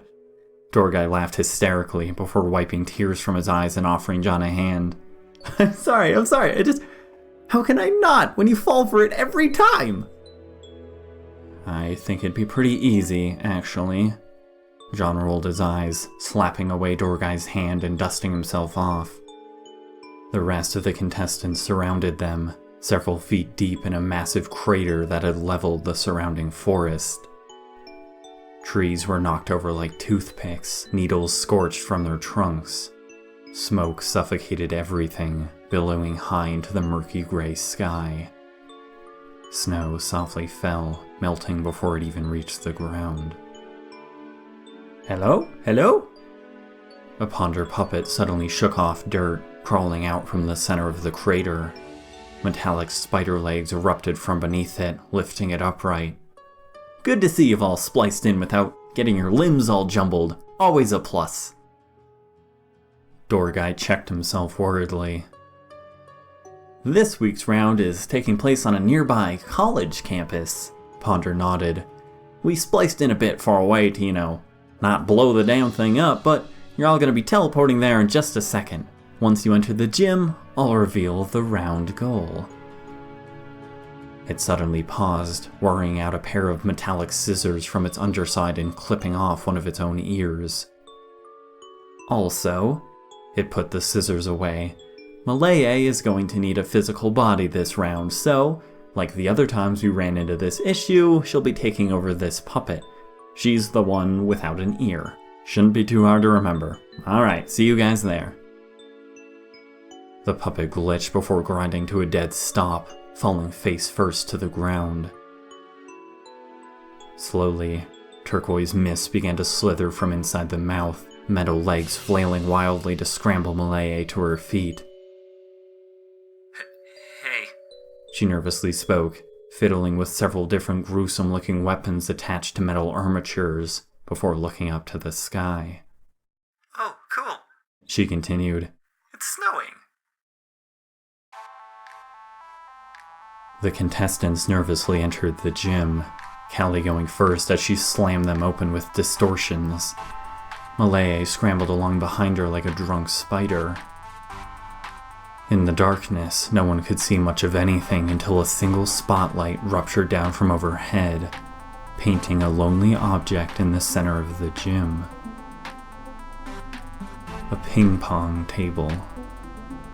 Red solo cups were arranged in triangles on each side. What? Ponder giggled from a podium, another spotlight swiveling to illuminate its face. That's right, it's beer pong! You're all pledging for Kappa Kappa Sigma bullshit, and naturally, there's a little twist.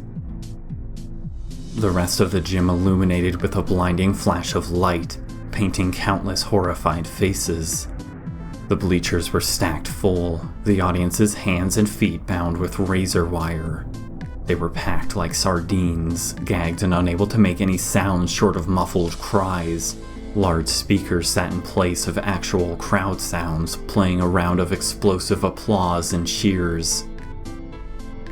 In the first row, 3 color-coded teams of 11 members sat. The 11th member of each had a puppet clamped around their wrist, wearing saw blade pointed at their neck. I also noticed that some of you wanted to do a pacifist run. Ponder adjusted a tiny bow tie on its neck, smiling brightly. I thought that was cute and wanted to crush your dreams, so now you have drinking mates. For each cup lost, you take a drink of classy PBR, and one of your hostages takes a drink of my locally brewed Sawblade IPA. And I think you all remember how much I like leading by example. Ponder flipped out a large red button. I'm also sure you've all noticed that while each side has 10 cups, you have 11 hostages. Well, maybe everyone but Door Guy, who I'm not convinced can actually count. Regardless, put those two together and... Ponder slapped at a button. The Ponder puppets on each of the 11th members whirred to life, silver blades slashing into the teams to single out a random hostage. Panic screams erupted out, metallic spears prying open jaws and forcing massive saw blades inside. The corpses writhed for some time even after falling to the ground, faces torn unevenly in half as vomit and blood spilled from their unhinged jaws. The crowd exploded in horrified cries, Ponder pressing a button to play a huge stadium applause sound effect over the noise. There. Now we have the correct number. Ponder giggled. I know, it's a very impressive setup, but the crowd is gonna get a bit thinner each time a team loses. You see, your hostages represent your cups, but you're also responsible for a third of the audience. Your fans, if you will. One member of each of the 3 sections held a signed nail gun to their hands, reading either Team John, Callie, or Sarah. Lose the match, Ponder continued, and not only do you lose immunity for this week, seat availability goes way up. Muffled screams continue to ring out, Ponder pulling out a black paintbrush and carefully painting referee stripes on its fur. All right, pledges. It scrambled down from the podium and up onto a booster seat overlooking the ping pong table. Enough chatter, let's get to it. Classic tourney style. Team Callie, you first. Pick your opponents.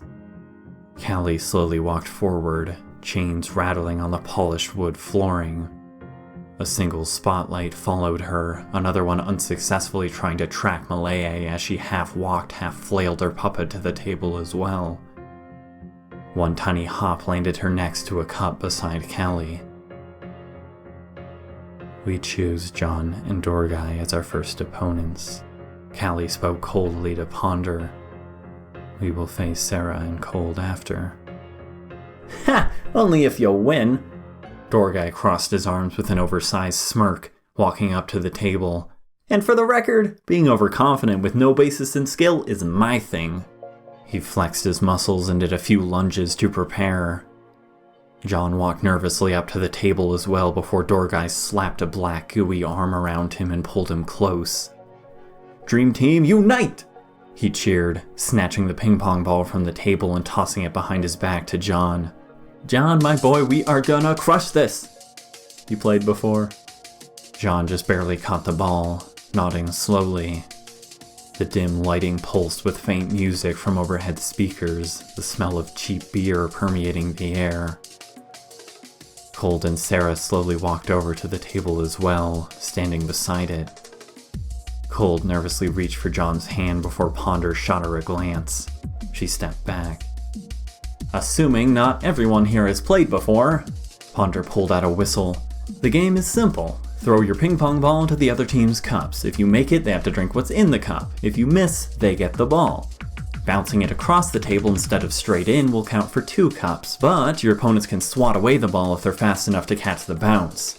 If both players on a team make the same cup, it counts for 3 cups, and the players get to shoot again. If they don't make the same cup, but both make a cup, only those 2 cups are removed, but the players still get to shoot again. We get it? Door guy jogged in place. The audience is gonna die of starvation before we get through all this. Ignoring Door guy's constant annoying drone, Ponder continued, he's actually right. The rest of the rules will come up when they're applicable. For now, we'll just start. Winner of the bracket gets immunity. Loser, well, sucks at beer pong, I guess. Lights trained on the table. Eye to eye determines starter. Ponder folded its arms. Opponents must maintain eye contact, throwing their balls at the same time. Whoever makes it in starts the round. Alright, John breathed, slowly lifting his eyes to Callie's, trying to block out the countless mortified faces watching. Suddenly, however, an optical message from Sarah popped up in his UI, appearing in the lower third of his vision. Left-hand parasites use the corpse's brain as an organ for matter distortion. It read, if you can get Kelly drunk enough, lack of oxygen might severely limit her telekinetic abilities. John looked nervously to Sarah on the sidelines. She gave a soft nod before pretending as though nothing had happened. Exactly, John keyed in nervously. We're gonna need that. This is gonna be a tough first half. Begin! Ponder announced with 2 megaphones to produce a horrible screeching feedback loop. Eye to eye. John and Callie slowly spoke together, eyes held in a friction-heavy stare. John softly tossed in a gentle arc, the lightweight ball spiraling with precision before Callie swung with all her strength, thrashing her ball out like a Major League Baseball pitch. It screamed through the air to perfectly deflect John's ball into the far wall, before clanking against a cup. It spun so fast it continued to flip beer out, steaming softly. Doorguy's mouth hung open in shock, John's hand frozen mid-throw. Us first.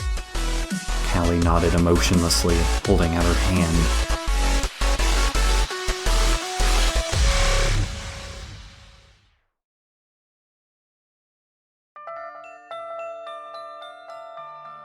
Assuming not everyone here has played before, Ponder pulled out a whistle. The game is simple. Throw your ping pong ball into the other team's cups. If you make it, they have to drink what's in the cup. If you miss, they get the ball.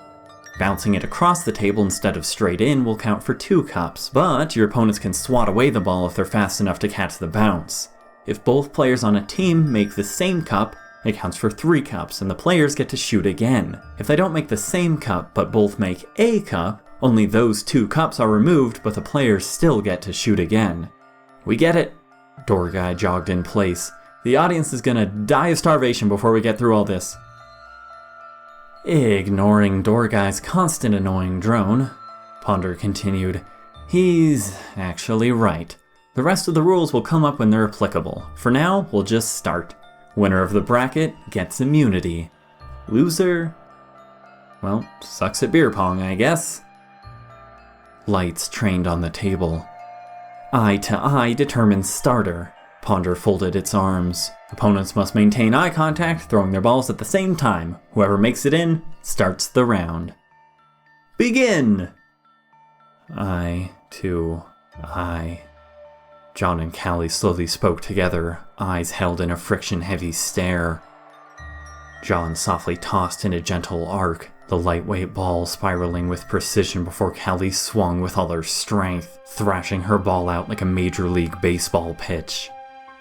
It screamed through the air to perfectly deflect John's ball into the far wall, before clanking against a cup. It spun so fast it continued to flip beer out, steaming softly.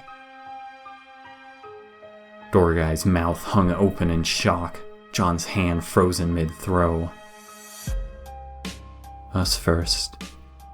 Callie nodded emotionlessly, holding out her hand. Show off? Dorgai scoffed, grudgingly fishing out the ball. Just wait until our turn. Then we'll show ya. Yeah.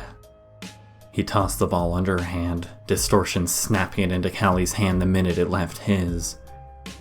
Ponder produced another ball and handed it to Malaya. She slowly extended a shaking metallic pincer to grasp it. Callie carefully stared at the table, taking a second before again hurling the ball with all her strength.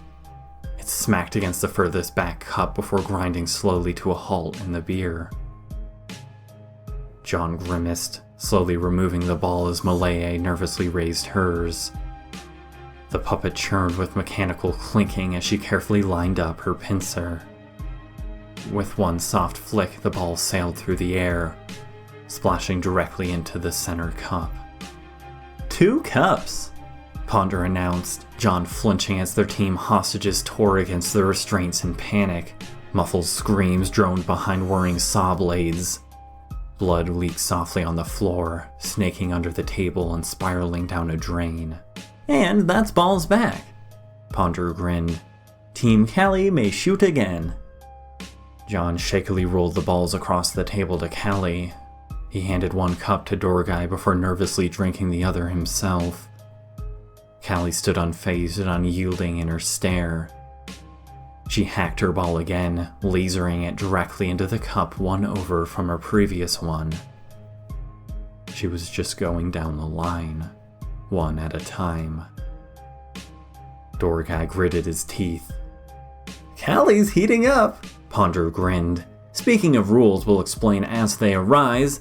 If she makes her next shot as well, that'll be 3 in a row, and she'll be on fire. She can then shoot until she misses. Dorgai's face fell, John's fists clenching. This isn't fair! Dorgai threw out his hands. If I was frickin' telekinetic, I'd better be pretty damn good too. We're not even gonna get a chance to shoot. Such is life. Ponder shrugged. Maybe you should have been telekinetic. Dorgai snarled, posture rigidifying. She's not even doing cool shots. He kicked at the ground, pouting. No need, Callie spoke. This plan is foolproof. So long as Malaya makes this shot, you lose immediately.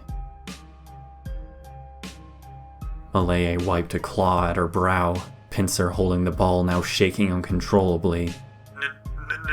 No pressure. She sweated, breathing shallow breaths. You got this, Malaya. Not like you need telekinesis or anything. Lots of cups left. This puppet is super easy to control. Definitely not kind of laggy or anything. With a nervous flick, she lobbed the ball. A tiny click left it to bounce off the front cup rim before reversing direction and making a soft splash in her own cup. Gah! She shrieked, claws rushing to her head. Ah, shit! We take that. Ponder grinned, screams and blood exploding out behind him. That's 2 cups, one against their own team. The game continues. Team John's turn. Boom! Dorgai pumped his fists, hip-checking John excitedly before downing the one drink. Malaya, I love you! John, that is the first and last mistake they'll ever make. Our turn to show them how it's done. He put up his hand excitedly as Callie drilled the balls across the table at near supersonic speed. His skin splattered with bloody goo as he caught them bare-handed. Ow. His eye twitched as the balls fell to the floor. John bent down to pick them up, slapping one against Dorgai's chest before dipping his carefully in a cup and shaking it dry. Alright, you first. He nudged Dorgai. Anything but center. Bitch cup? Dorgai scoffed. What do I look like? Honestly, no idea, John sighed. Black silhouetted tar? Damn right. Dorgai adjusted his hat before sporting a massive grin and gracefully lifting up on one foot like a ballerina and tossing the ball in a tall arc. At this distraction, John's eyes narrowed, fingers splaying out as he suddenly curved the ball across the table, the ball bouncing cleanly before sinking into the front cup. Milliseconds later, Dorgai's shot impacted left of center, bouncing off a cup rim and being vaporized by Callie before it could bounce in. Trick shot by John! Ponder cackled, clapping its hands. Miss by Dorgai. Still 2 drinks, but no balls back. The hostages behind Callie and Malaya paled in horror, wet innards sloshing against the ground as Callie fished out the ball. Ah, hell. Dorgai frowned. Sun was in my eyes. The gym sun. Callie slowly lifted 2 cups off the table, staring at them for several seconds. Her eyes flashed to Malaya. Oh, right, Ponder giggled. Malaya can't exactly get drunk as a bundle of computer code. Callie, if you so choose for her to drink, I will interfere with her processing incrementally to simulate inebriation for every drink she has. She needs to be as sober as possible. Callie narrowed her eyes. If that increases her likelihood of making a shot. Malaya giggled nervously. I will drink the poison for the team. Callie nodded softly. I am stronger. The plan will not deviate. She brought the drink to her lips, meaning to throw the entire thing back before the smallest amount wetted her lips and her eyes widened. She recoiled, staring in terror at her cup as she spit onto the floor and her face grimaced. Foul, she hissed, hand clenching as distortions warped at the red plastic. Truly, this game is an awful punishment. Timeout! John suddenly shot up. I call timeout to allow Subject 12 to finish her drinks. Nice try. That's up to the team with possession of the balls. Ponder folded his arms, looking to Callie and Malaya. What do you say?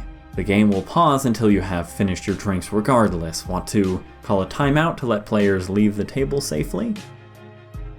I see no harm in this. Callie seethed, eyes nervously flicking to her cups. If the rules dictate we cannot continue until I have poisoned myself, so be it. Everyone may go. Time out. Ponder nodded. The game will resume when the team with possession is back at the table and verbally announces it. I don't... somewhere you want to be? Dorgai whispered to John carefully. What was the point of... It will take a bit of time for Callie to feel the effects of any drink she takes. John nervously stole a glance at the clock in its peripheries. She's clearly an extreme lightweight, but if she shoots anytime soon, she'll keep going and win long before she's even tipsy. Only 7 cups left. We can't let that happen. Oh shit! Dorgai's grin widened, eyebrows cocking. Who knew John was such a schemer, eh? Don't wait up for us. John's eyes narrowed at Dorgai's remark. I've got to get Callie away from the table in case she tries to reinstate the game the minute she's finished. I'll buy us as much time as I can. You keep an eye on Malaya. I always do. Dorgai winked before suddenly grabbing John's shirt as he began to walk away. Don't repeat that. He grimaced slightly, rubbing the back of his neck. To her, I mean. Obviously a joke. He blinked slowly, John staring right back. Alright, fine, you know what? Dorgai continued hastily, voice dropping as he turned John away from the others in a huddle. Okay, I know this is the literal worst time, but... Okay, my head's just not in the game, man. I have to ask. I mean, it's gonna sound stupid. You don't think she's, like... next, do you? While we're on the subject? John stared. Just talking about team stuff, door guy called extremely loudly over his shoulder to the watching contestants. No eavesdropping or Ponder will destroy your dimension with more shitty jokes. Ponder frowned, turning to Sarah beside it. I'm not sure I like that guy. Its ears twitched. I might double count some votes. Sarah shrugged. No, it's dumb. Dorgai lowered his voice back down for John. Never mind. Well, just with sketch and all, it got me thinking. I sometimes I don't understand the audience's preferences. And, well, I kind of like her. Malay is actually pretty chill. Plus, last round she, really stood up for me. His grin faded, eyes slowly dropping again. I mean, people don't usually do that, He half laughed. And I don't mean to sound dumb and cheesy and girly and stuff, and I know she only did it because we were partners and we both had to escape to win the round. He took a breath, shaking his head and shrugging again. Hell, I don't even know what I'm talking about. Everyone's gonna get voted off eventually, right? He laughed. I don't know what I'm worried about. I should be worried about my own skin, I was second to last this round. I'll be gone long before she is. Nothing to worry about. He smiled and patted John on the back. Never mind. Yeah, whatever. Now, go get that WMD drunk. He smiled. I'll flirt it up with the ladies here. Might be my last chance, He slapped his hand over John's before raising both above his head, chanting, Team break! John was still largely in a dazed shock, slowly turning back to the table. His eyes lingered for a second or two on Dorgai as he hesitantly searched out Malay, only to flinch away as the puppet looked in his direction. What is your plan? A message from Sarah popped up in John's UI. If possible, I would like to speak with you before the game resumes. John hesitantly looked to Callie, standing rigidly in the same spot at the table, swallowing a rapid breath before taking a swig and grimacing, her porcelain skin flushed with discomfort. I'll tell you if it works. John typed back quickly, beginning to walk. And I'm not sure I'll have time. Callie? John carefully approached, giving a dumb thumbs up. How's it going? Callie's eyes sizzled with indifference, green embers hidden behind black tendrils of hair. She said nothing. I'm not really sure what excuse I could give, John nervously thought up on the spot. But, wanna take a walk outside with me real quick? No. Callie deflected this without a second thought. Your attempts to lure my focus away from winning this round will not work. John's eyes flashed to see Cold staring at the two of them. Her eyes bored holes into Callie.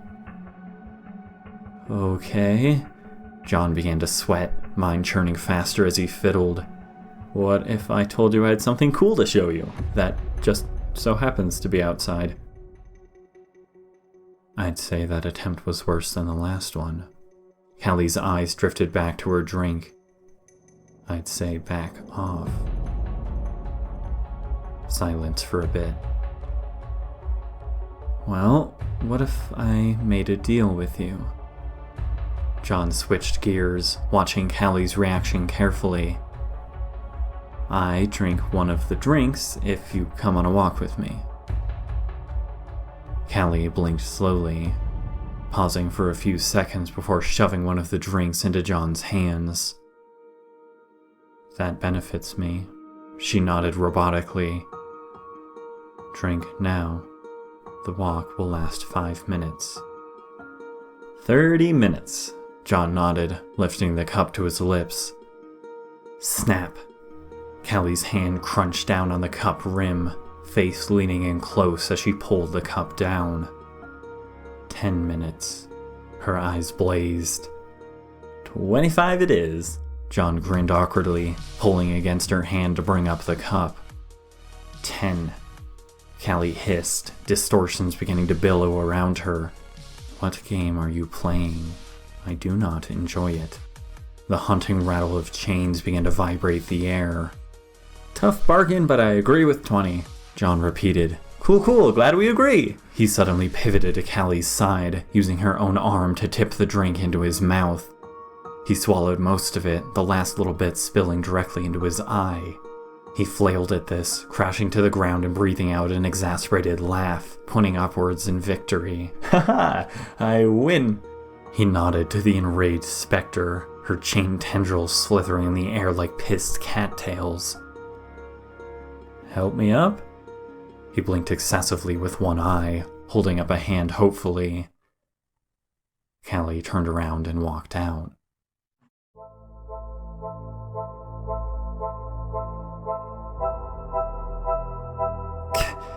Callie! John breathed heavy, stumbling to catch up to her as snow descended silently all around them. Subject 12. Callie corrected, eyes remaining fixed ahead.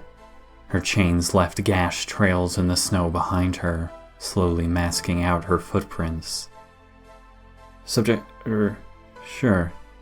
John nodded, stealing a glance at her drink.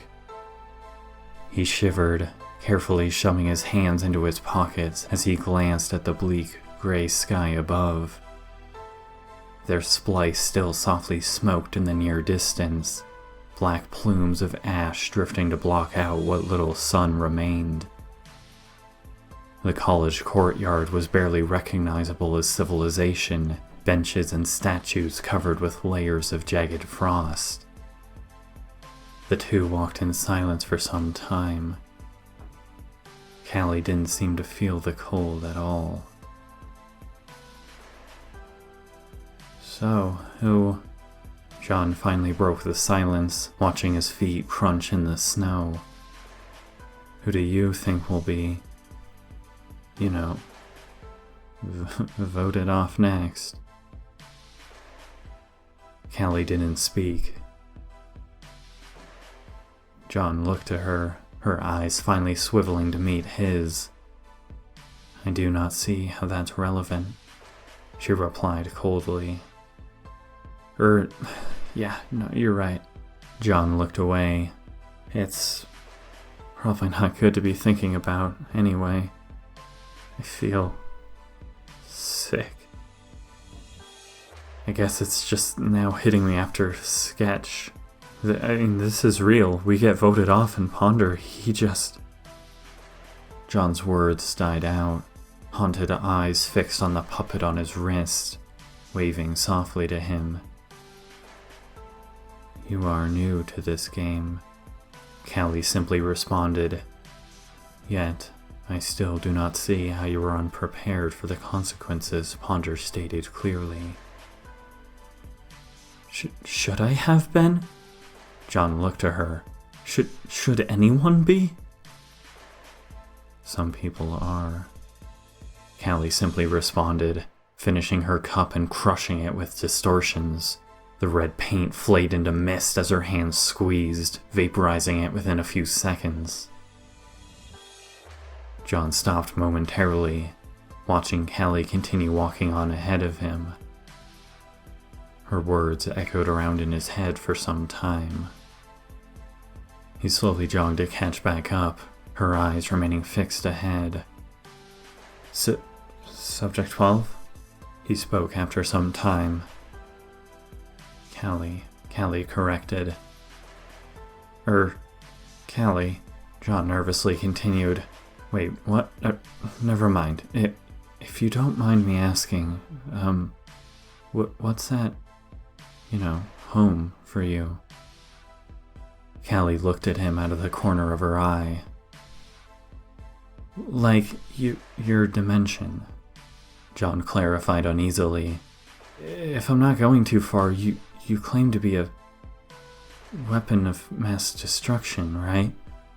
Designed to well, you know. Kill everyone. Kelly finished, unfazed. That is my purpose. But what? John could already feel himself going too far. Ponder is like the greatest WMD of all time. He'd annihilate your entire dimension without batting an eye. You two should, technically have the same goal, right? But you try so hard at this game. Are you suggesting I lose this game intentionally to give you a better chance? Kelly's words slithered out. Not at all. John shook his head. That's the opposite. That's not what I meant. I'm just saying I don't think a WMD would act like that. It seems like you're protecting something back at home. Just like the rest of us. I am not protecting anyone. Callie stopped walking, eyes narrowing. I do not understand what you hope to gain with these questions. John grew frustrated with himself, staring down at the snow as he tried to wrangle his thoughts together. I just want to know that I'm not alone here. He finally continued.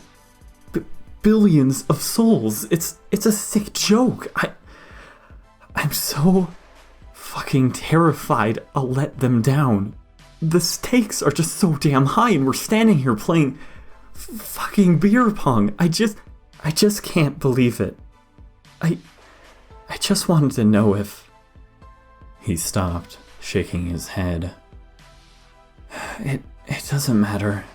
I'm sorry, this doesn't do anyone any good. We can only try our best. I know that. Forget it. You wish to know if I am also scared? Callie spoke after a beat of silence, eyes searching his face. Because that will make you feel better if I am? It would make me feel better if you weren't. Callie blinked, eyes widening. You're clearly stronger than any of us. John couldn't meet her gaze. You're so machine-like and analytical. For fuck's sake, you're practically a god. If you're just as scared as us, what chance do we have, you know?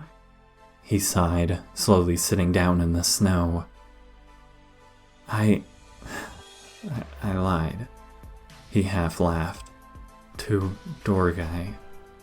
I told him I would take you out here to give the drink time to inebriate you and maybe give us a chance. I knew that was the plan, Callie affirmed. I doubt its success. Me too. John looked up to her. Truth is, I just wanted some alone time with you. To talk about this. Callie was stunned. I do not understand. She struggled, now looking at the ground as if unsure if she should sit. Explain. Dorguy's scared he might lose Malaya. John's teeth gritted. Isn't that ridiculous? The two hardly even know each other. He was supposed to be the cool guy who didn't care about anything. And if she's not voted off this time, it'll be the next time.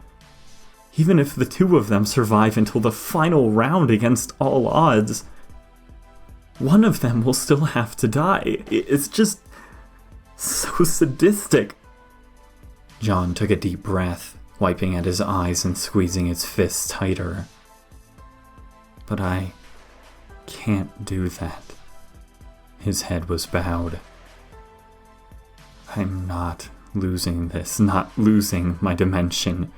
I can't let it get to me, and they don't deserve someone who wallows in self-pity.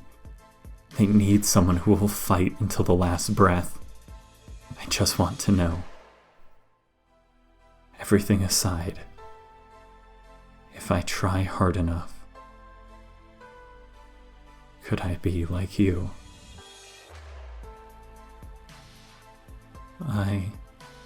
Callie stood awkwardly. I am unsure how to respond. Her eyes surveyed John's face, slowly brushing her hair away.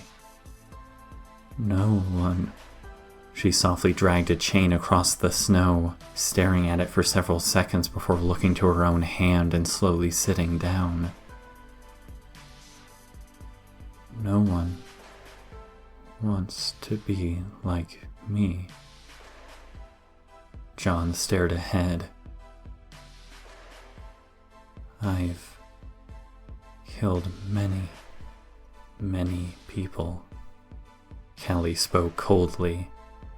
Their faces slowly disappear. The more you see, the more you kill. Eventually, they're all just wearing masks. Mannequins. So that's what it takes, huh? John stared downwards. You asked if I was protecting anyone at home. Callie extended another tendril, the hot, warping metal slowly drawing a circle in the snow. I do not care for anyone in my dimension. I only feel rage for those who made me like this.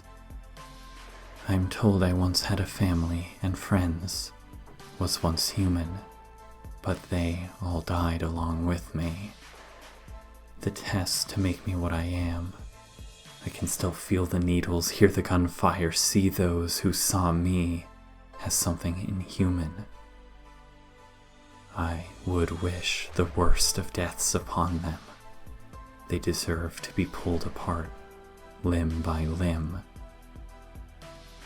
John slowly looked back up to her. And yet, I am still scared. Callie let her tendril fall limp. I fear the idea of nothing to go back to.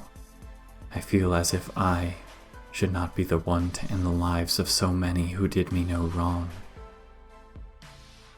The weight of our worlds are on our shoulders, John. I do not believe you are alone in your feelings. It doesn't ever get any easier. You just hide it better.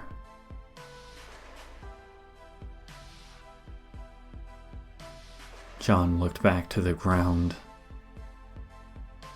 I am sorry. Callie nodded, beginning to stand again. I know that was not the response you were looking for. John's hand suddenly snapped around her wrist, wrenching her back down as he threw his arms around her.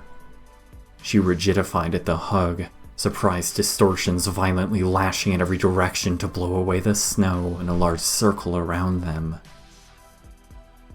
No, John just pulled tighter as the distortions slowly faded, Callie's chains wavering uncertainly. Thank you.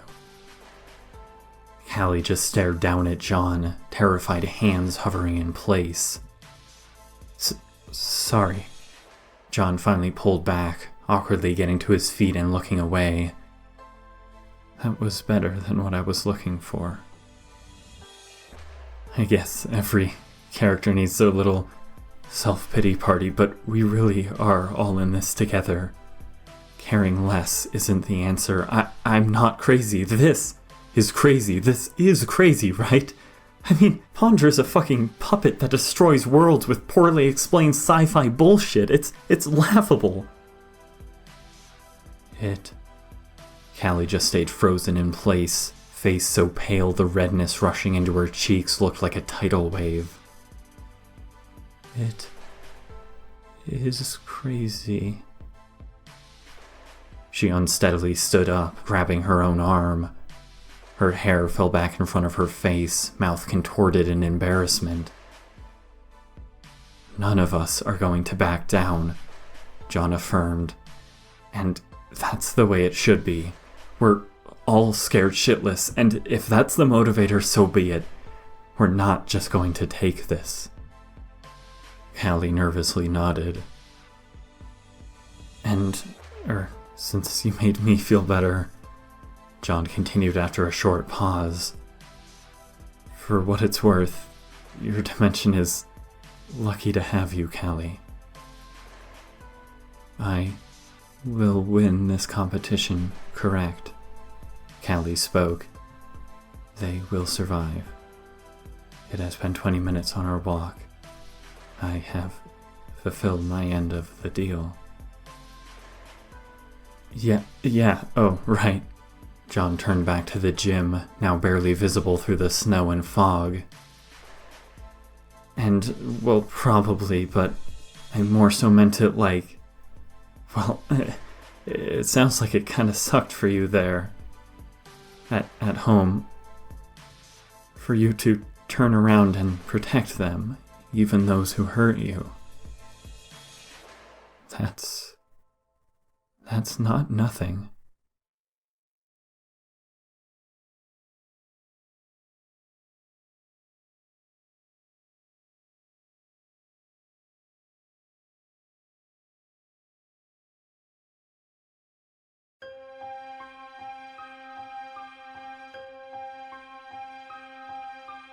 Time out.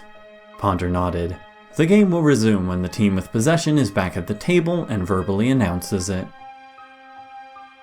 No, it's dumb. Dorgai lowered his voice back down for John. Never mind. Well, just with sketch and all, it got me thinking. I sometimes I don't understand the audience's preferences. And, well, I kind of like her. Malay is actually pretty chill. Plus, last round she, really stood up for me. His grin faded, eyes slowly dropping again. I'm not really sure what excuse I could give. John nervously thought up on the spot.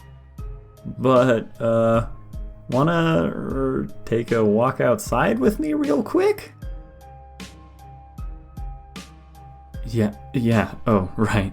John turned back to the gym, now barely visible through the snow and fog.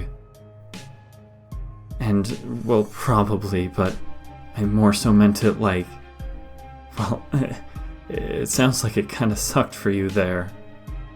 At home. For you to turn around and protect them, even those who hurt you. That's not nothing.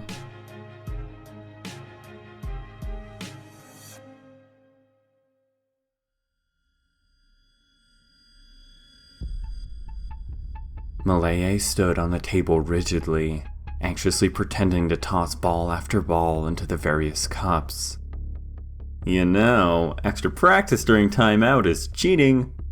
Dorgai leaned against the table, pretending to block her shot. Disqualified. Oh no. Malaya's claw froze solid. Oh god. Kidding.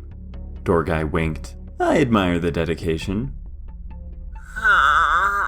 Malaya sunk down, claws holding her ears.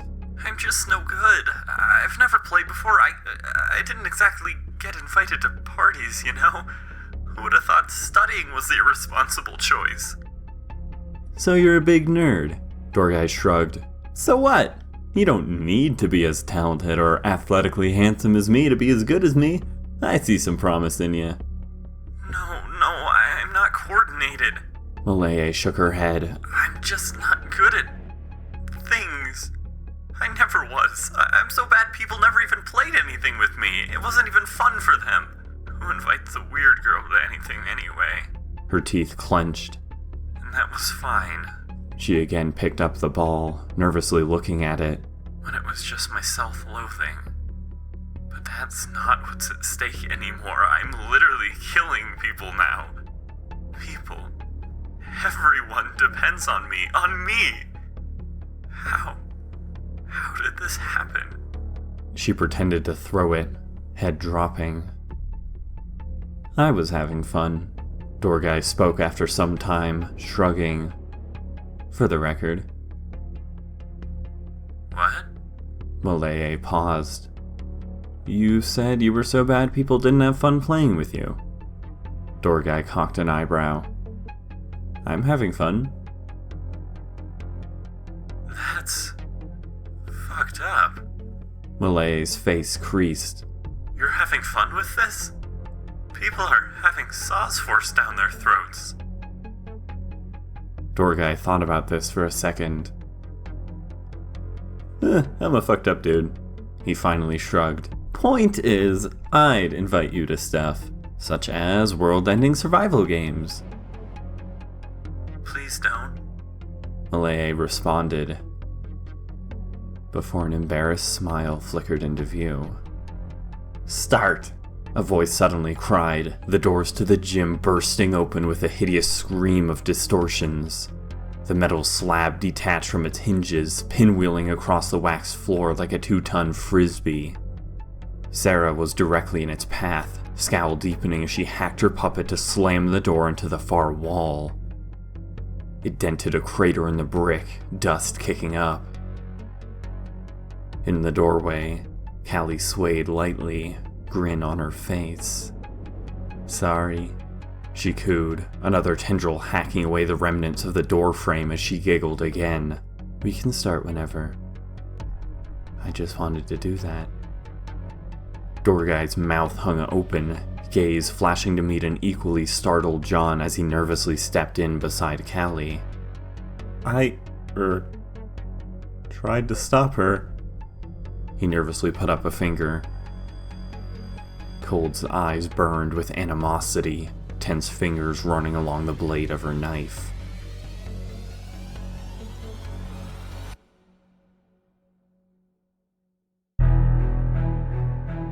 And with that, Callie's on fire. Ponder's smile stretched wide as Callie's first shot since the game resumed lasered into a cup. She may now shoot until she misses. Callie giggled, putting out her hand.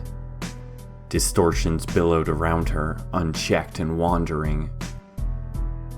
Dude, your plan sucked! She's like 8 times scarier now! Door guy hissed under his breath. How much did she even have? Half a cup, John grimaced. It kinda hit her all of a sudden. She's not much worse at beer pong either.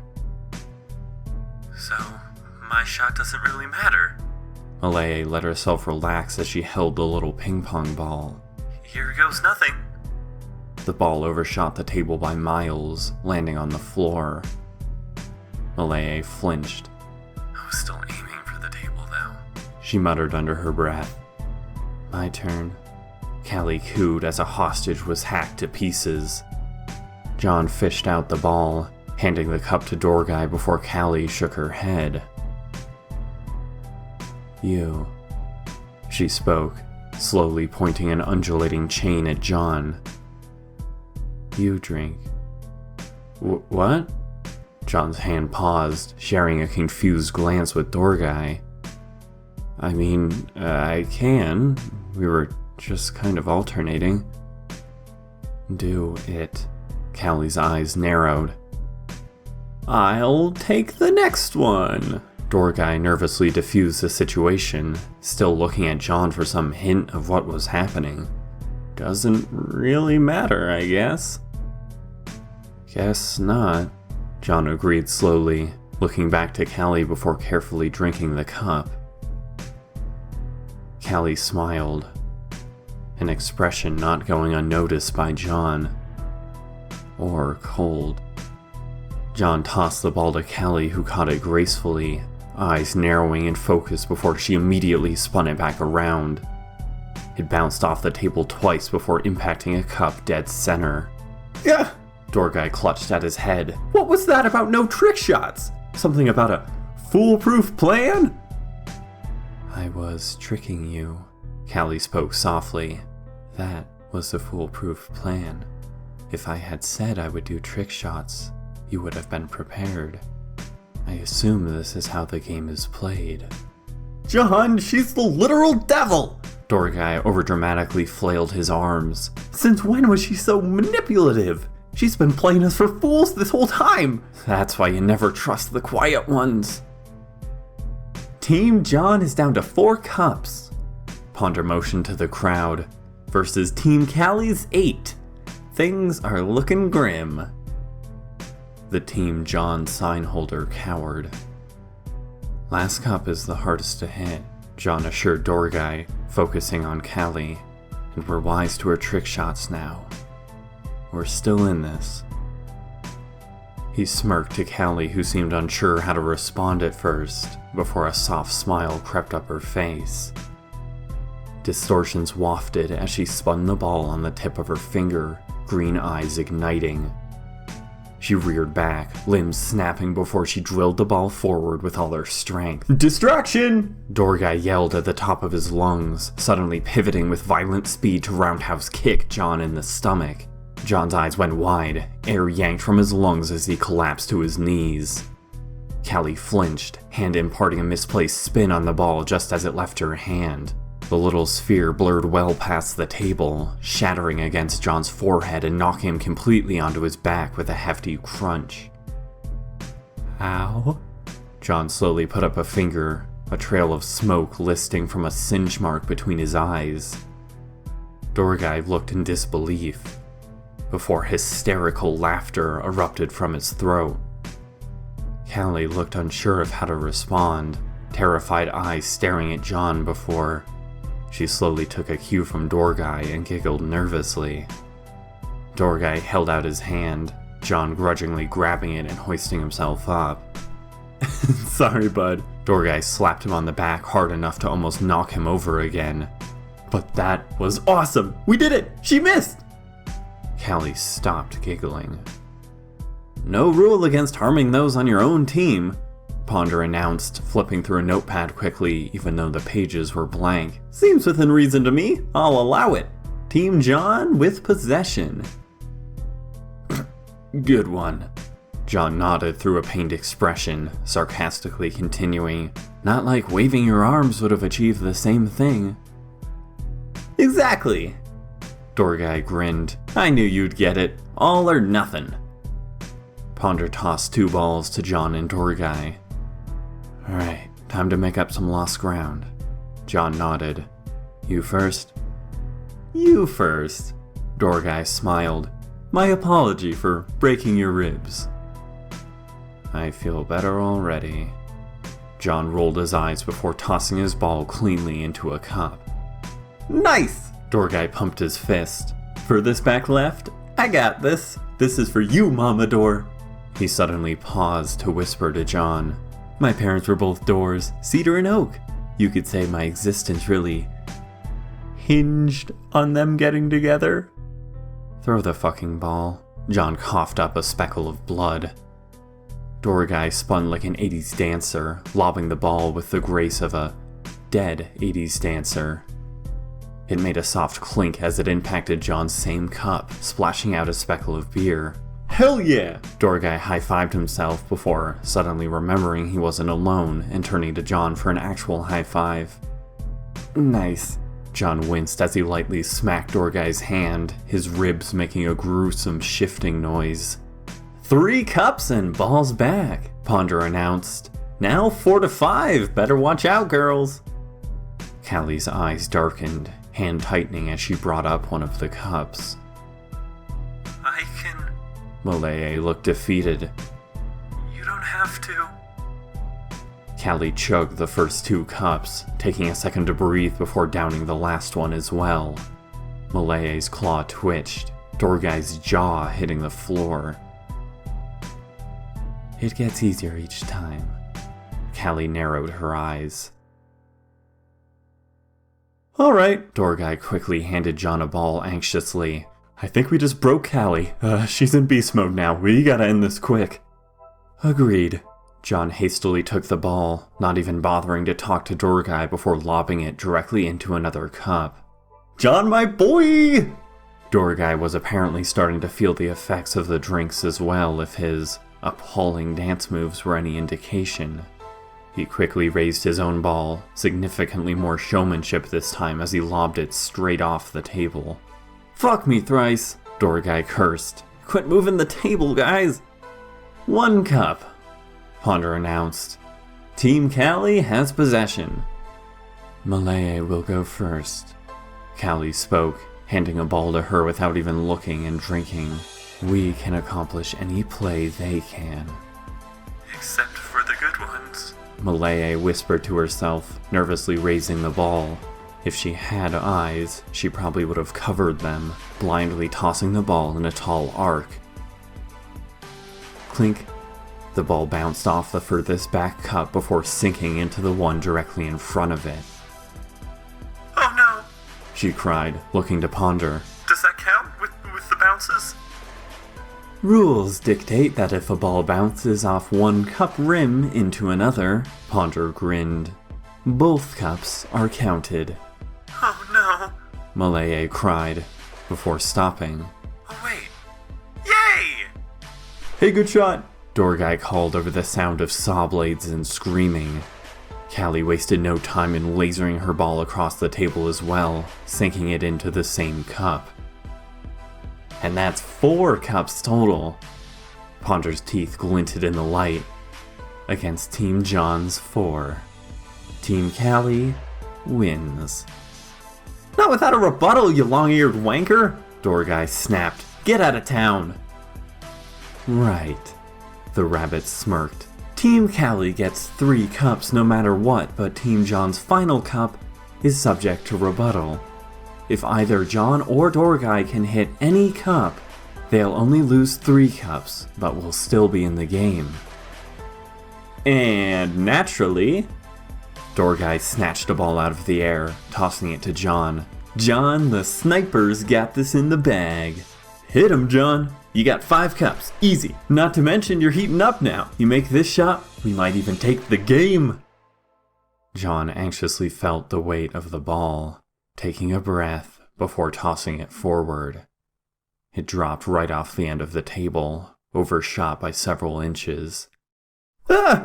Dorgai cringed. "I built him up too much. He's cracking under the pressure. We're doomed." Callie giggled, Malaya wringing her claws together. Dorgai jogged in place to pump himself up, humming final countdown before tossing the ball behind his back and re-catching it. "Do not worry, citizens," he pointed into the crowd, singling out the sign holder and winking. "Under my watch, you will live to see another shitty day." "Kapow!" He verbally accented his throw, pile driving it Callie style in a direct line. Clink. It barely made a cup, beer splashing onto the table. "And Team John is still in it," Ponder grinned. "With 1 cup left against 5. Things are getting tense. Team Callie with possession." Callie was starting to sway back and forth, laughing softly as she again pointed between the 3 cups and John. "Drink," she grinned. "Hell no! Not this time, you crazy experiment!" Dorgai put out his hand in front of John to shield him. "Stop flirting with my partner. John's carrying this team. The only thing he'll be drinking is the blood of your hostages." "Oh my." Callie swooned, brushing hair out of her eyes and unsteadily walking forward. "I would drink the blood of your hostages, but I think I'd still be thirsty, seeing how you only have 1 left." "The sass from this thing!" Dorgai was stunned. "Where has this been all along? I can't tell if I love or hate it." "To repay you." Callie finally stopped in front of John, fingers slowly crawling over the lip of his cup.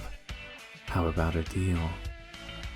Cold bristled on the sidelines, head dropping as her teeth clenched. "I drink this one, if you drink the other 2. Callie giggled, as if relishing in the fun of making a deal, eyes flicking between John and his hand. "It's a trap!" Dorgai shook his head, waving behind Callie's head.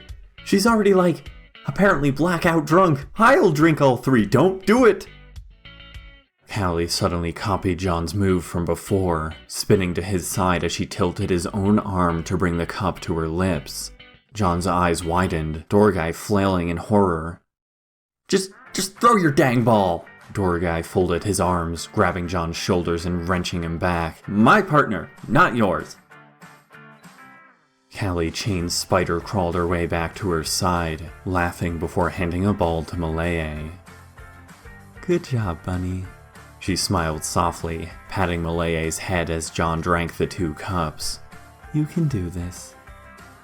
What is wrong with her? Malaya sunk down, hesitating with her throw. She's scaring me more than usual. You and me both, Dorgai nodded. Let's avoid getting any more WMDs drunk. Don't spill any vodka on sarin gas bombs or anything. Malaya laughed nervously, before shorting her throw considerably. Dorgai was just fast enough to swat the ball away before it could bounce close to the cups. Good throw, though, he quickly added.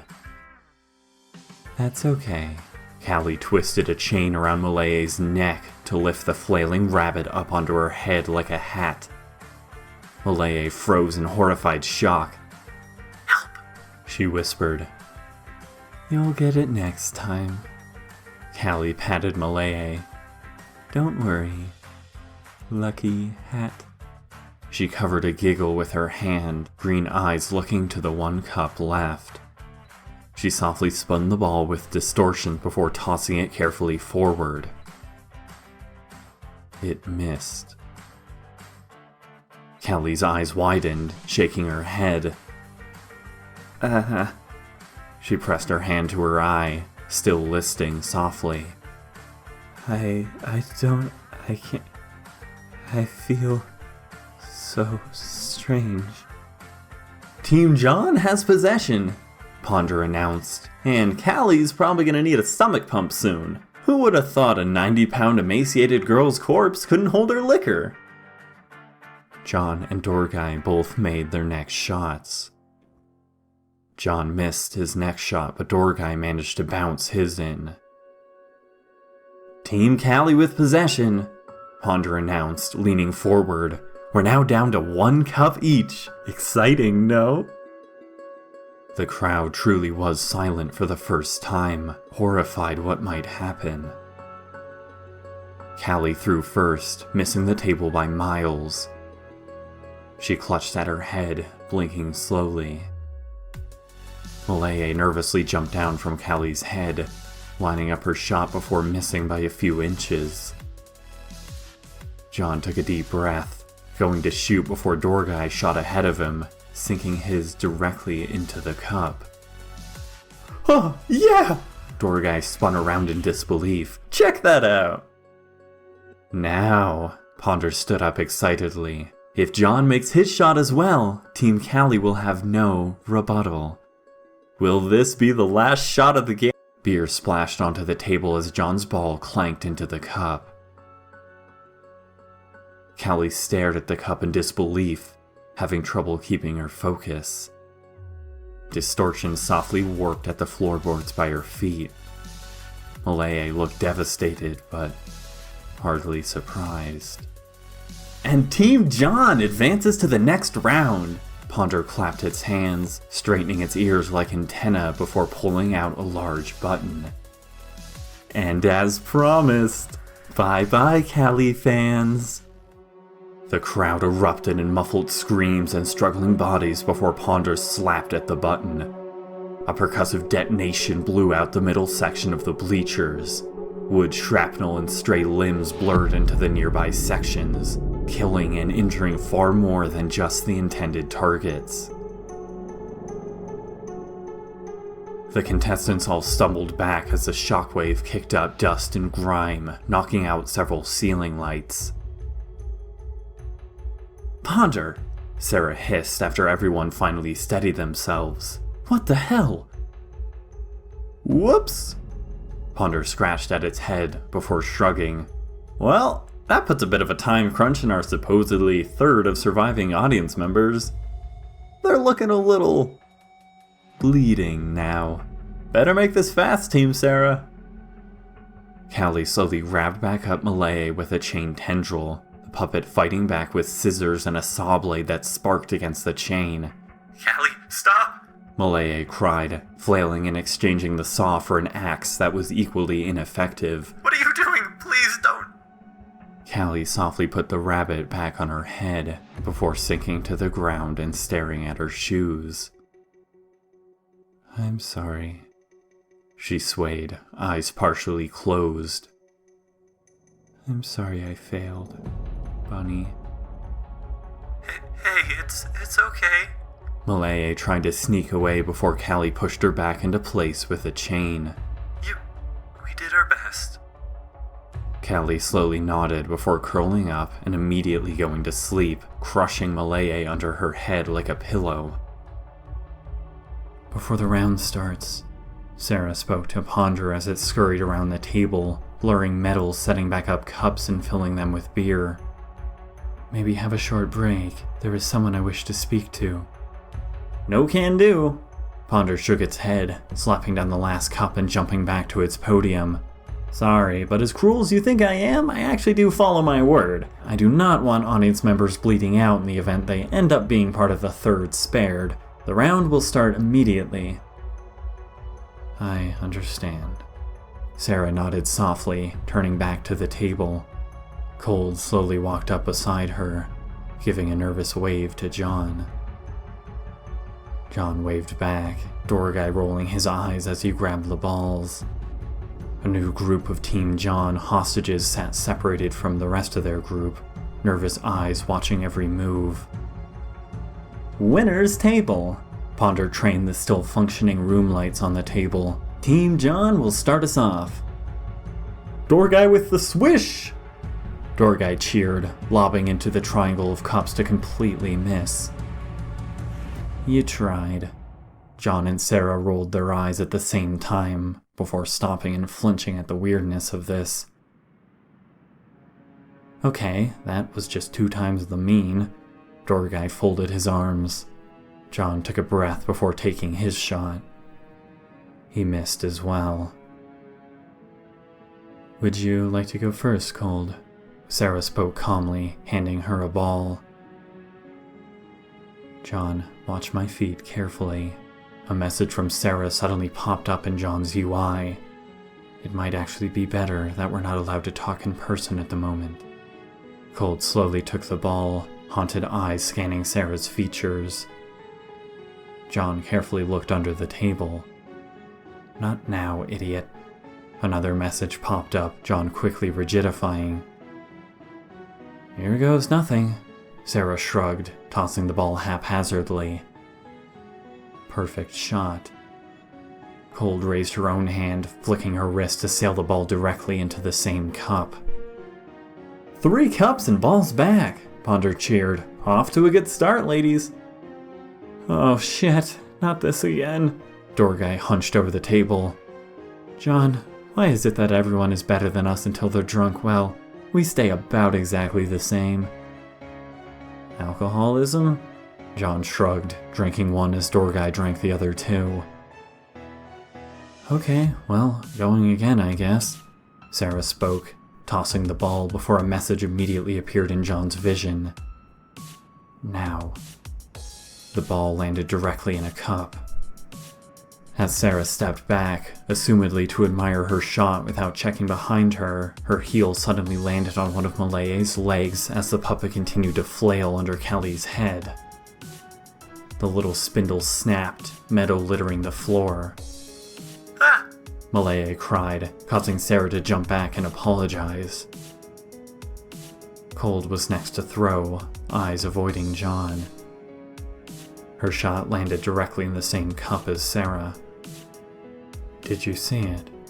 Sarah's message continued. Don't say anything out loud. Act natural. 3 cups and balls back again, Ponder laughed. This might be a mercifully short match. What? Dorgai was having a small breakdown. I thought Miss Laser Precision WMD was gonna be bad. Is no one seeing this? What is happening? John shook his head, looking away from Sarah's message. They must have weird dimensional twin powers. Okay, yeah, right. Dorgai took this way too seriously. That must be it. John, we need to activate our own twin powers. Who knows? Maybe you're me from another dimension. You mean maybe you're me from another dimension? John cocked an eyebrow, drinking 2 of the drinks. No, I said it right the first time. Door guy drank the other. All right, put out your hands. Okay. John slowly obliged. See what? He typed back to Sarah. You stepped on Malaya? Door guy made space noises, wiggling his hands around John's. Wonder Twins, unite! Just keep what you saw in mind for later. Sarah's message quickly followed up. I don't know how well these messages are encrypted. Nothing is safe. Form of a bucket of water, Door guy proclaimed, posing in an action stance. Form of a good beer pong player. John fumbled to play along. Ah, shit, that's way better. Door guy snapped his fingers. Can I go back and change mine? Sarah and Cold again exchanged looks. Only 4 cups left. I guess me going first seems to be working. Sarah paused momentarily before again sinking her shot. Door guy literally smashed his head against the table. Cold made her shot as well. Did she make it too? Door guy mumbled from the table, showing no signs of movement. Sounded like she made it. Maybe just stay down there for a little bit, John grimaced. Door guy groaned, lifting his head an inch only to drop it again. Team John down to 1 cup, Ponder announced. Just 1 more round like this and the game is over. Sarah lined up her shot, tossing it only to finally miss her mark. Door guy lifted his head in excitement, only to slump to the floor as Cold made the final cup. And we'll see if Team John can get lucky again with a rebuttal, Ponder grinned. Maybe they'll actually make a cup this round. Door guy lay on the floor, looking up. John, everything is spinning and the rabbit is being mean again. Why is life so cruel? I'm right there with you, buddy. John sighed, extending a hand out to Door guy. But we're not done yet. Door guy woozily grabbed his hand and hoisted himself up. He grabbed a ball haphazardly and tossed it behind his back. It sailed far over the table. John, Door guy held onto his shoulders, smiling widely. I'm gonna be honest with you here, man. I am hammered. Don't tell this to anyone, especially not Malay, but I've never actually drank before. Drunk? Doesn't matter. People don't usually do things with me. You know? Like, talk to me or play party games. Probably mostly because I eat them, but John, man, I would play a game with you anytime. I do honestly have a bit of a problem with the eating people thing. John nodded, having trouble supporting Door guy's weight. But that admittedly giant, very, very important aspect aside, you're really fun. Right back at ya. Okay, nice bro to bro, now make the fucking shot, dog! Door guy blinked out of sync, holding himself against the corner of the table. Also, side note, you think Sarah's into me? I totally feel like she's into me. I don't know how to let her down easy. She's not. Sarah rolled her eyes, so that was easy. See, already in denial. Door guy shook his head slowly. It gets ugly around me with the ladies, man. John laughed, blinking heavily to try and focus his vision. Things were beginning to swim. He fumbled his numb fingers to get a grip on the ball before carefully tossing it forward for the final attempt at the rebuttal. It missed. And the ladies mop the floor with our drunk duo, Ponder cackled, bringing out the same red button. Now we can at least put some of these guys out of their misery. Door guy just slumped onto the floor, giggling softly before curling into a ball and snoring loudly right through the explosion. John wobbled, wincing as gore splattered the walls and smoke began to fill the space. He shakily reached out to drink the final cup before sinking to the floor as well. The room spun circles around him, barely registering that cold had rushed to his side, nor that Sarah conversed casually with Ponder, pointing to the bleachers before laughing. Ponder cackled as well, hopping onto Sarah's outstretched palm. They walked over to the remaining hostages. The world swirled into blurred smudges.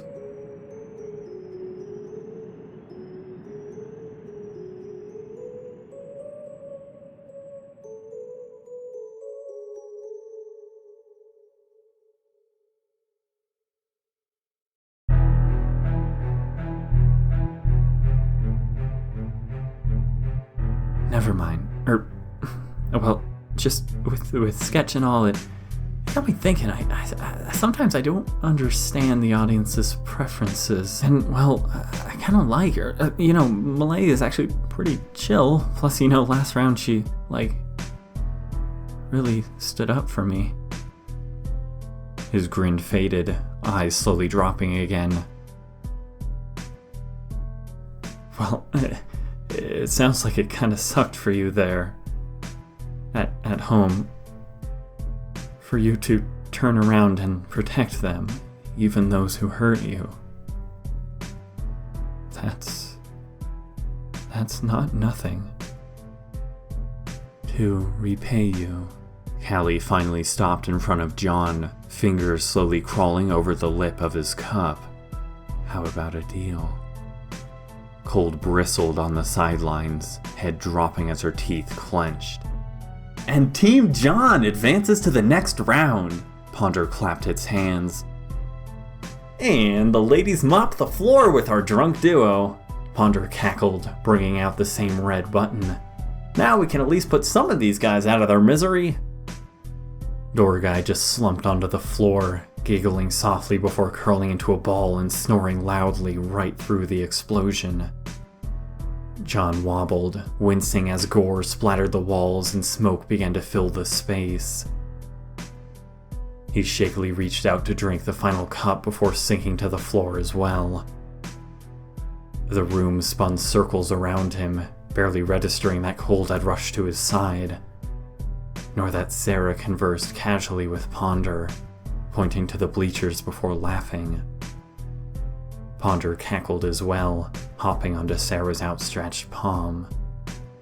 They walked over to the remaining hostages. The world swirled into blurred smudges.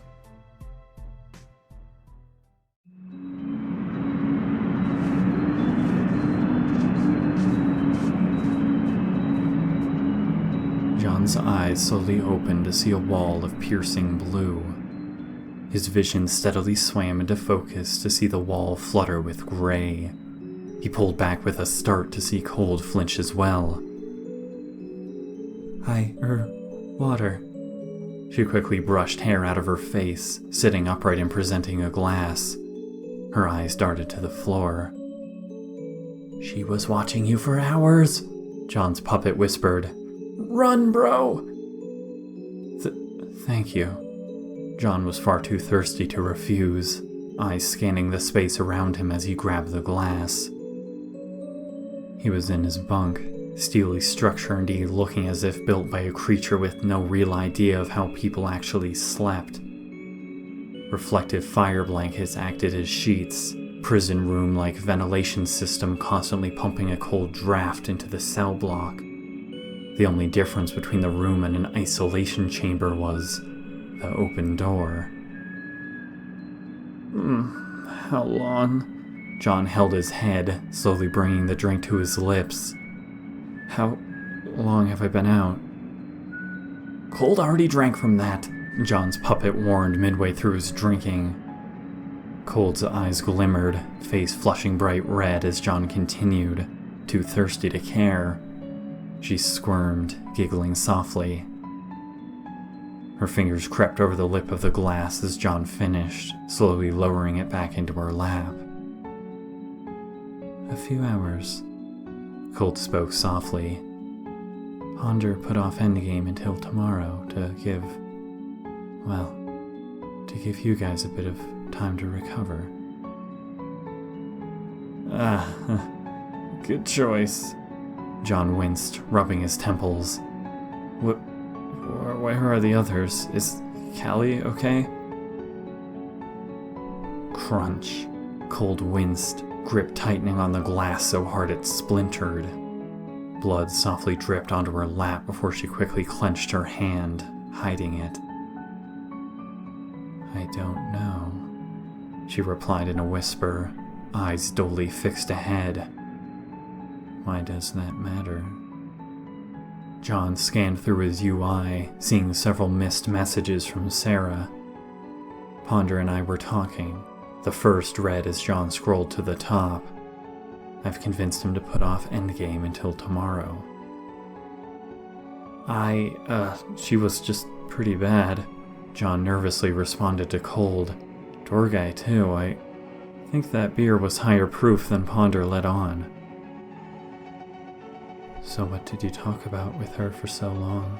Cold spoke as if reading off a distant manuscript, eyes looking somewhere else.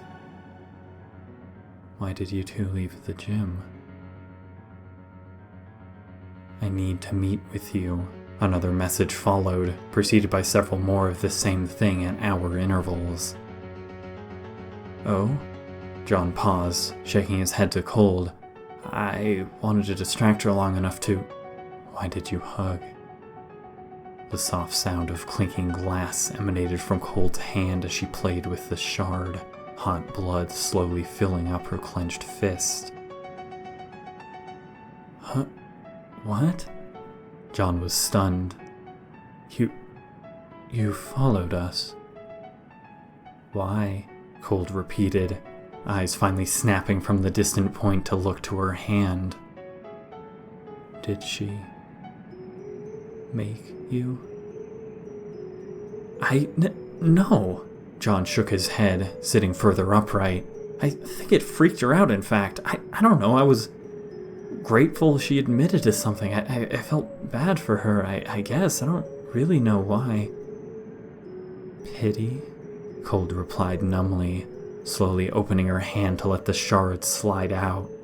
It landed back in the cup with a soft clink, blood beginning to slide down her palm into the glass. She guilted you. Cold nodded softly, dull eyes watching red blood fill up the container. I don't blame you. Thank you for being honest. Now, hold on a second. John's eyes watched the glass in horror, going to grab Cold's hands before she moved it away. That's not it at all. What are you doing? It's okay. Cold just nodded softly, squeezing her fist over the glass before holding it out to John. It's okay. I know. Drink.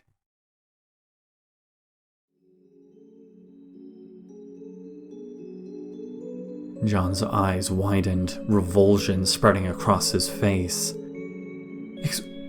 What? He grabbed the glass only to get it away from Cold. Cold, what the hell is wrong with you? Are you okay? Do you know what she did, John? Cold's lids twitched, eyes finally sliding to meet his. Do you know what she'd do to you? She can't be trusted, John. Now hold the fuck on, John snapped, pulling the glass away as Cold tried to reach for it. Okay, one, that's real rich coming from you. I told you it didn't matter to me, but you told me yourself what you did. Yes, and I did it for you. Cold suddenly slashed forward, slamming her puppet against his. Metallic pincers stabbed its ears to the bed as her puppet's teeth snapped against its neck. I do everything for you. She crawled forward, snatching the glass away. And I will continue to do so. She does everything for herself. She is a murderer, John. I help people. They thank me afterwards, they always do. Do I need to help her, John? Alright, wait. John tensed, cringing back as his puppet gasped for air. Hold on, Cold, let's just talk about... No. Cold shook her head slowly, fingers stabbing into the glass to fish out the shard and throw it aside. Sticky blood trailed between her fingers. Cold, what do you want? John cried. Just tell me what you want. You know, she softly whispered, beginning to tilt the glass. You will understand. I will not lose you again. This is a really goddamn fast way to lose me! John tilted his head away in horror as the first drops of blood began to spill over the edge. Cold, for fuck's sake, stop! Whoa, fuck. I walk in on the weirdest shit. Sarah spoke from the doorway, arms crossed. Kinky. Cold tilted the glass back in horror, scrambling off John as her puppet spit his out. She hid the glass in embarrassment, looking away. She and John both breathed heavy, neither speaking for some time. Yes, I'll come back later. Sarah slowly turned. Jesus, put a sock on the damn door or something. Wait, no! John cried in panic. Don't go! That was nothing, not what it looked like. Not that I have any idea what that looked like. Just please stay. Kind offer, but not really my style. Sarah kept walking. To me, 3 is a crowd. You two have fun. No! John flailed off the bed, running after her. Hold up! Now alone in the room, Cold continued breathing heavy as if to calm her heart. Her fingers slowly circled the glass, eyes swiveling to the door. A tear softly rolled down her pale face, speckling her finger before dropping into the cup with a small splash. She quietly curled up on the bed. Sarah! John breathed heavy, finally catching up to her as she rounded a hallway. Jesus, you have to believe me, that wasn't... I know. Sarah turned around. She's got more than a few screws loose. Should have tipped me off when she pricked her finger by the sink before bringing you water. What a bizarre fetish. John paled, nausea flooding his face. I don't time things randomly. Sarah folded her arms. Had I come any sooner, she might have followed us. She still will, soon, I imagine. You're a hard man to get alone time with, John. Right. John swallowed several times, unable to calm his stomach. Why is that exactly? You, I mean. Why do you want to talk to me alone so bad? Because you're the only contestant I want to go swimming with. Sarah replied confidently, suddenly grabbing John's wrist and yanking him into another room. This place has a pool? John was dumbfounded, dark, lightless, Olympic-sized lane stretching out before them, as the door closed with a metallic rattle. Yes, and we are going swimming. Sarah nodded, walking toward the edge. Won't that be fun? Not really. John stared in confusion. What are you doing? Splash! Sarah elegantly dived in, fully clothed. John's jaw dropped, looking down to his puppet in confusion. Guess only crazy girls are into you. It shrugged. Tough luck. We are waterproof, you know. Though my ears still hurt. John put up a finger as Sarah resurfaced, brushing hair out of her eyes and motioning him in. Is the water... It's not heated and cold as hell, Sarah nodded. What are you waiting for? A bathing suit, maybe? John looked behind him.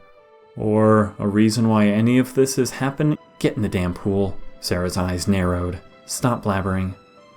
Got it. John nervously stepped forward. Can I at least take off my shoe? No. Sarah treaded water. You always this slow? John nervously put the tip of his shoe into the water. Why am I such a pushover? Next time, I'm just gonna say no. Snap! Sarah's hand gripped around his heel, yanking him in with a massive splash. Fuckity fuck, that is cold! John spit out water after resurfacing. Jesus Christ, Sarah, this is... Keep your puppet below water. Sarah whispered hastily, dropping any previous act. And keep your voice low. I don't want to go swimming with you, you fucking moron. This is the only way we can talk at the moment until I figure out how to better encrypt messages. The puppets are always listening.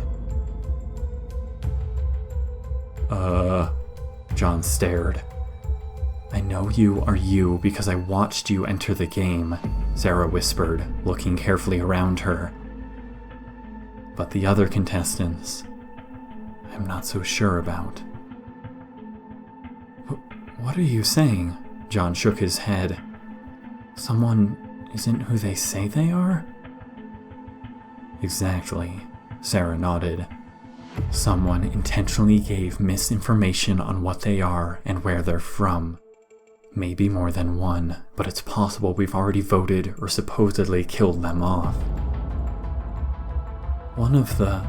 John tried to wrap his head around this. Why would anyone lie? I don't know for sure. Sarah lowered her voice even further. I only know the system was tripped for flagged information. It doesn't tell me what or how much was entered incorrectly. Bring up your puppet now casually as we swim to the other end. We were talking about the final beer pong match. Wait! John hissed before switching his tone as Sarah's puppet broke the surface. Wait, that was scary.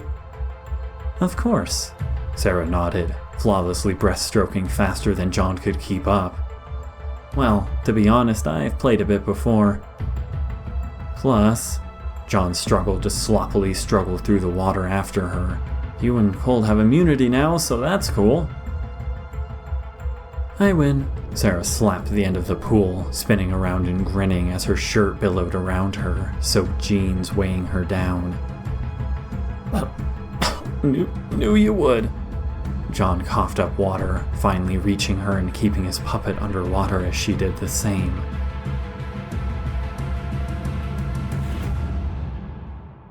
That was the worst ad-libbing I've ever heard. Sarah rolled her eyes. You're lucky it doesn't suspect us yet. Okay, so wait. John's eyes narrowed. I may not be good at ad-libbing. Or swimming, Sarah nodded. Or swimming, John sighed. But I sure as hell can read between the lines. What system flagged the misinformation? How did you have access to it in the first place? You've been weirdly chummy with Ponder lately. The PuppetGAME server alerted me. Sarah nodded, softly wringing water from her hair before her icy blue eyes narrowed. There's no sense in lying to you. She nodded softly, the water rippling silently as thunder rumbled somewhere distant. I created PuppetGAME, John. I designed Ponder.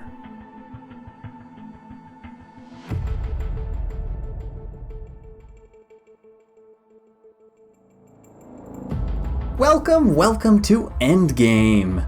Ponder cackled, relishing in the lights as the remaining 6 contestants stood in a nervous line. Sarah stood closest to Ponder, nodding carefully. John's mind ran 100 miles an hour, teeth clenched as he tried to work through last night. The Ponder hive mind is a program, a computer system, but it's also biological. Sarah's words echoed in his head. The code secretes a biological discharge known as catch on any motherboard running the program. How? What? John remembered firing back. That doesn't make any sense. Computers discharging biological material? How? Because the program wasn't designed by a computer. Not initially.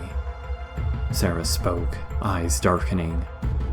Your friend Callie is controlled by a parasitic entity known as a left-hand parasite. Even with her godlike powers of matter manipulation, however, she's still bound by the laws of physics. She cannot create nor destroy matter. This is how we understand the entire universe to work across any dimension. Ponder slowly turned to the camera, rubbing its paws together. Hope you all gained some sort of audience favor this week, it smiled, talking directly to the lens. Because you're about to have a real shit time if you didn't. Cold and Sarah have won immunity for this round, so let's start with you, door guy. Want to give the audience a reason to keep you around? It wasn't always like that, Sarah's words echoed. Callie's species, I mean. At my work, there was a specimen discovered, Subject 748. A being that called herself Mari, claimed to be God. She was like Callie in many ways, but different in the most important aspect. Rather than a parasitic organism inhabiting a human corpse, she had constructed a body on her own, from scratch. Something that resembled a human being but wasn't, not in the ways that mattered. Oh god, door guy still clutched at his head. I guess keep me around because I think this hangover is going to last a world record length. Don't you guys want to see it conclude? I do. Please, dear God, make it end. Oh, also I kicked John in the stomach, which was pretty funny. Removing a limb from Mari only meant it would grow back near instantaneously. Sarah's words had begun to rush as she glanced to a clock over the pool. John, the point is, we initially thought Mari was creating matter from nothing, skin cells and life itself. But that wasn't it at all. God wasn't creating matter, she was stealing it from other dimensions, transporting it between alternate timelines. Splice fissures. John remembered feeling his blood run cold. You're describing a splice fissure. On a molecular scale, yes. Sarah nodded. But unlike matter creation, it was consistent with physical science, with the laws we knew to be true. And anything we can study, anything found in reality, anything we can mathematically understand, can be replicated with code, John. Ponder AI was created as a computer simulation to hypothesize that type of matter transport. The clock had struck 12, Sarah hastily moving back to the edge of the pool. Listen, John, she had warned. The simulation didn't simulate anything. It achieved it. That's when we first noticed the discharge. The catch built up to dangerous levels on the system before we shut it down, forming a consciousness on its own. It's physical code, John, a shapeshifter capable of multiplying infinitely in the real world as well as infecting the virtual world. All it needs to do so is to destroy other dimensions, assume their matter. It took the form of the first thing it saw, something we use to make children's subjects at the lab feel more comfortable talking to us. A rabbit hand puppet. Good, sure. Ponder nodded at the podium, grinning widely. And next, how about you, Callie? Anything to say? But it can theoretically take any form. Sarah had hissed, getting out of the pool but leaving her puppet in the water. When I stepped on Malaya's leg, the puppet she was controlling, it was just metal. That was a real puppet, a machine being fed Ponder's consciousness from a server somewhere. During Endgame, I'm going to accidentally hurt the main Ponder puppet as well, the one that usually runs the show. If it doesn't bleed, John, that means the real Ponder, the original, is either one of our puppets or one of us. Based on this game's rules and regulations, Callie stood stoically. You can vote me off this week. My reasoning against this will likely not change any intentions you already have in your head. Vote according to what you believe is best. Bold move! Ponder nodded approvingly. Next! John snapped back to the present, shaking his head. I made more shots than Door Guy. My boy! Door Guy called across the room. Dumb. Ponder frowned. Does everyone, like each other in this game? Where's the drama in that? This is bad writing. Whatever. Last but not least. I thought I would have done a lot worse. Malaya spoke carefully, back to her normal hologram form. So, I'm improving, I think. Please don't kill me. Alright then, Ponder swooned.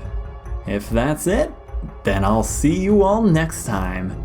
Go to PuppetGAME.LiamVickers.com to vote for this week's loser. I'll kill him and blow the shit out of their dimension next week, so choose wisely. He played an applause track, waving excitedly to the cameras before the lights went dead, large screen behind it flickering out.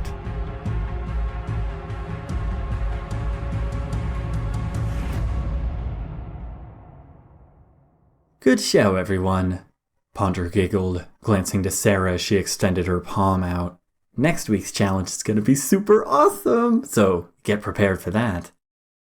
He hopped onto Sarah's palm before she accidentally moved her hand. The puppet flailed as it tumbled to the floor. Sarah scrambled, apologizing before inadvertently catching one of Ponder's legs beneath her foot. Metal littered the floor.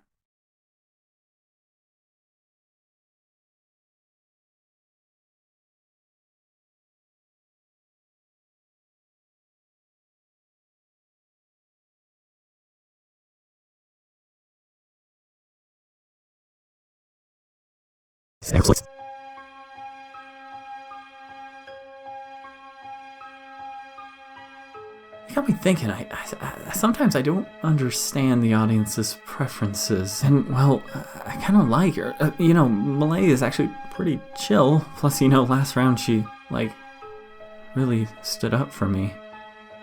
His grin faded, eyes slowly dropping again.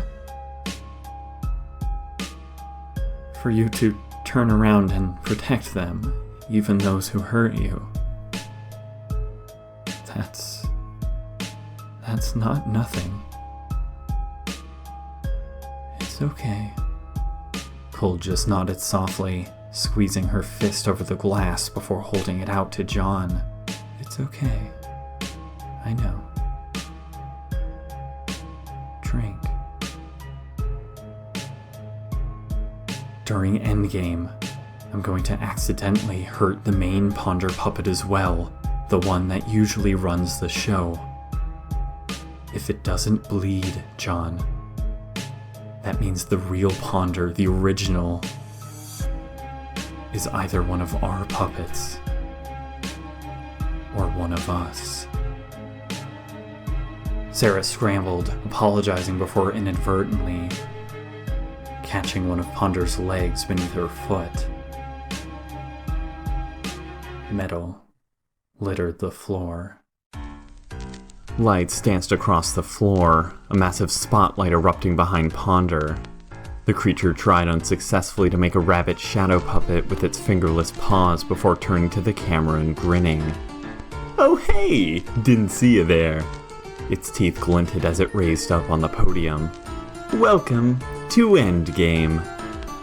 The contestants all stood in a staggered line down below, staring more or less straight ahead. "With 2 immune this round," Ponder nodded softly as the camera spun around. "Pickings were slim.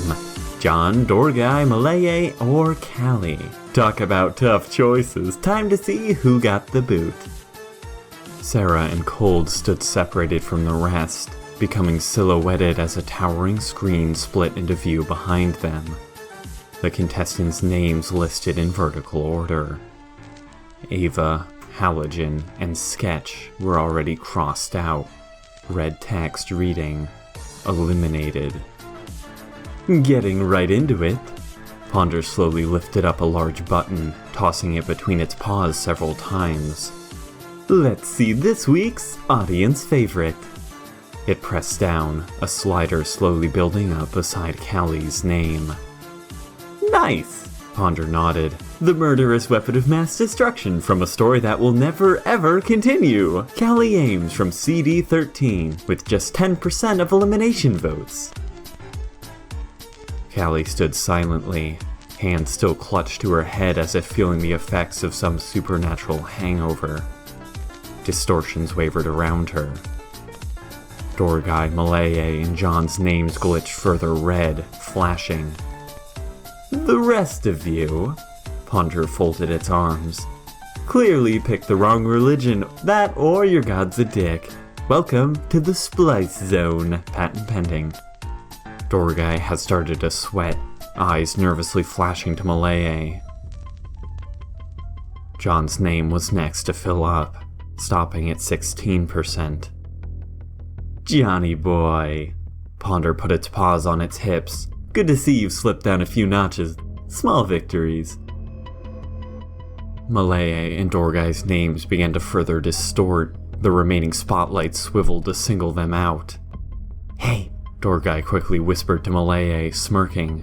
It's alright, it's gonna be me, and I can't wait to see the look on Ponder's face when he reads my real name as Seymour Wiener. Literally so worth my dimension's existence. Malaya didn't respond, head bowed in silence. Two left. Ponder pressed its paws together. Dorgai and Malaya reunited again. What a drama-filled moment of tension. I already know who it is, but I'm just gonna say for the record, I hope it's Dorgai. Ponder grinned widely, slapping the button twice. Both Dorgai and Malaya's names shot up. Dorgai at 18%. Malaya 56%. Dorgai's spotlight shut off. Malaya's name frazzled red static, large text appeared beside it. Eliminated. Against my wishes, Ponder frowned. It would appear Dorgai had quite a few vocal supporters. Who knew rocks could vote? Wait, Dorgai staggered. Too bad. Ponder's mouth rapidly split back into a smile as more spotlights trained on Malaya. But you can't win 'em all, right, Malaya? Top 3 to vote it off, oh how they fall. Wanna give us your thoughts on the matter? Last word edition? Hold up. Dorgai shook his head. Wait, Malaya, don't— I'm surprised I made it this far.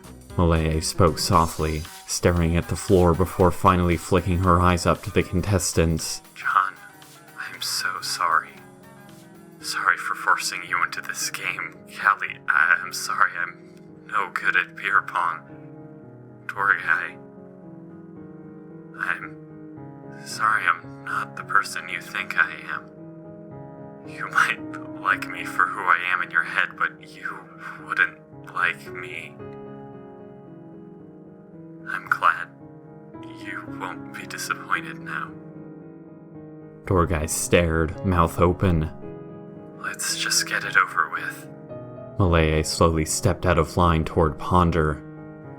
It doesn't matter anymore. Something tells me it might matter to 7 billion people. Ponder tilted its head with a grin. Nice try with the stoic stuff, but no one's buying it. Malaya's dimension frazzled into view behind Ponder, an aerial view of the Philippines. Turquoise water softly lapped at jagged beaches, a storm brewing somewhere in the distance. Do it. Malaya bowed her head, code beginning to distort around her. See if I care. See if any of them care. You've broken us, Ponder. There's nothing else you can do. Oh, really? Ponder's mouth curled as if held up by meat hooks. Malaya's given up, guys. Big shocker. That easy, huh? Yes.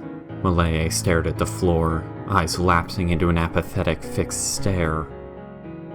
I suppose so.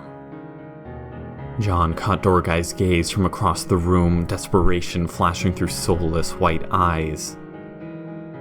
Been mentally preparing for this, huh? Ponder just giggled. How long has your goal switched from winning to simply holding it together when your elimination came?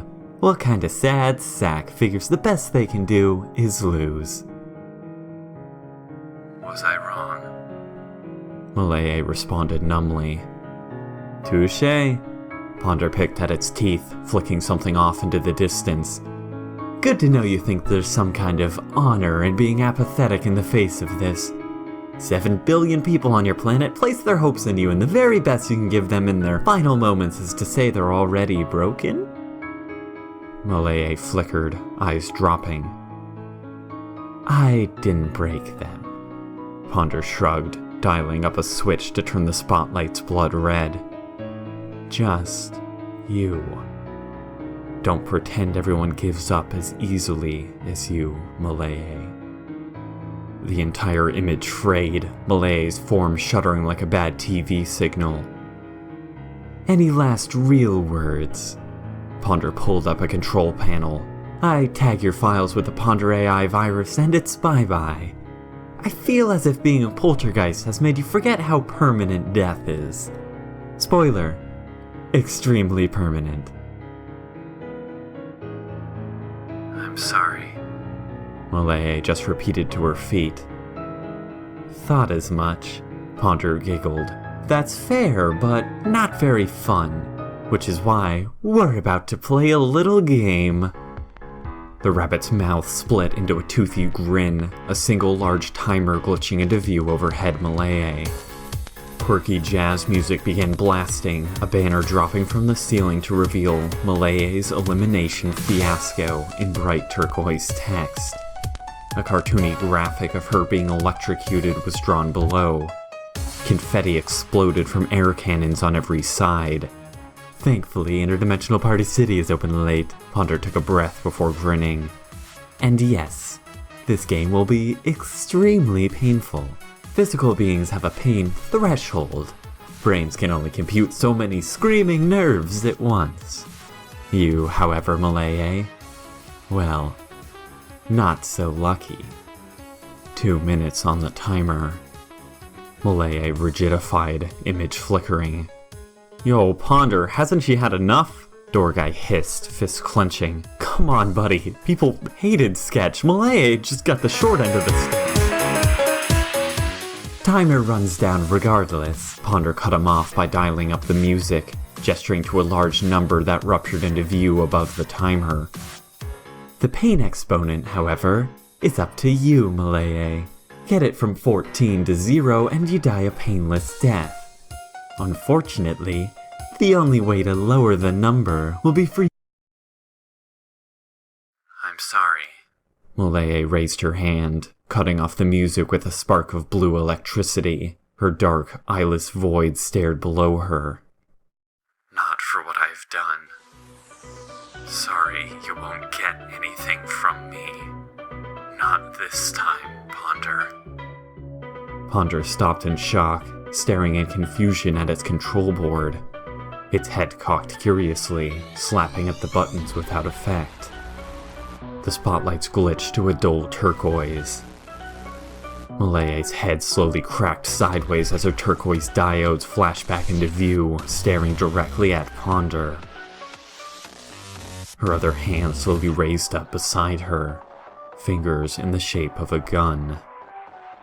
Her puppet was gone. Ponder's smile dropped. Dorguy's words stopped in his throat. Fuck off. Malaya hissed, placing her fingers against her own temple.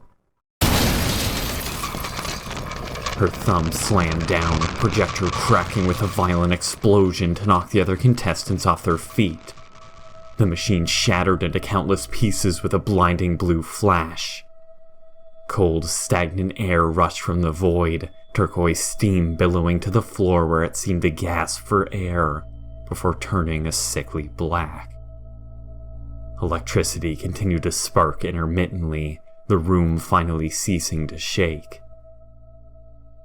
The turquoise spotlights glitched back to a sterile white hue. All was silent for some time. Ponder paused in disbelief. She... John gawked, staring at the carnage. Holy heck! Ponder rubbed its head to catch its breath before laughing and holding up the splice detonation button. Ghost suicide! Now I've seen it all! Who would have thought she could remove her puppet this whole time? Voters did me a solid this round. Who knows what she was planning to do with that information had I not forced her hand? Might have been devastating for me. Might have been several chapters and a conclusion written about it.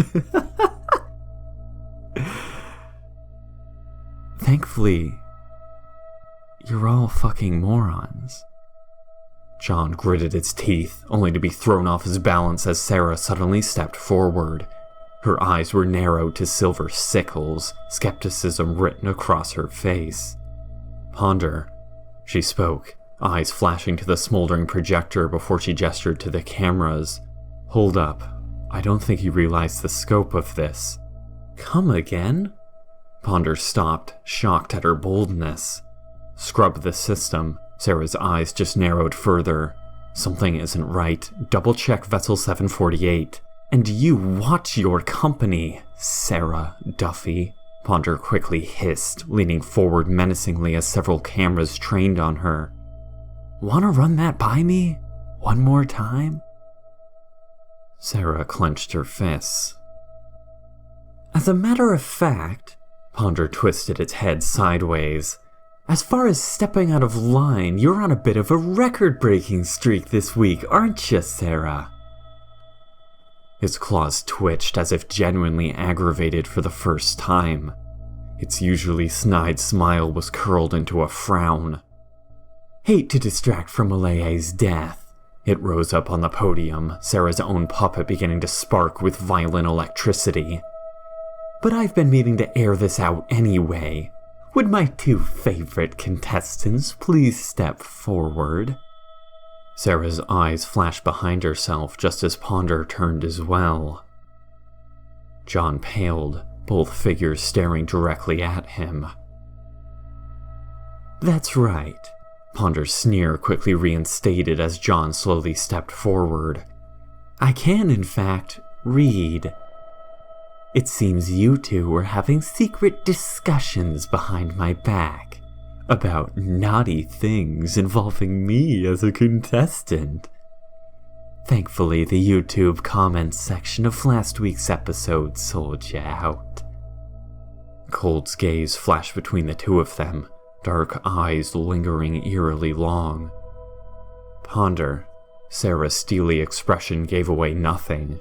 Whatever information you got from the comments was likely distorted. I am more than happy to answer any questions you might have. You're so cute. Ponder simply waved its hand. Sarah's puppet split with energy, spotlights flickering as her contorted body slammed to the floor with a ghastly puff of foul smoke.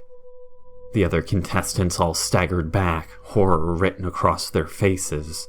John's eyes split wide, hands splaying out before Ponder cut out all light in the room. Now let's get one thing straight. The rabbit's voice slithered through the air, countless puppet mouths lighting up in the darkness. There is nothing going on that I do not know about. I write the story. You think I can't read it too? The contestants' rabbits all began to spark, tendrils of electricity arcing into the icy air. So why don't we leave side plots aside and focus on the game, huh? Ponder grinned.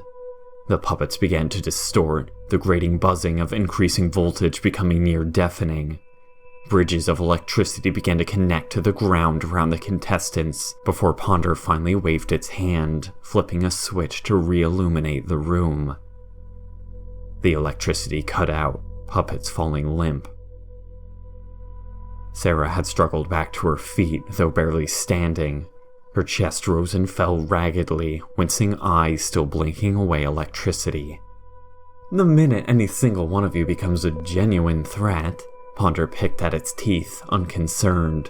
Rest assured you'll be eliminated before the round begins. If you don't want this story to end at part 5, I suggest we all play the game like adults. Is there a ponder amongst you? Isn't the better question, why would that matter? It smiled to the camera, cutting off the music and leaning in close.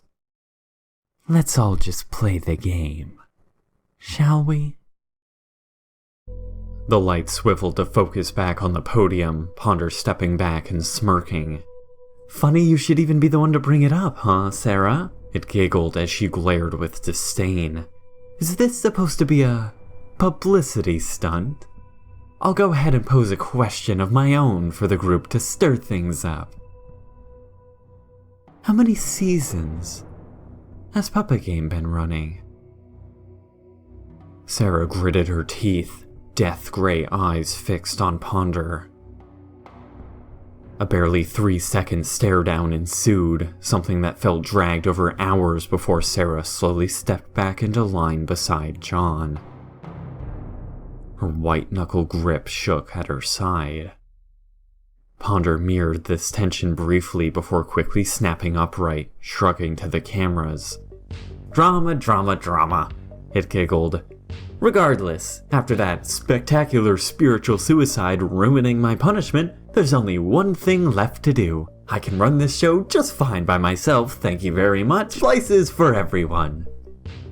Doorguy remained seated, eye twitching before he slowly lowered his head. Say goodbye to CHDIS-1, Ponder proclaimed, smashing the button against the podium. Blinding light frayed the screen behind him, the camera slowly refocusing to watch Malaye's blistering planet. We've already wasted a lot of time. Ponder clapped its hands like an excited camp counselor. So let's speed the rest of this up. Teams this week. Callie, our favorite WMD. Meet everyone's favorite psychotic piece of broken brain. Cold. Cold looked paler than usual, if that was possible. Stringy black hair matted and frayed.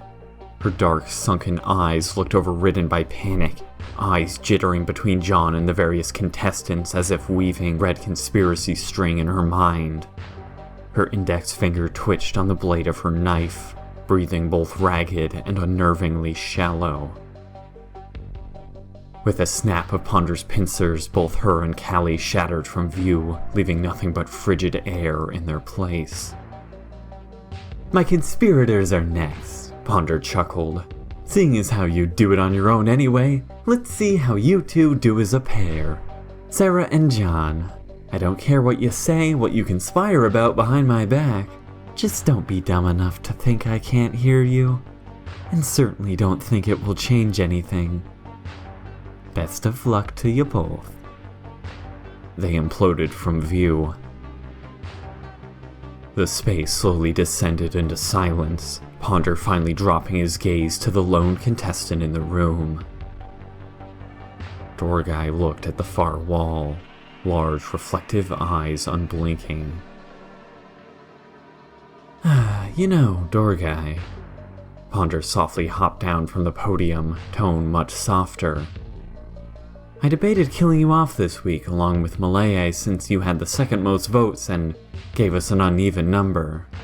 That's usually how it goes. Doorguy slowly sat down on the dirty metallic floor. Got a fun twist in mind, eh? He spoke dryly. I promise it's not as cool as you think it is. Well, aren't you peppy for someone whose life I've just spared? Ponder slapped its paws together, stopping in front of Doorguy. This isn't a deal. I've made up my mind, and no exchange on your end will change anything. That being said, I wouldn't mind it if you were to do one thing for me in return for all this. Doorguy's bulbous eyes scanned Ponder slowly. What can I do for ya? He finally just leaned back, adjusting his hat. I'm afraid I don't have a soul to give.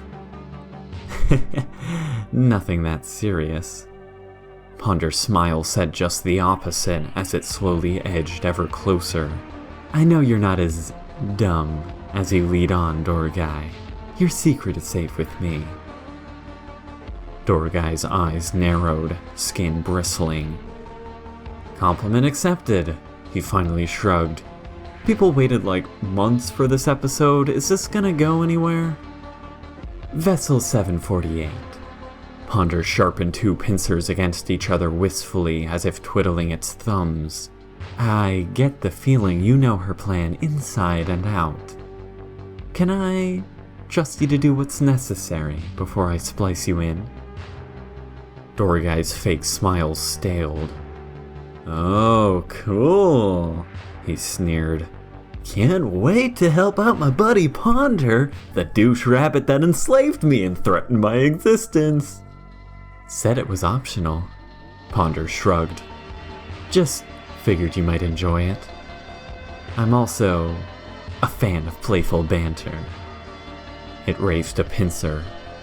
So when I say optional, you get my drift, right? It cocked its head. Saying things directly isn't cool or sci-fi-y. Dorgai grudgingly stood up with an eye roll, dusting himself off. Not because you told me to. He put his hands in his pockets before pausing. A life for a life. Works for me. But I want one more thing in return. I will not rename splices Dorgai's, Ponder frowned, if you're gonna try that one again. Then what's the point? Dorgai threw out his hands, grumpily slouching. How about Door Ponders? I'll give you a little slice of the pie. Come on, we can both win this. Good luck. Ponder just waved. 10 minutes until you splice in. Make it snappy. Fine. Dorgai tilted his hat down, zipping up his hoodie. It's a deal. Both disappeared from view.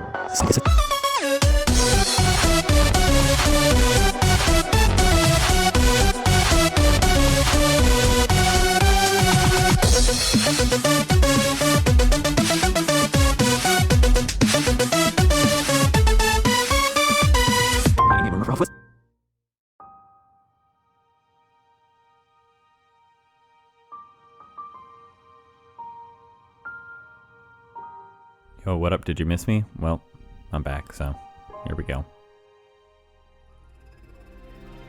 John was first on his feet, bleary vision dotted with blackness. He winced through the snow and sleet, a seemingly endless sea of pure black churning in the near distance. Scattered, malformed islands dotted the horizon, frost-coated trees rising into the mist behind him. His eyes flashed to the upper third of his vision. Round Goal was barely visible through frazzled static. Everyone not on the boat in 1 hour dies. A red timer was accompanied by a compass pointing somewhere beyond the next snowy ridge. John braced himself against a tree, numb fingers scraping against the frost-coated bark. Wind whipped at his clothes, crystalline flakes distorting around his puppet. "Sam's!" he cried over the howling weather, searching hopelessly for Sarah in the blinding snow. "Time and location!" Buffeting gusts lashed violently. The roiling clouds descended into a suffocating mist. Time. Error. Sam's replied with heavy interference. Location.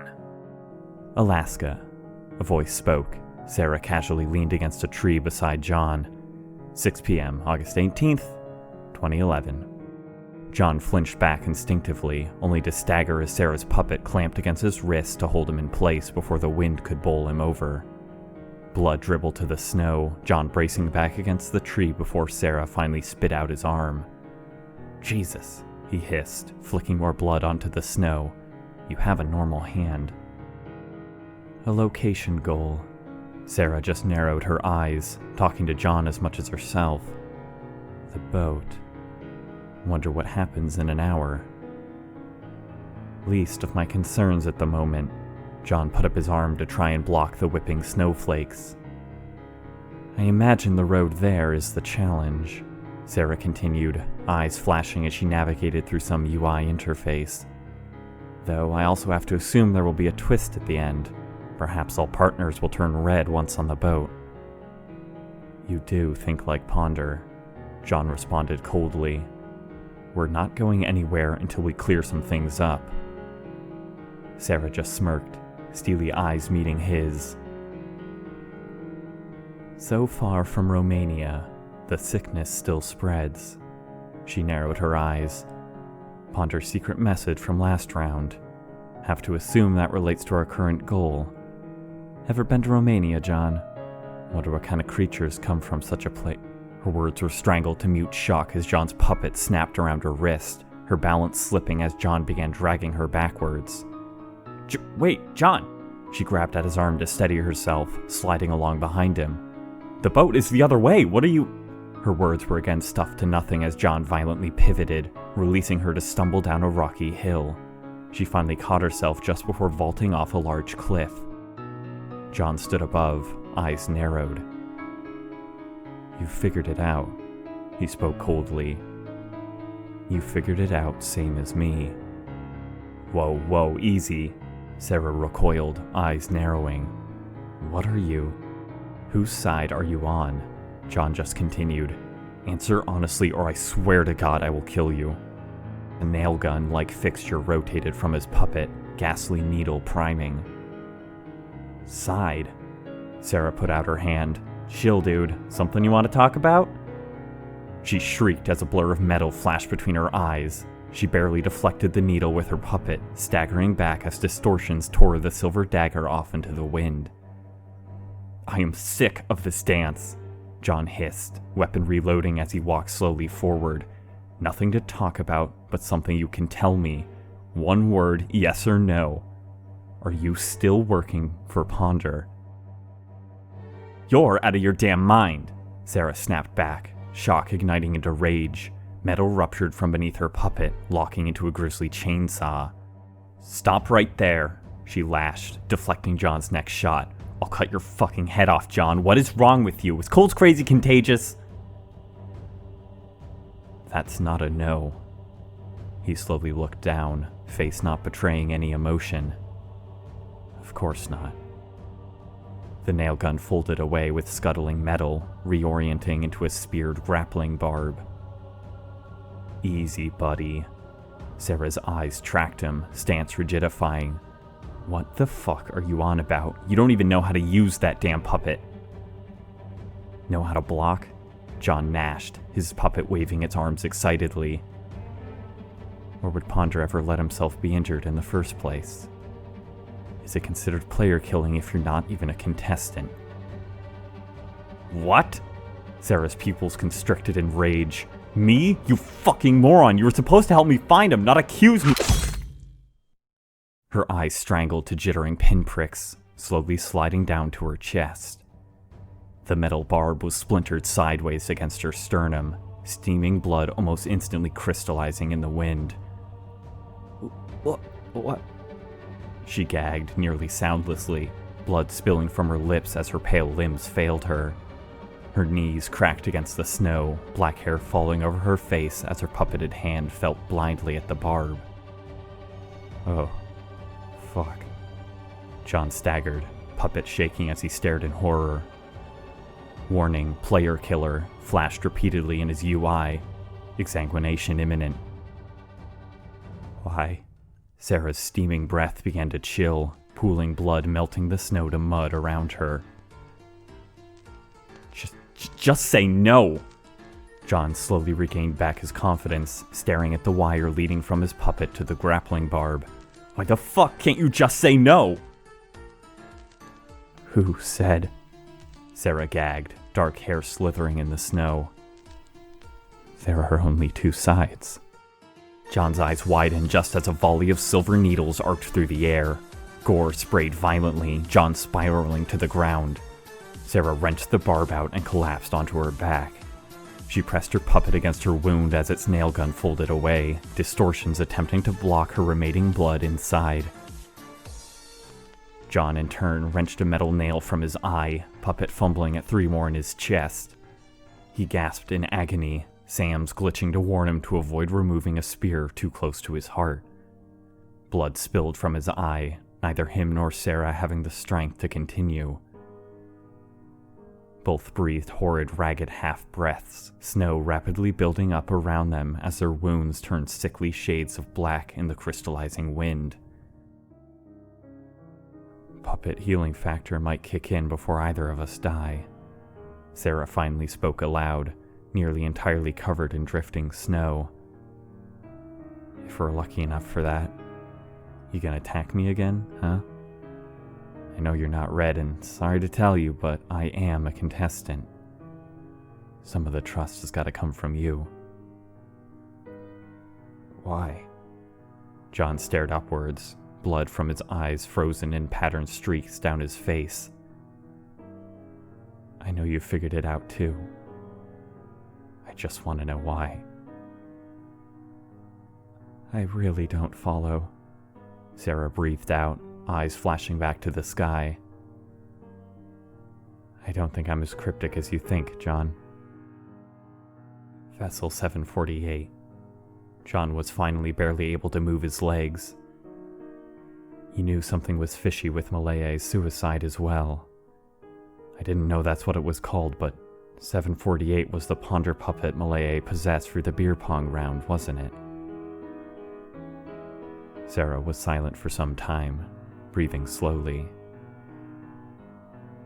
Yes, she finally spoke.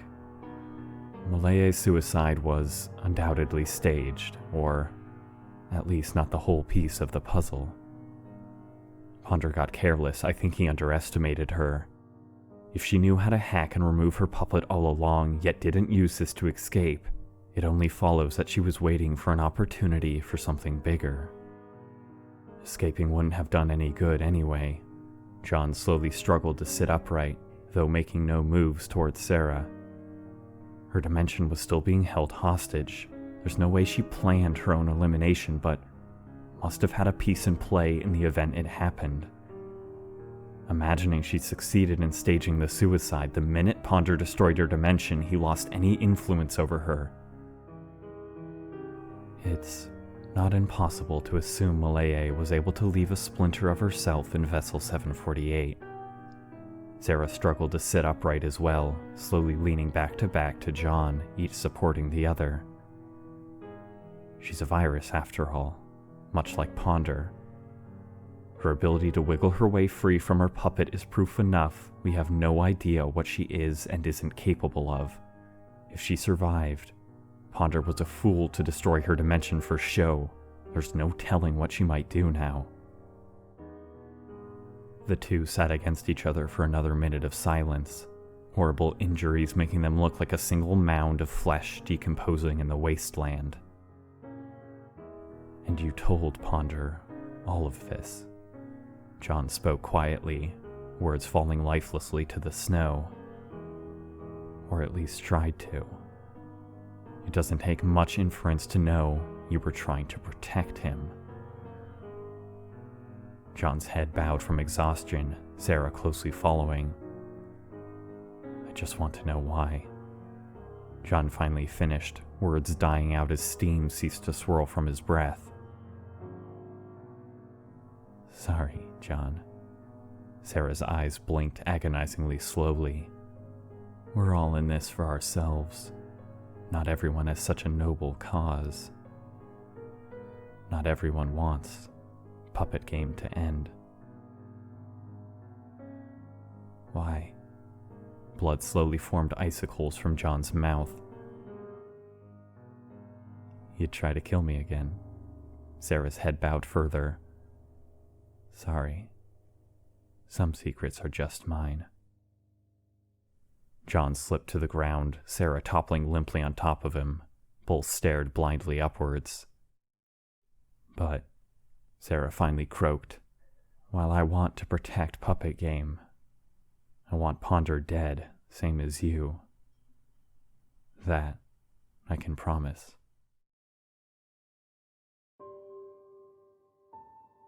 I am not red. Callie spoke dryly, head bowed as snow drifted past her and cold. Trees were leveled around them from the splice, two pale forms walking through a scorched wasteland. Cold followed a ways behind, eyes carefully glued to the creature. And you are not either, Callie continued in the same dead tone. Yet I can tell you still wish to harm me. Cold fumbled the knife in her hand, puppet teeth slowly opening and closing. A sudden blue flash let them know the puppet healing factor had just occurred. You will not be able to get within a few feet. Callie's green eyes swiveled to stare at Cold, pupils sluggishly dilating and contracting randomly. This I promise you. I do not wish to continue this journey with you in this state. There is no use for a partner I cannot trust. Callie stopped, Cold slowly mirroring her. Put in easy terms, Callie stared emotionlessly. Pledge your allegiance here, or I will dismember you and carry on to the destination myself. The puppet healing factor just occurred. It will be some time before you could catch up. I do not wish to enter hostile territory with you. Make your choice before we waste more time. Cold giggled softly, twisting slightly as she flushed. You think my word means anything? Her words slithered out, moving her other gaunt hand to pet her puppet. You think your word means anything? The round goal does not require both partners to survive, Callie just continued. I would rather you perished here, but naturally cannot kill you. You may tag along if you wish to, but not if you have ill intentions for me. I do not wish such a fate for you. Cold spoke numbly, eyes burning holes in the ground. I just want to understand. I want to know why no one can see the things I see, the bigger picture to all of this. You are unstable, Callie spoke numbly. This feeling you describe is something familiar. I was not unlike you once. I do not wish you harm, but cannot protect you from harming yourself should you choose so. Please make a decision for this moment. You don't know the lengths I've gone to, Cold softly spoke. To be where you are now, the things you take for granted, the people and existences you let pass you by. I made a mistake before. I see this now. I see this in the way this new world, this game brought about a second reality. I will not let something like you corrupt my last chance to fix so many timelines. You or John die. Callie narrowed her gaze. If I am understanding your psychosis correctly, you have killed John Matthews in your world and cannot undo this. You cannot steal back life from another timeline. We are both murderers, and yet I do not delude myself so pathetically. This is no great quest. You are just a sad, small girl.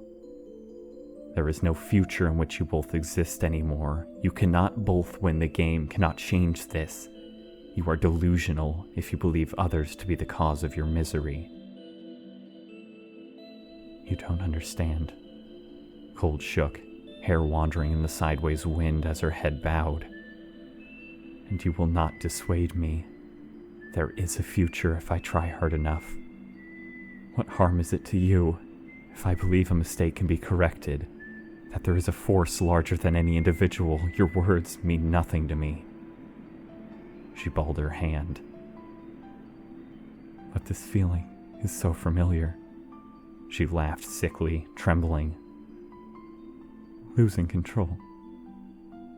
I know I have no great power, no omnipotence to protect what I want. I am just a small human girl. But all I want is something small. She shivered, head bowing further. I know this so well. She shook. This feeling of slipping away. I won't repeat my mistakes, and you won't take that power from me. It's not your fault. Perhaps this is my power, the ability to regain control. Countless saw blades and pincers slowly slithered from her puppet. "It's okay." She shook her head, taking a tender step forward. "I am not your enemy, Callie Ames. You might be scared too, but I understand because I've been here before. I don't want anyone to get hurt. I'm scared just like you." She shuddered a tense giggle, flushing deep red. "It's embarrassing to admit how scared I am," she squirmed, arm flexing as a massive hypodermic drill slithered from beneath her puppet to join the other instruments. "But I do it because we're not too different, you and I. You said so yourself. I got past it. You can too. I can help you." "Understood." Callie nodded softly. "If that is your answer." A beat of silence slowly fell with the snow, Cold approaching tenderly as Callie stood utterly motionless. Cold softly smiled, raising her puppet like a stethoscope. Before the world shattered into blurs, the snow vaporized at Callie's feet, her body snapping with the speed of her movements as she slammed a chain through Cold's sternum. Blood spewed from strangled lips as Cold shattered against the ground in a fraction of a second, another chain tendril hacking into her shoulder before tearing the limb across the snow. Cold's breathing caught, eyes starched wide as her steaming flesh tumbled against the frigid ground. Her legs locked up just in time to be hacked to pieces, a burning hot chain wrapping around the tattered stumps. Callie pivoted violently, throwing Cold over her head before slamming her back against the ground with enough force to dislodge what was left of her leg. Steaming blood spewed in rivers from Cold's mangled near corpse, her piercing blue eyes staring with strangled shock at the sky. "Apologies, I cannot kill you completely," Callie spoke in monotone, chain shrieking with heat vibrations before she hacked the wounds cleaner with surgical precision, cauterizing them to charred stumps. Cold stayed utterly silent, eyes showing no signs of movement as several snowflakes landed on her open irises. Only her puppeted hand remained attached, rabbit face down in the snow. When the healing factor kicks in, Callie turned and began walking away. "You are free to attempt to reach me again. I hope you will reconsider your words next time, and I truly pray you get help. I would not wish your circumstances upon anyone. I am truly sorry. In another world, perhaps, I could have done more for you." Callie's feet crunched beneath her, chains vibrating for a bit longer to singe off Cold's blood before finally crashing against the ground to drag behind her. The two figures parted ways in the snow, until Callie made the mistake of glancing behind herself. A ghoulish nightmare stared back, a crooked grin carved so completely and permanently across Cold's mangled face that it was the only thing visible through the snow and fog. Not even Callie's heart was spared from locking up momentarily, deep green eyes flashing with something resembling unease. Callie slowly turned back around and continued her trek away. The howling wind almost sounded like laughter.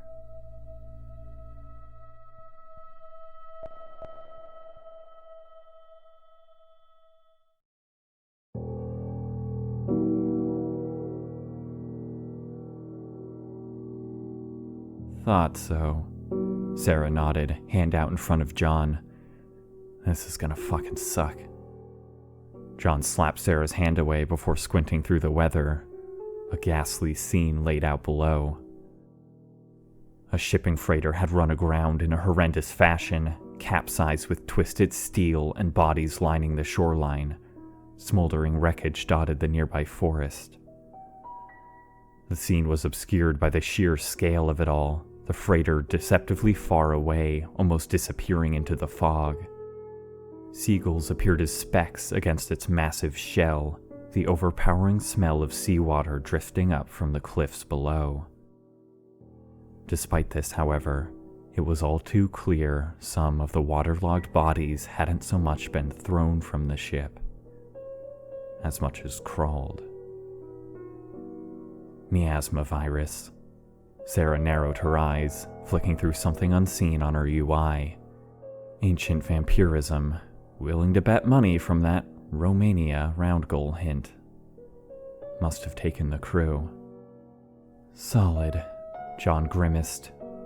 Vampires are a thing now too, I guess. Not the ditzy kind. Sarah slowly put down her hand, peering through the weather. The miasma are more along the lines of zombie, fucked up, rotting masses of flesh. Don't heal but can't be killed either. Those heads will still bite at you after being lopped off or torched. Not gonna ask how you know all of this, John replied, a tinge of aggression in his voice. But if what you're saying is true, this won't be easy. Sarah eyed him, hair fluttering in the wind. John stared back, no words spoken between them, though the meaning was clear. You either trust me or you don't. Sarah met his gaze. I understand either way. We can go at it together or alone.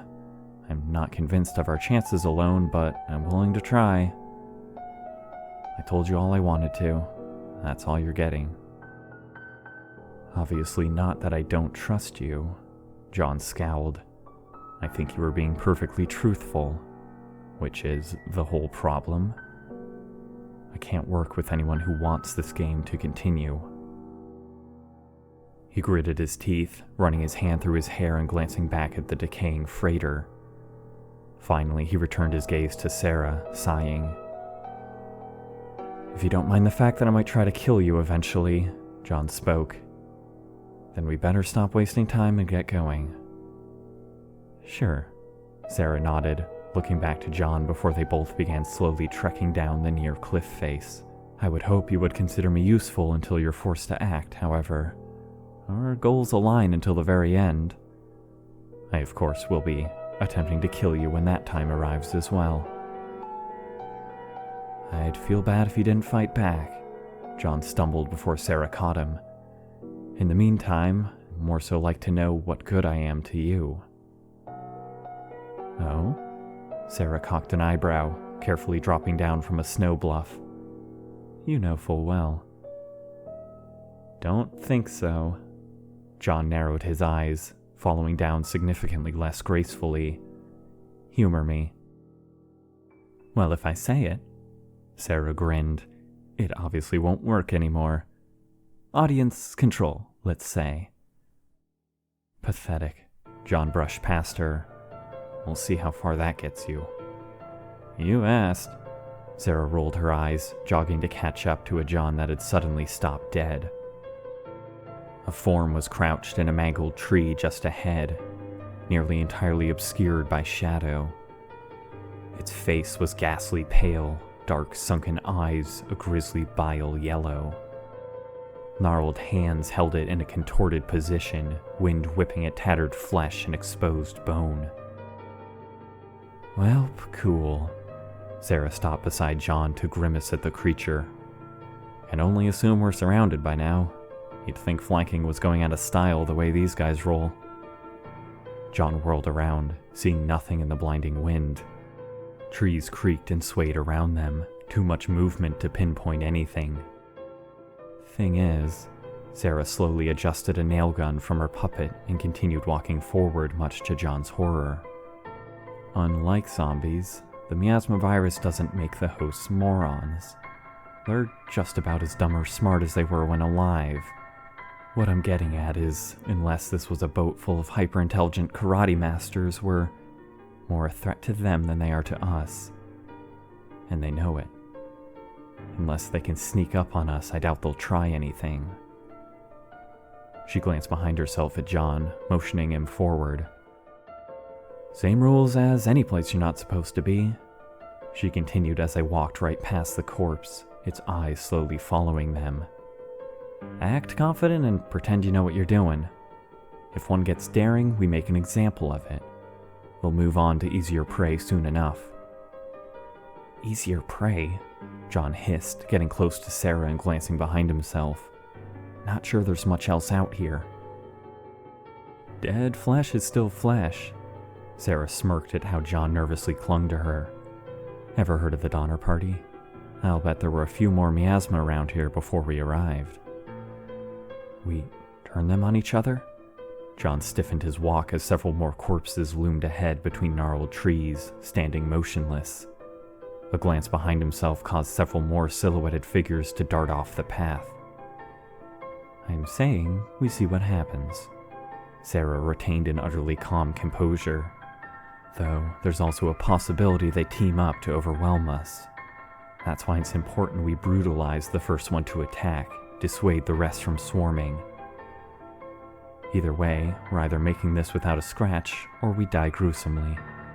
I'd say it's about the same odds as normal, wouldn't you? John swallowed, nervously working his puppet's mouth open and closed. Every other tree now seemed to inhabit a corpse, hideous yellow eyes dotting the forest like fireflies. You can hold my hand if you want. Sarah raised an eyebrow, grinning.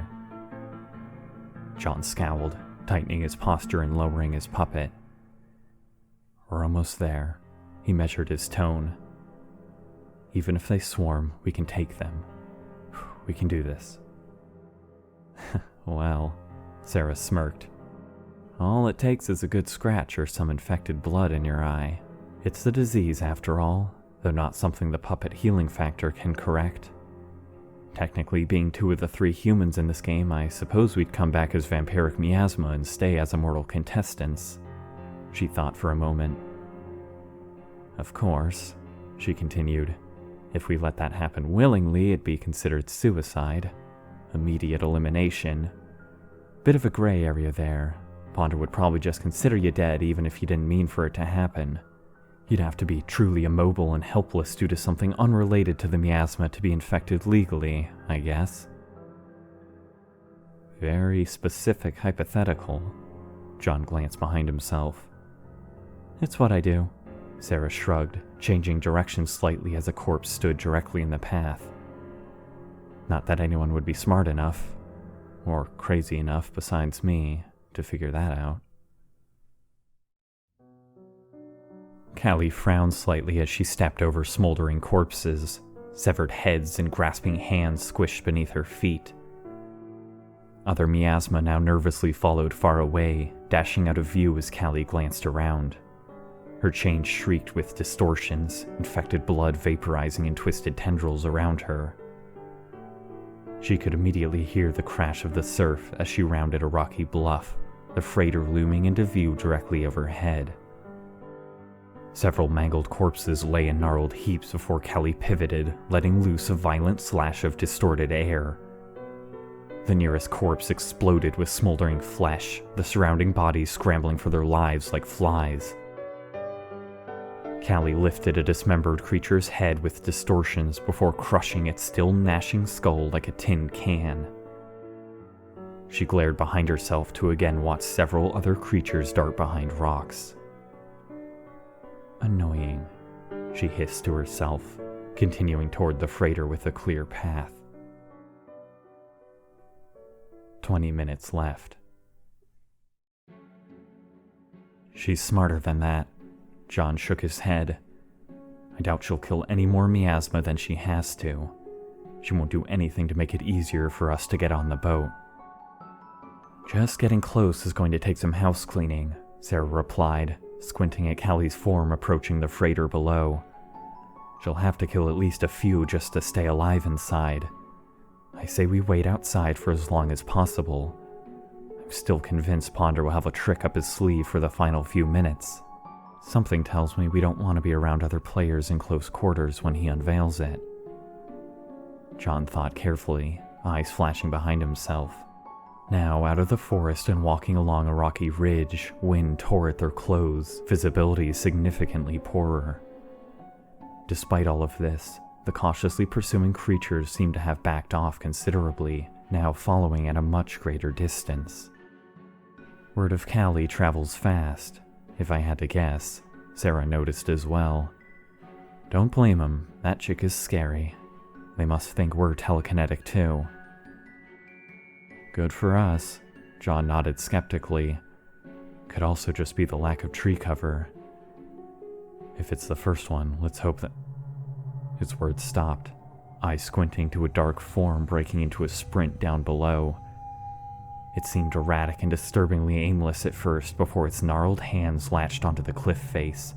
It began scrambling upwards at a haunting pace, bloodshot eyes burning with intensity. Whoa, easy, John swallowed, watching it lose its grip and nearly fall several times. This one's bold. Sarah barely glanced, shrugging. We don't want to be the first to attack. If it gets too close, we'll go from there.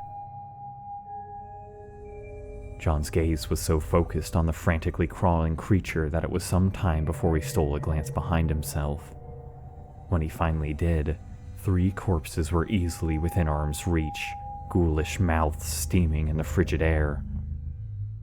He rigidified in his walk, eyes flashing to Sarah to see her looking back as well.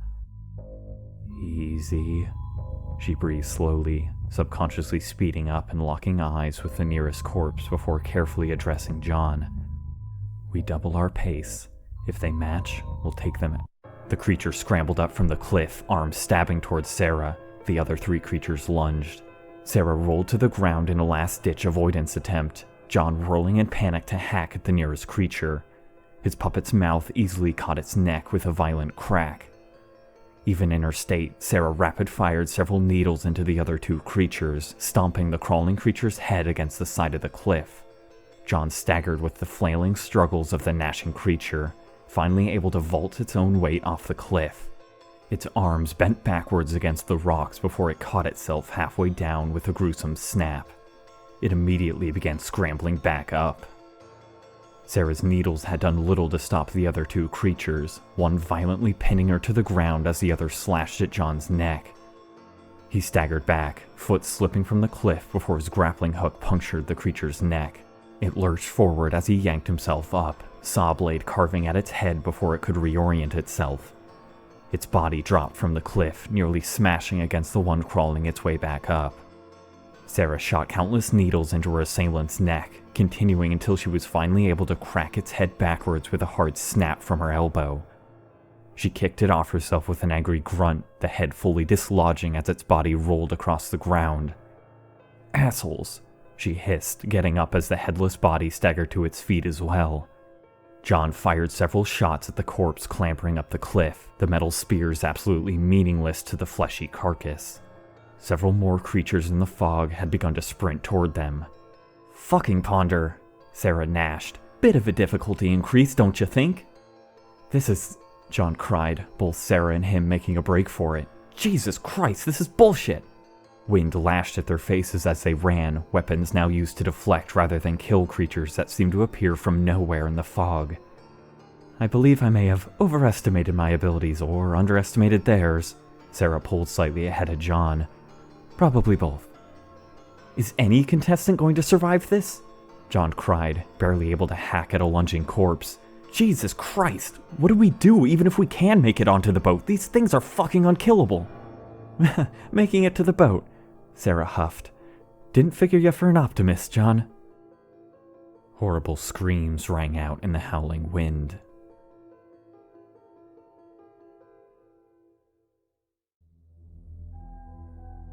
Callie slashed open a rusted metal door, the ship creaking and groaning around her.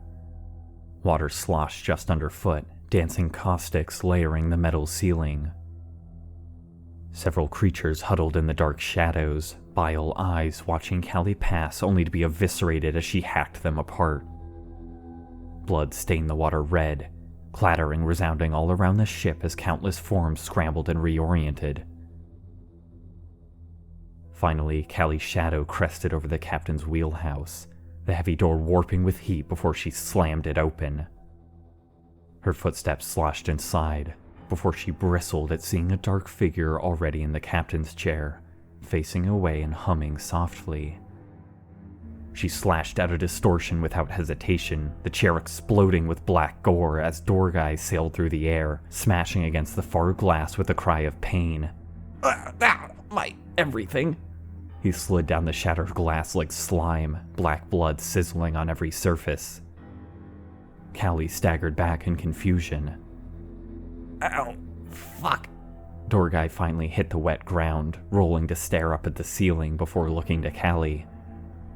I was gonna do the cool "I've been expecting you" sinister chair spin around. Way to ruin it by exploding my internal organs. A classic Callie move. How did you get in here? Callie slammed the door closed behind her, eyes narrowed. The ship has doors. Door guy winked. You could say I'm a bit of a specialist in that regard. No, Callie hissed. Ponder should have eliminated you. Do you not have a partner? No, I'm too lovable to be eliminated by a technicality. Door guy laughed. It would seem you don't have a partner either. Could this be fate? Callie frowned. Watch yourself. Sarah coughed up water. Where'd you learn to swim? John strained to stay above the roiling surf, barely able to hear Sarah over the spray of frigid water. The two figures were specks in the ocean, a ways out from shore as they fought the current toward the ship's daunting bow. I'll take this over more fucking vampires. John swallowed more salt water. Drowning seems lovely just about now. What? Sarah called over the wind and rain, frozen hair plastered to her face as she finally put out a hand to brace against a section of the hull. Forget it, John called over the wind. What now?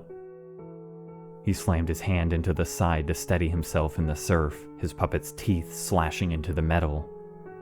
What? Sarah called out again. Inside? John just called louder, gesturing around him. Your plan? Sarah simply pointed upwards. John let out a pained sigh. Minutes later, the two figures rolled to the top of the tilted deck, gasping for breath and clutching bloodied hands as their puppets spit out chunks of metal. Sarah's clothes clung to her like saran wrap, John's shirt solidifying into a block of ice the second the gusting wind hit it. Both were deathly pale, several minutes spent simply catching their breath. Finally, however, John struggled to his feet, shakily grasping a railing above Sarah and offering her a hand. I'm cool here, she smirked, ignoring his hand and taking another deep breath. Relax a bit, my dude. See any miasma up here? John scanned carefully, having to wince through the buffeting wind. The deck appeared deserted, his eyes instead fixating on Sarah as he turned back around. Betting we're safer here than down in the bowels, the girl continued, carefully sitting up and coughing up seawater. For now, at least. Pretty sure this counts as on the boat. Sarah, John's eyes narrowed. How long does it take for... Ding dong! Ponder's voice cracked through their UIs, the entire world seeming to snap into slow motion. 10 minutes remaining. You know what that means? Oh, fucking course. Sarah's eyes narrowed. Player killing is now legal. Ponder cackled excitedly. Hope you didn't get too chummy with your partner, because they might not feel the same way about you. Anyone not on the boat in 10 minutes is eliminated, but the boat itself just got a whole lot less safe. Silence. What? Ponder's voice slowly sizzled back. I don't hear any gasps of shock and horror. Are your microphones on? More silence. Too predictable. Ponder's voice grew more agitated. Everyone saw this coming, huh? You know what? Whatever. Not every episode is a winner, okay? I hope you all fucking die. Its voice cut out, the timer flashing dark red as it counted down from 10 minutes.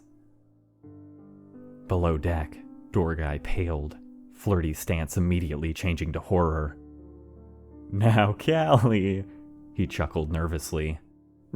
Remember the good times we had? The girl immediately rushed forward, a speared chain puncturing into the metal beside door guy. He flailed hysterically to escape, distortive explosions tearing apart the entire captain's room. He nearly made it to the closed door before Callie hacked a sheared-off portion of the command console at his legs. The twirling metal severed the limbs with an explosion of black gore, sending him pinwheeling into the door with a hard crack. Ow! Fuck a duck! He rolled to his side, hands slapping at the door handle. The irony of dying here! Is this irony? I don't know what irony is. Callie stepped forward, water spiraling into the air by her feet. Before you die, she hissed, chains flaring as she pinned him against the door with distortions powerful enough to flatten his skull. Tell me what you did for Ponder to win his favor. Excuse? Dorgai gagged on his own black, bubbling blood, twisting against her restraints. Callie wrenched his arm from its socket with a chain, slamming him against the door again. The rules state that there must be an even number of contestants, Callie hissed. What favor did you trade to survive? Maybe the audience just loves me too much? Dorgai grinned. Maybe you just love me too. I have no time for this. Callie snapped, 4 chain tendrils arcing to stab into his chest with an eruption of heat.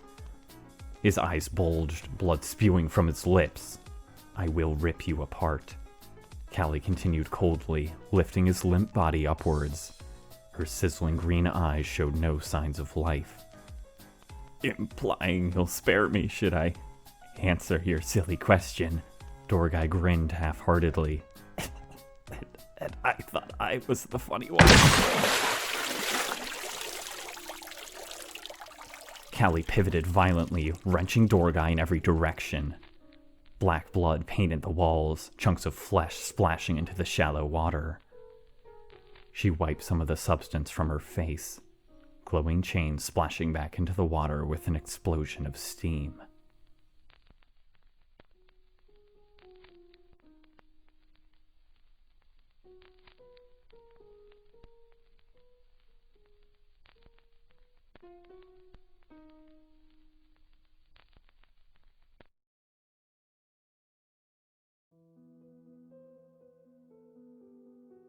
John winced as gore speckled his face, swinging his puppet violently to launch the miasma off the side of the boat. Sarah was dealing with 2 of her own, the creatures beginning to surface from within the bowels of the boat more and more with the commotion. Fuck, Sarah hissed, eyes nervously scanning the deck. I'm starting to become more open to new plans.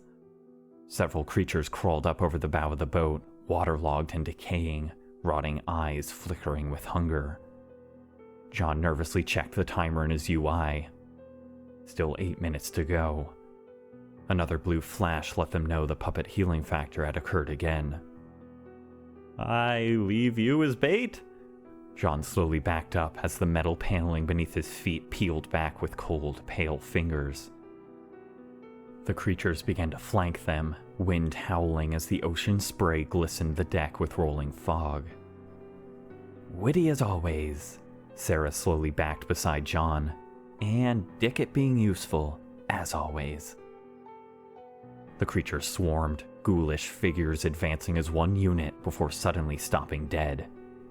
With no warning, the assailants scattered backwards like flies. The deck, crawling with life just seconds before, was suddenly abandoned. Wind and water dotted its surface, the last miasma stragglers crawling like cockroaches into darkened corners. Oh boy, that's not a good sign, Sarah swallowed, dark eyes flashing to John. What do you think are the chances it's Cal? A section of the deck buckled with violent distortions, heat-warped metal spiraling off into the fog. Callie's pale form emerged slowly from below, black blood-stained clothes whipping in the wind. Sarah immediately sprung into action, shoving John aside and putting up her puppet. Run, she hissed, eyes nervously flicking to the creature. Fucking run, John! What?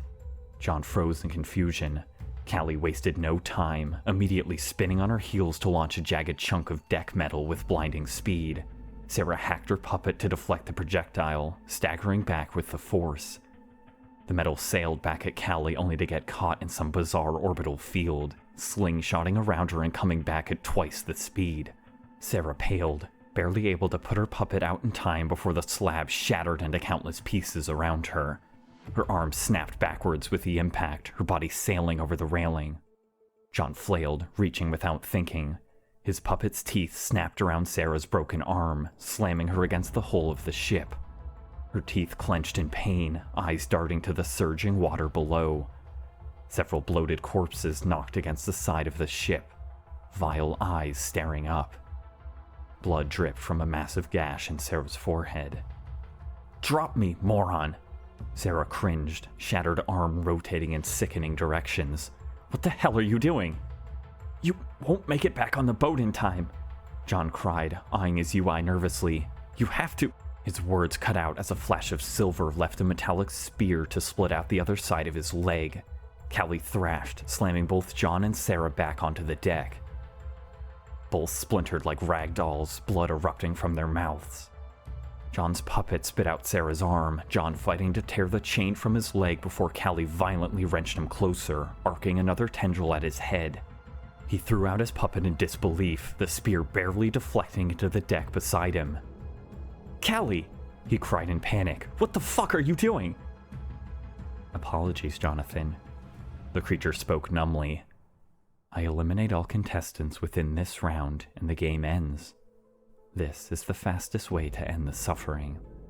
"Fuck off with that!" John hissed. "How the fuck can you—" Distortions gripped his puppeted arm, beginning to twist and tear the limb from itself.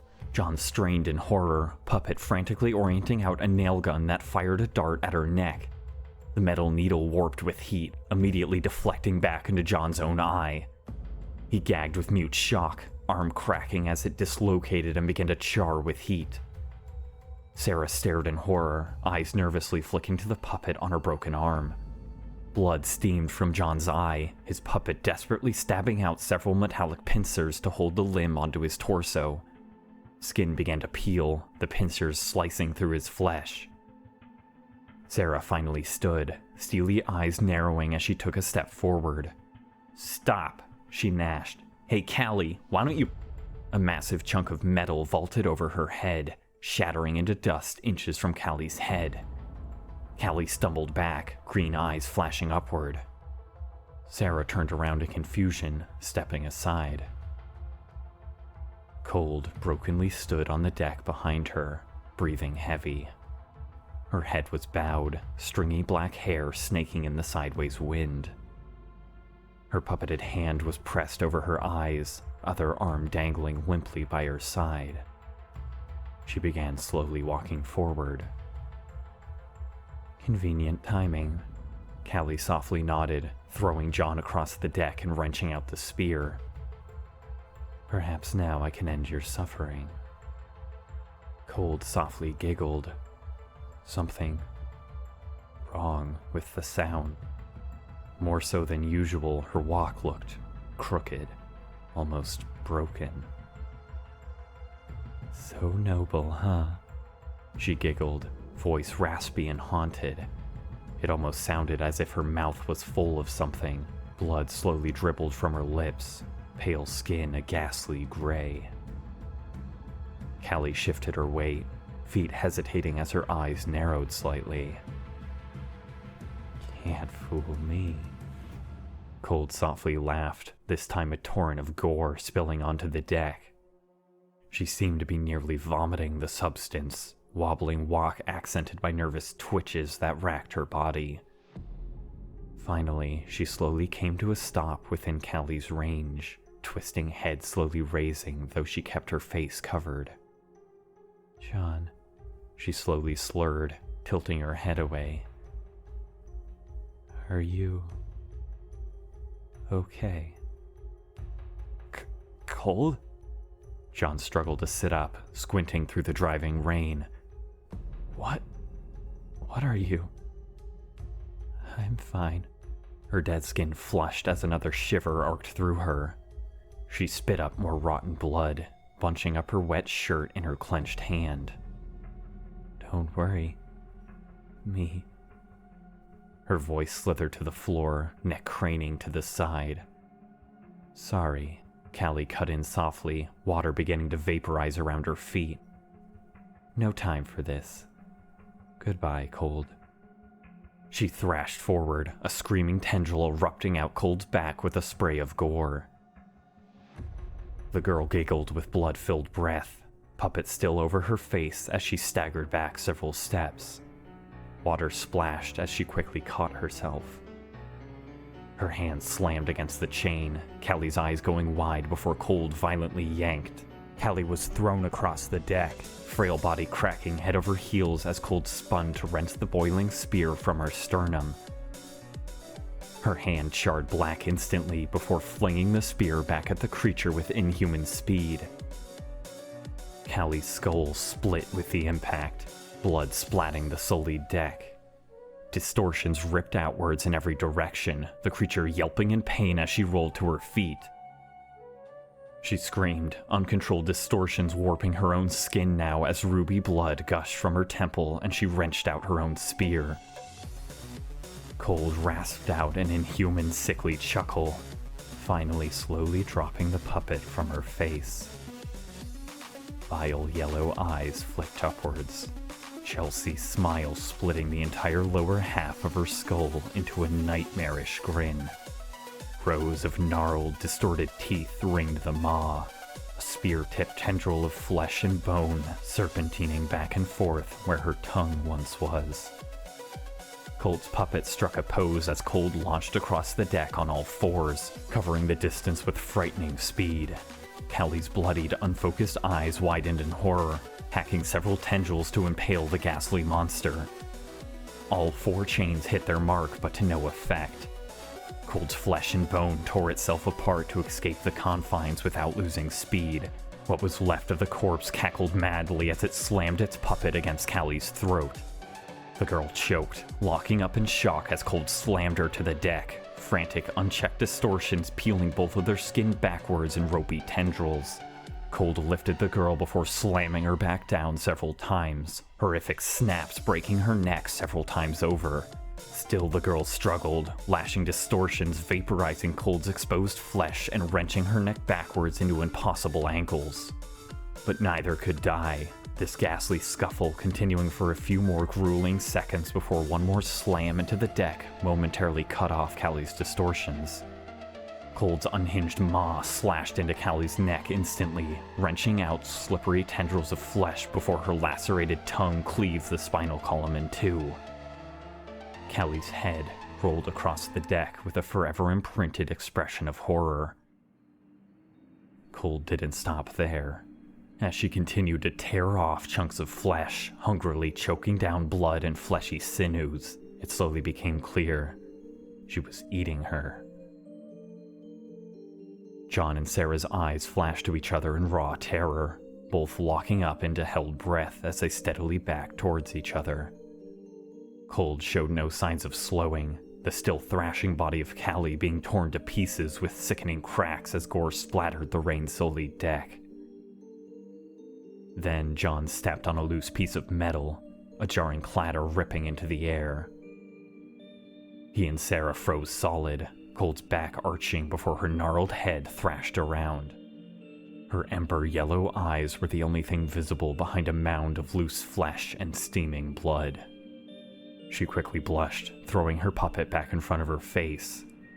She giggled softly, distended body squirming back to its feet as she kept her head bowed. She didn't say a word, simply beginning to stumble forward slowly. Her puppet's ears bounced softly as it hit her face, blood and stripped flesh slopping down behind it. Cold? John's eyes flashed to Sarah, both of them steadily unfurling nail guns from their puppets. Cold, stop right there. The creature slurred out an indiscernible phrase followed by a haunting giggle. She squirmed rapidly closer, hand clutching her bloodied shirt. John, Sarah aimed her needle gun, fist clenching. The puppet is somehow reacting with the miasma virus, amplifying the effects as it tries to heal her. John shakily trained his gun as well, watching nervously as more yellow eyes began to illuminate from dark corners of the deck. She's retained too much of her consciousness. Sarah spoke, her and John's backs hitting the edge of the deck, frigid water churning below. Something isn't right. She should be beyond speaking. It's possible she's stuck in an in-between state between human and miasma. It will only get worse if she can't control it. We have to kill her now before she's beyond reasoning. Cold. John shakily hesitated to take a step forward. Cold, are you in there? The creature slowly came to a stop. She tilted her puppet's head to match her own, the furry rabbit hiding her ghastly expression. It. Her words slithered out softly. For you. Okay. John put his hand out carefully. Listen, Cold. How do you feel? Do you know where you are? I feel... The creature shivered, back arching as she coughed up blood. Cold. Then it slowly lowered the puppet just enough for her yellow discs to come into view. But... happy. She flushed. I can... protect. We can't leave you like this. Sarah spoke up, mechanical whirring loading up a needle. Cold, you're not normal. You're not protecting anyone. We can't have you hurt John or I. The creature giggled softly, head snapping to Sarah as it raised the puppet again. Just you, she whispered.